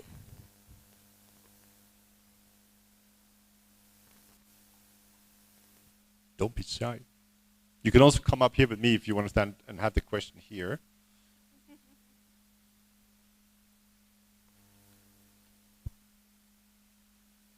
Hi, Ian. Oh, it wasn't. Okay, so I have a question. Most of us here are very young and very ambitious. And then seeing something like this, Growth Africa, it means that you have to listen to whatever the young and ambitious people have to say. So when you meet something that is overly ambitious, I believe that people are overly naive about something that they love, right? Yes. So, for example, I have an entrepreneurial idea. and I want it to be like something that is, I want to actuate it, like make it exist. And then I come to you, and then you feel like this person is a bit overly ambitious. Is it, are you going to turn me down, or you're going to guide me to the right path? Because you can't support something that literally doesn't have a future. Maybe, it's not funny. Yeah, so you can't support somebody who has a vague future, because I've seen $40,000. That's a lot of money, and you can't give it to somebody who has a flimsy idea. I don't call them flimsy, but you get the point, right? Yeah. So how do you deal with such a thing? I want ambition, and I want entrepreneurs with ambition, because it's easier to mold ambition than it is to mold no ambition. So I can work with forming and shaping ambition into what we can achieve. But if I get somebody who doesn't have ambition, it's really hard to inject. I was about to kick their butt to get that ambition in. That's really, really hard. So that's also why we're called Growth Africa, because we want to grow Africa. And part of that also means that we need to have ambition for the Africa that we want to see and for what it is that we want to contribute with. And that's not to say that there can't be ideas that then are not necessarily as achievable as you may project them to be, but that's part of the journey as well. That we put things into shape, and we'll also be able to then provide the guidance to say, well, these things are absolutely right. And I think this is a fair ambition on a 3, 5, 10-year scale. We might not be able to achieve it in a year. But I'd much rather any day have somebody with ambition, because that we can work with, and that's fuel. And we can put it differently. If I was to give an ambitious person to run 100 meters in the fastest time they can do, and I do the same with another ambitious person, I'm sure that I will put my money on the ambitious person to be the one running the fastest time. That doesn't mean that you necessarily achieve your time that you had set as your ambition. But you will continue trying and working towards achieving that, which is not necessarily the same that will happen with the less or not ambitious person. So don't be worried about ambitions, as long as it is something that has realism. Then you can always discuss what is realistic. And those are the things as well that we will learn. And that's why you'll have people, very old people like myself, who might say, well, here and there might be evidence or things that might indicate that you might want to scale it down a little bit, or we need to project it into time. So no, don't lose that fire. That is what we need. And also, there's no one, if you're going back to investors, there's no one who will invest in you if your ambition is to set up a bakery staying in Machakos. They want to hear that you want to build a chain of the best bakeries that will expand across East Africa, have 50 branches, etc. That's the ambition that you'd want to put money into, where also the impact is. It's not to say that there's anything wrong with having a bakery in Machakos. I'm sorry if there's any of you who had that idea. It might be that that's not very ambitious. I hope I haven't offended anyone on that one. Another one, or it's rather inside a personal question. So, at the moment, I am an aspiring CEO, by the way. I have something that I'm building on the side, and at the moment, I can say that I'm building blindly, because every time I write something down and then I implement it, the task for the day is done. But at the end of the day, I feel like something is missing. So, in a nutshell, somebody like me wants to join like Growth Africa. I've searched the website, but I haven't read it yet. But I just want to hear it from you. Yeah. Where should I start? How should I get help? What should I have before I look for help? Yeah, so I think you're ready to look for help now. I think it's a question of who it is that might be the right ones to help you. And that depends a little bit on what sector industry you're in. It would also depend on how you shared where you're at in terms of how far you've gotten with the idea or with the business. That'd be another thing. Location often matters as well, because I also recognize sometimes some partners might be, you'll spend too much time to get there, for example. And it could also be that if any of you from outside Nairobi, then it's some locations that are organizations that can help, and in other locations you'd need to try and to put yourself to get there. If we then look at Growth Africa, just to try and get very specific, so the way we work is that we have projects and programs. These are then typically funded by different organizations. So it always ends a little bit, unfortunately, that we will say, well, so what programs or projects do we have at the moment? Is there any of those that could be right match to what you're working on and where you're at in your journey?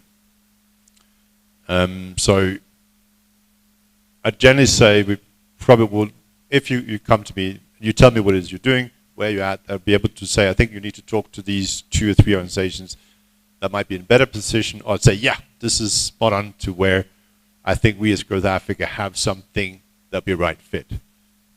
So we're doing quite some work in climate and what's called circular economy, so things of how do we take our waste and how do we generally regenerate better. There we do quite a lot of work that also sits at the very early stages and idea stage, so there that could be a space. If it's a very IT tech, then we're probably not the right fit if it's a very early stage. If you're into things like food production, and there's somebody called Somo Africa that are doing a lot of great work with young people and have a lot of interesting things they're doing. I'm probably not doing justice to the whole range of who's out there that could help depending on your specific ideas and where you're at. And that might be one of the things that I should resonate on. How do we better map out who is there that could support different types of entrepreneurs and different types of businesses, and almost profile that so it'd be easier for those of you who are looking for that to find quicker the right people so that we're not wasting your time.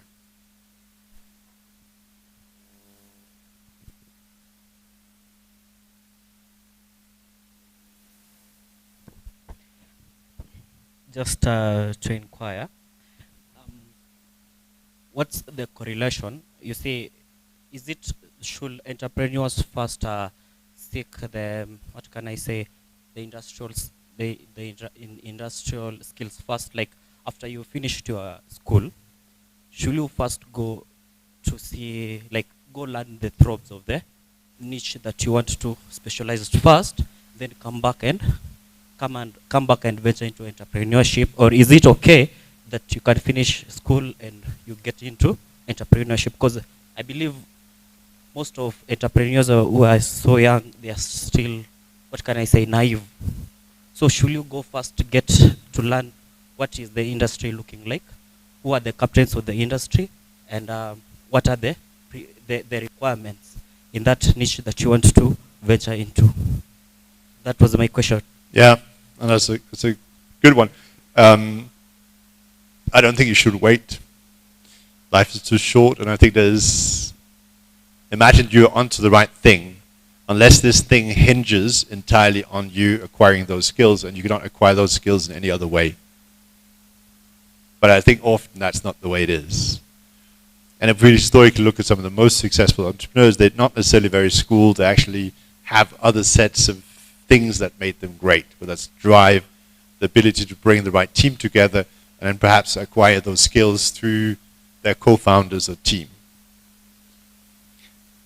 And also not all businesses are necessarily requiring a technical strength. There will be businesses where that's literally your business and you're technically the best at what you do. And then there's probably the two things I shouldn't say, but I'm going to say them anyway.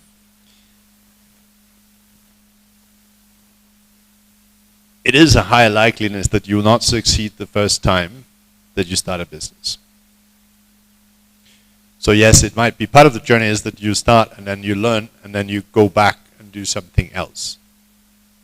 And I don't think we should be shy about that. It's also absolutely okay to go out, be an entrepreneur, fail in your business, go into employment, and come back again. That is what most entrepreneurs have done one way or the other. And there's something we learn about all of that. I have failed with 2 or 3 businesses as well. There's a learning with all of that in one way or the other. And I'm not going to say it's cheaper to fail when you're young, because the relative price is the same. So that's a bit of a fallacy. It looks cheaper when you're older because the cost at that point was less, but the relative cost at that point was probably the same as it would be for somebody older failing as well. But I think get the practice. If you feel strongly that you have the right idea and the right opportunity, then the timing is right, I'd say.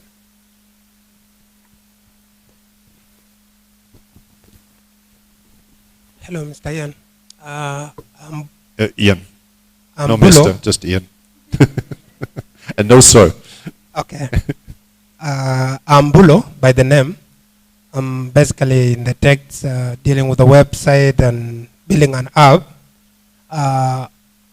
My question is, the problem that we young people are having is not really about coming up with an idea or starting that idea or to solve the problem, but the biggest problem that I have seen and I've come across is staying on that solution that you have started. How did you deal with these challenges when you started your journey back, and also what can you tell the young generation to tackle it? My second question is, while trying to work out when we start, you said work as a team. When you work as a team, it's a decision shared. As a starter like me and the other young people around, how do you really identify that team that wouldn't be able to brush aside your decisions or the idea that you came up with and support you on that idea? Thank you. Yeah, and it's a good question at the end, and I think bringing somebody else in also means that they're not here to execute your idea only. That means suddenly it's going to be compromises, it's going to be what they bring into what you have. Otherwise, it's an employee, and then you're going to pay and you're going to do other things. So that's also, that's the give and take.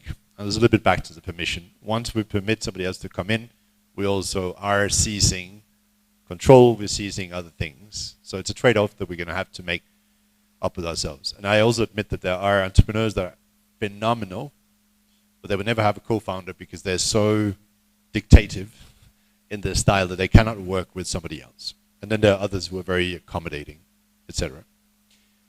So I think it's then down to finding the right person. And then to have these conversations at the early point, which often we don't have. I can also say that from some of the business I've been in, we didn't have those conversations. So yes, those are the things where things start going wrong. In terms of staying on course, and I think that was also one of the other presentations was, how do we stay focused? Because the amount of distractions are not getting any less. I think part of it could be that having a team or co-founder is one option. Having a peer group where you say, there's 4 or 6 people here that are looking to do, setting up their own business. Why don't we form a group that allows us to exactly have these conversations once every now and then? Often what is also very powerful is that there's a perception that the best advice and the only advice comes from people like myself, who has no hair, who's been around for too long, when in fact often the advice and what you can get from someone who's on the same journey as you are, experiencing and seeing the same things often is very valuable as well. So you don't need to be old just to give input. It's a different kind of advice, but it's equally valuable. Lastly is then to say, well, if you can find somebody who can be a bit of a mentor, who might be the one helping you stay on course. But that also means then committing to a plan, being accountable, and being also willing to report and take some also direct criticism and feedback when then striving off and not being on course. But perhaps also a little bit to the question over here before, it should also be allowed in the beginning when it's your first business, it should be allowed that you do iterate, you do have to kind of figure out what is the final right idea. I don't expect that you have it right from the beginning. Very few people would have it right from the beginning. They will have to learn and test and find out, and then realize at the end of the day, the idea might end up being a little bit different or quite different. But through that process, they learn to get to exactly that point where there's a customer, there's someone who's willing to pay for the product or service, and it's going to make sense. Any other question? Beautiful. Thank you. Now you said you're not Mr. Ian. It makes it very complicated. Thank you so much, So Ian. no, just Ian. Please help us with Nice. your second name. Yes,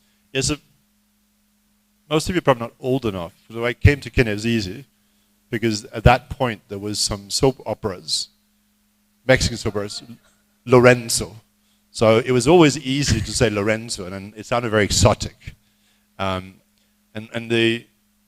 Denmark is not exotic that way around, so we don't have that Spanish or Latino flavor to it. So it was always very funny and cool. And with some friends in Denmark, I literally have the nickname Don Lorenzo for the same reason. So yes, it has stuck a little bit, but yeah, it's Lorenzen. But that's also why Ian is much easier. So he's Lorenzo. See, now, I So knew for that I parents. started this myself now, so yeah. Thank you so much. It has been beautiful. Let us put our hands together for him as he has his seat. Thank you so much, sir. No, and I think also give a hand to yourself for being here. This is your own investment in what it is that all matters. So this is really key. It's very easy to think that this is not very important, but it is. So please, for yourself as well. Thank you so much. Thank you so much. We've learned. Me, I feel like I love how soft-spoken he is, but anatupiga punchlines. Like, the punchlines are there, but in a very soft way. He's the people who lecture you. When you're leaving the room, you're like, was he actually lecturing me? You know? Thank you so much, Ian. Awesome. So we have, she's leaving. We just have one last, is it presentation? Acknowledgement of our ALX partner, and I'd like to invite her, I can't remember her name. Yes, have a seat. I want to welcome Miss Lillian from ALX. I know most of you all know her. So put your hands together for Miss Lillian. Vizuri mpaka afike. Hii ni apology yangu kusahau jina, so you better do it well. Thank you so much. After Ian has spoken, I choose not to speak. I'll let my CEO speak. So please let's watch something small and then I can speak after that.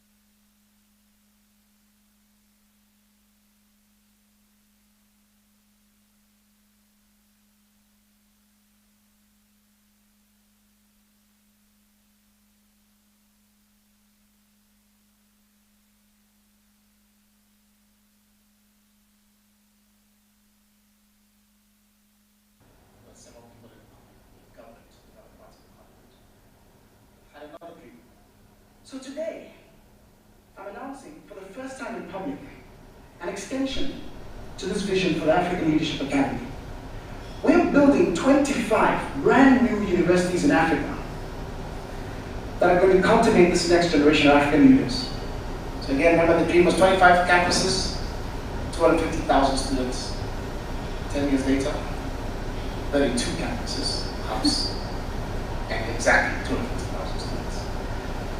So with all that, here's actually 5 things that I've learned about dreams. The first lesson that I've learned, the first thing that I've learned about dreams is that we're limited by the size of our dreams, right? If you dream small, you're most likely to achieve small. And so we need to always question the size of our dreams. The only limit to your success, the only limit to the impact you can have in life, the only limit to whatever dreams you have is the size. So that you have to push yourself and not limit yourself. Because when you do that, you're stopping how far you can go in life. Second thing that I learned is that very often you can achieve even more than your wildest dreams.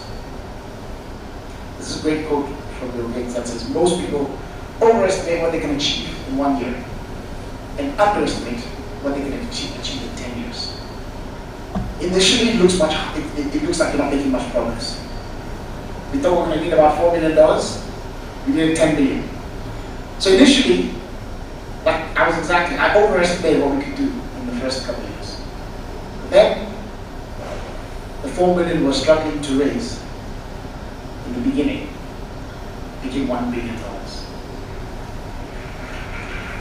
So most people overestimate what they can achieve in 1 year and underestimate what they can achieve in 10. And that's exactly what's going to happen here.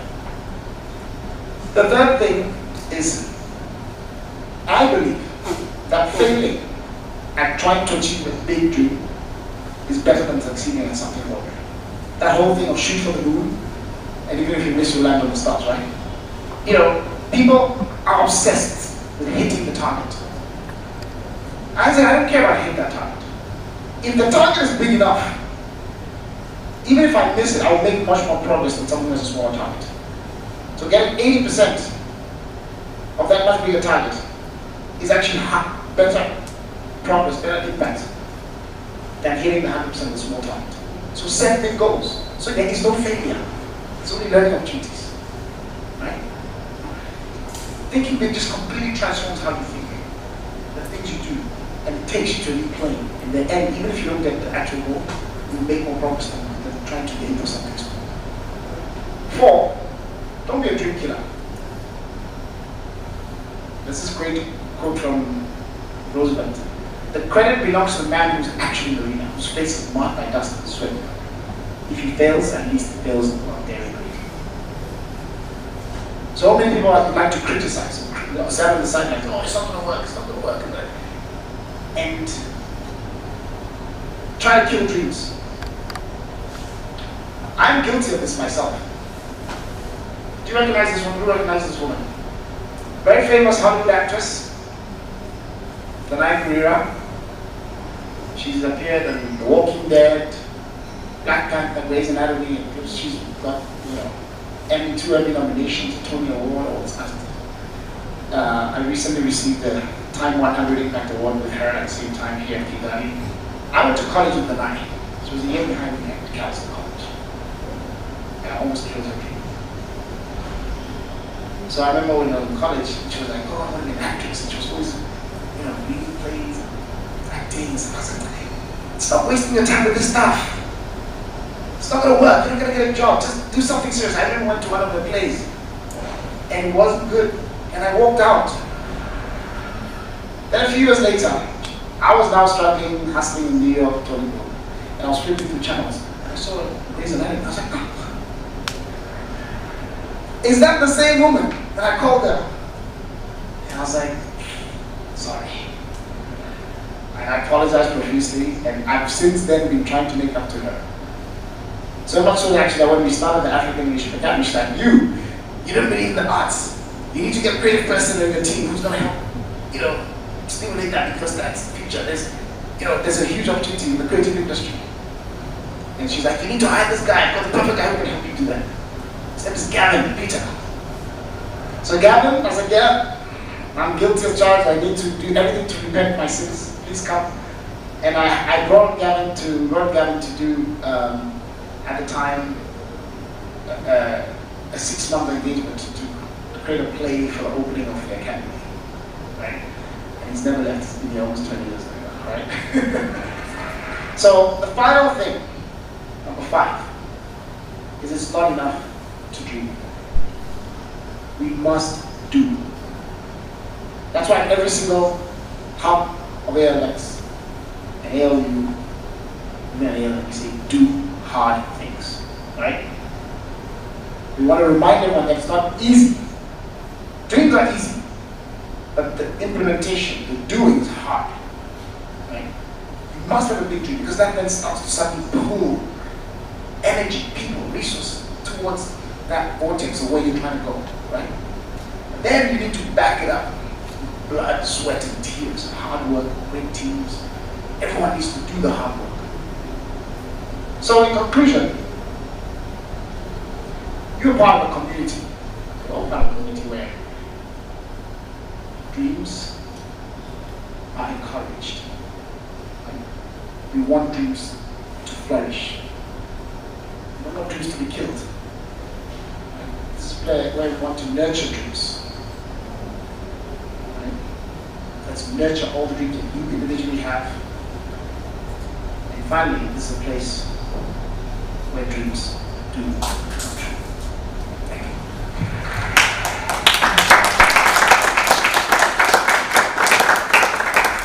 Thank you so much. So this is a place where dreams do come true. Amazing. So thank you so much. My name is Lilian Wairimo. I work at ALX Africa, based here in Kenya. I manage the East African region, the learning community. Who are our learners? ALX learners, hi. Awesome, thank you. At least you make 80% of the people here. Thank you so much for being here. I will not add on much on to what our CEO has said. I believe you've heard what we do. We do hard things. That's our tagline. So we've had so much since morning. Thank you to our able organizers. Thank you to our guests. Thank you to our speakers. Hasn't it been an awesome session? It has. Amazing. The beauty is that this session was recorded live, so you can always refer to a few of the nuggets and feel free to share with your friends.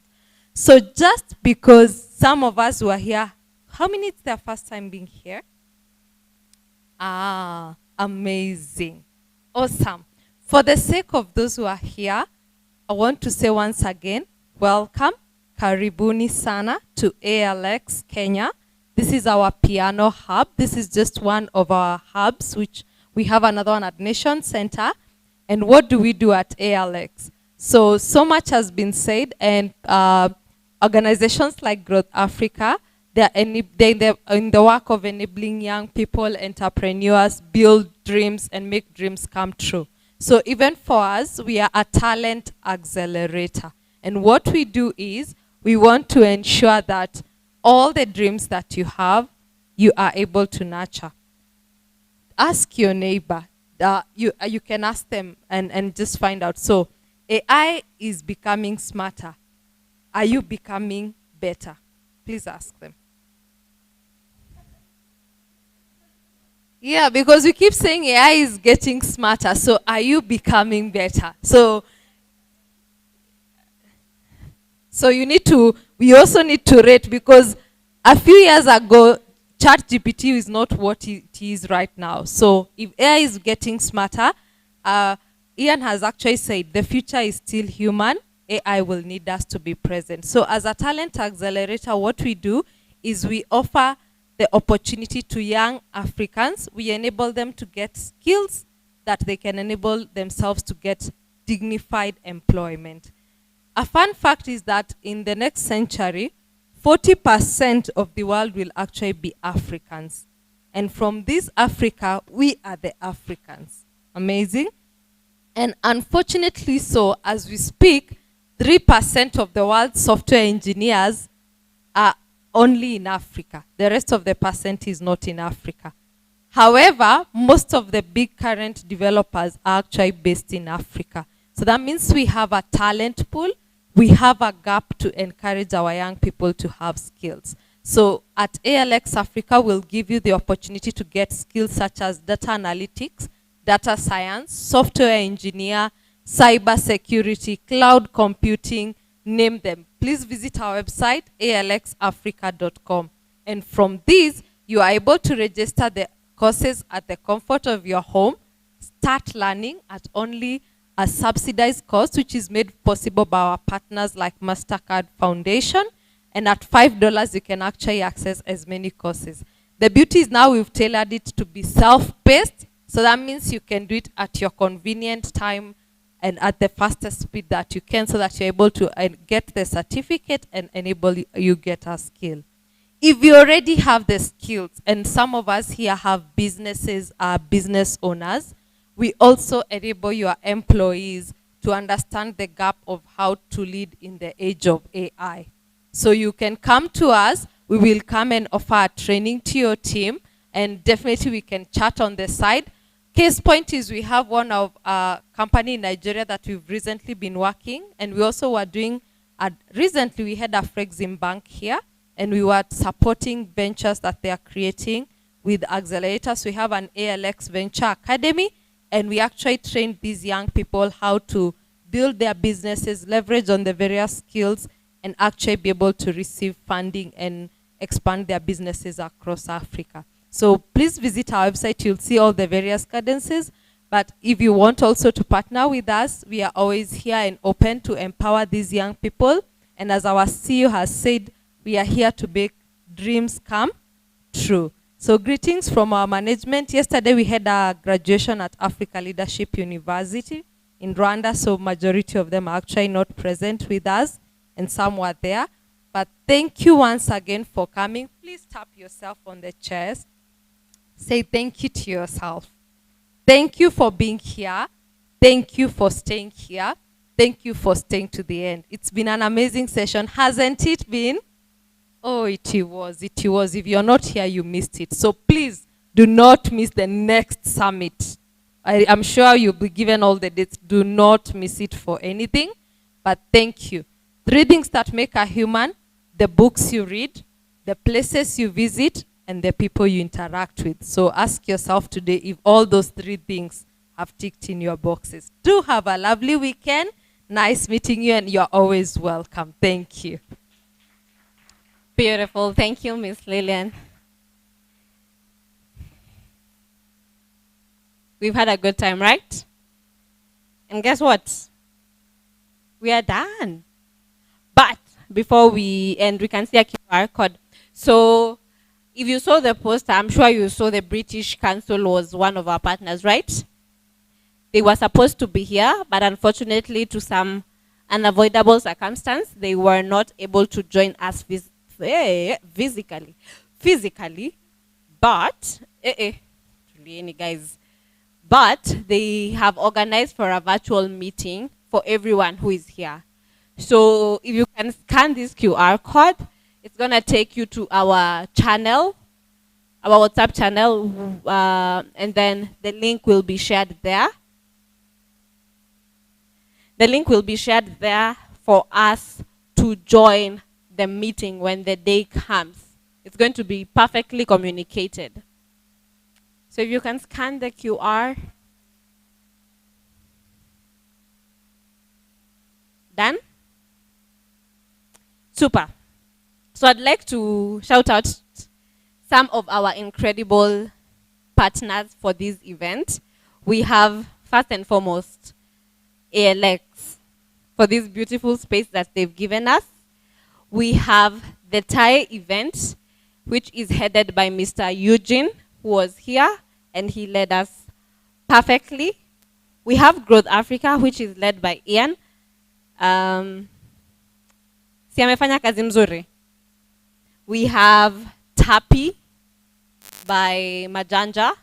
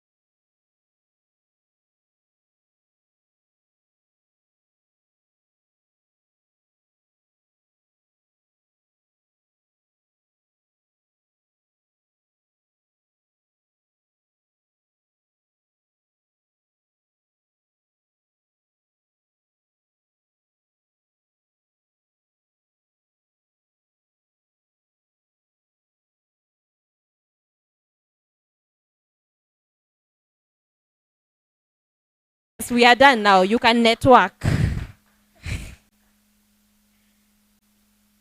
Network.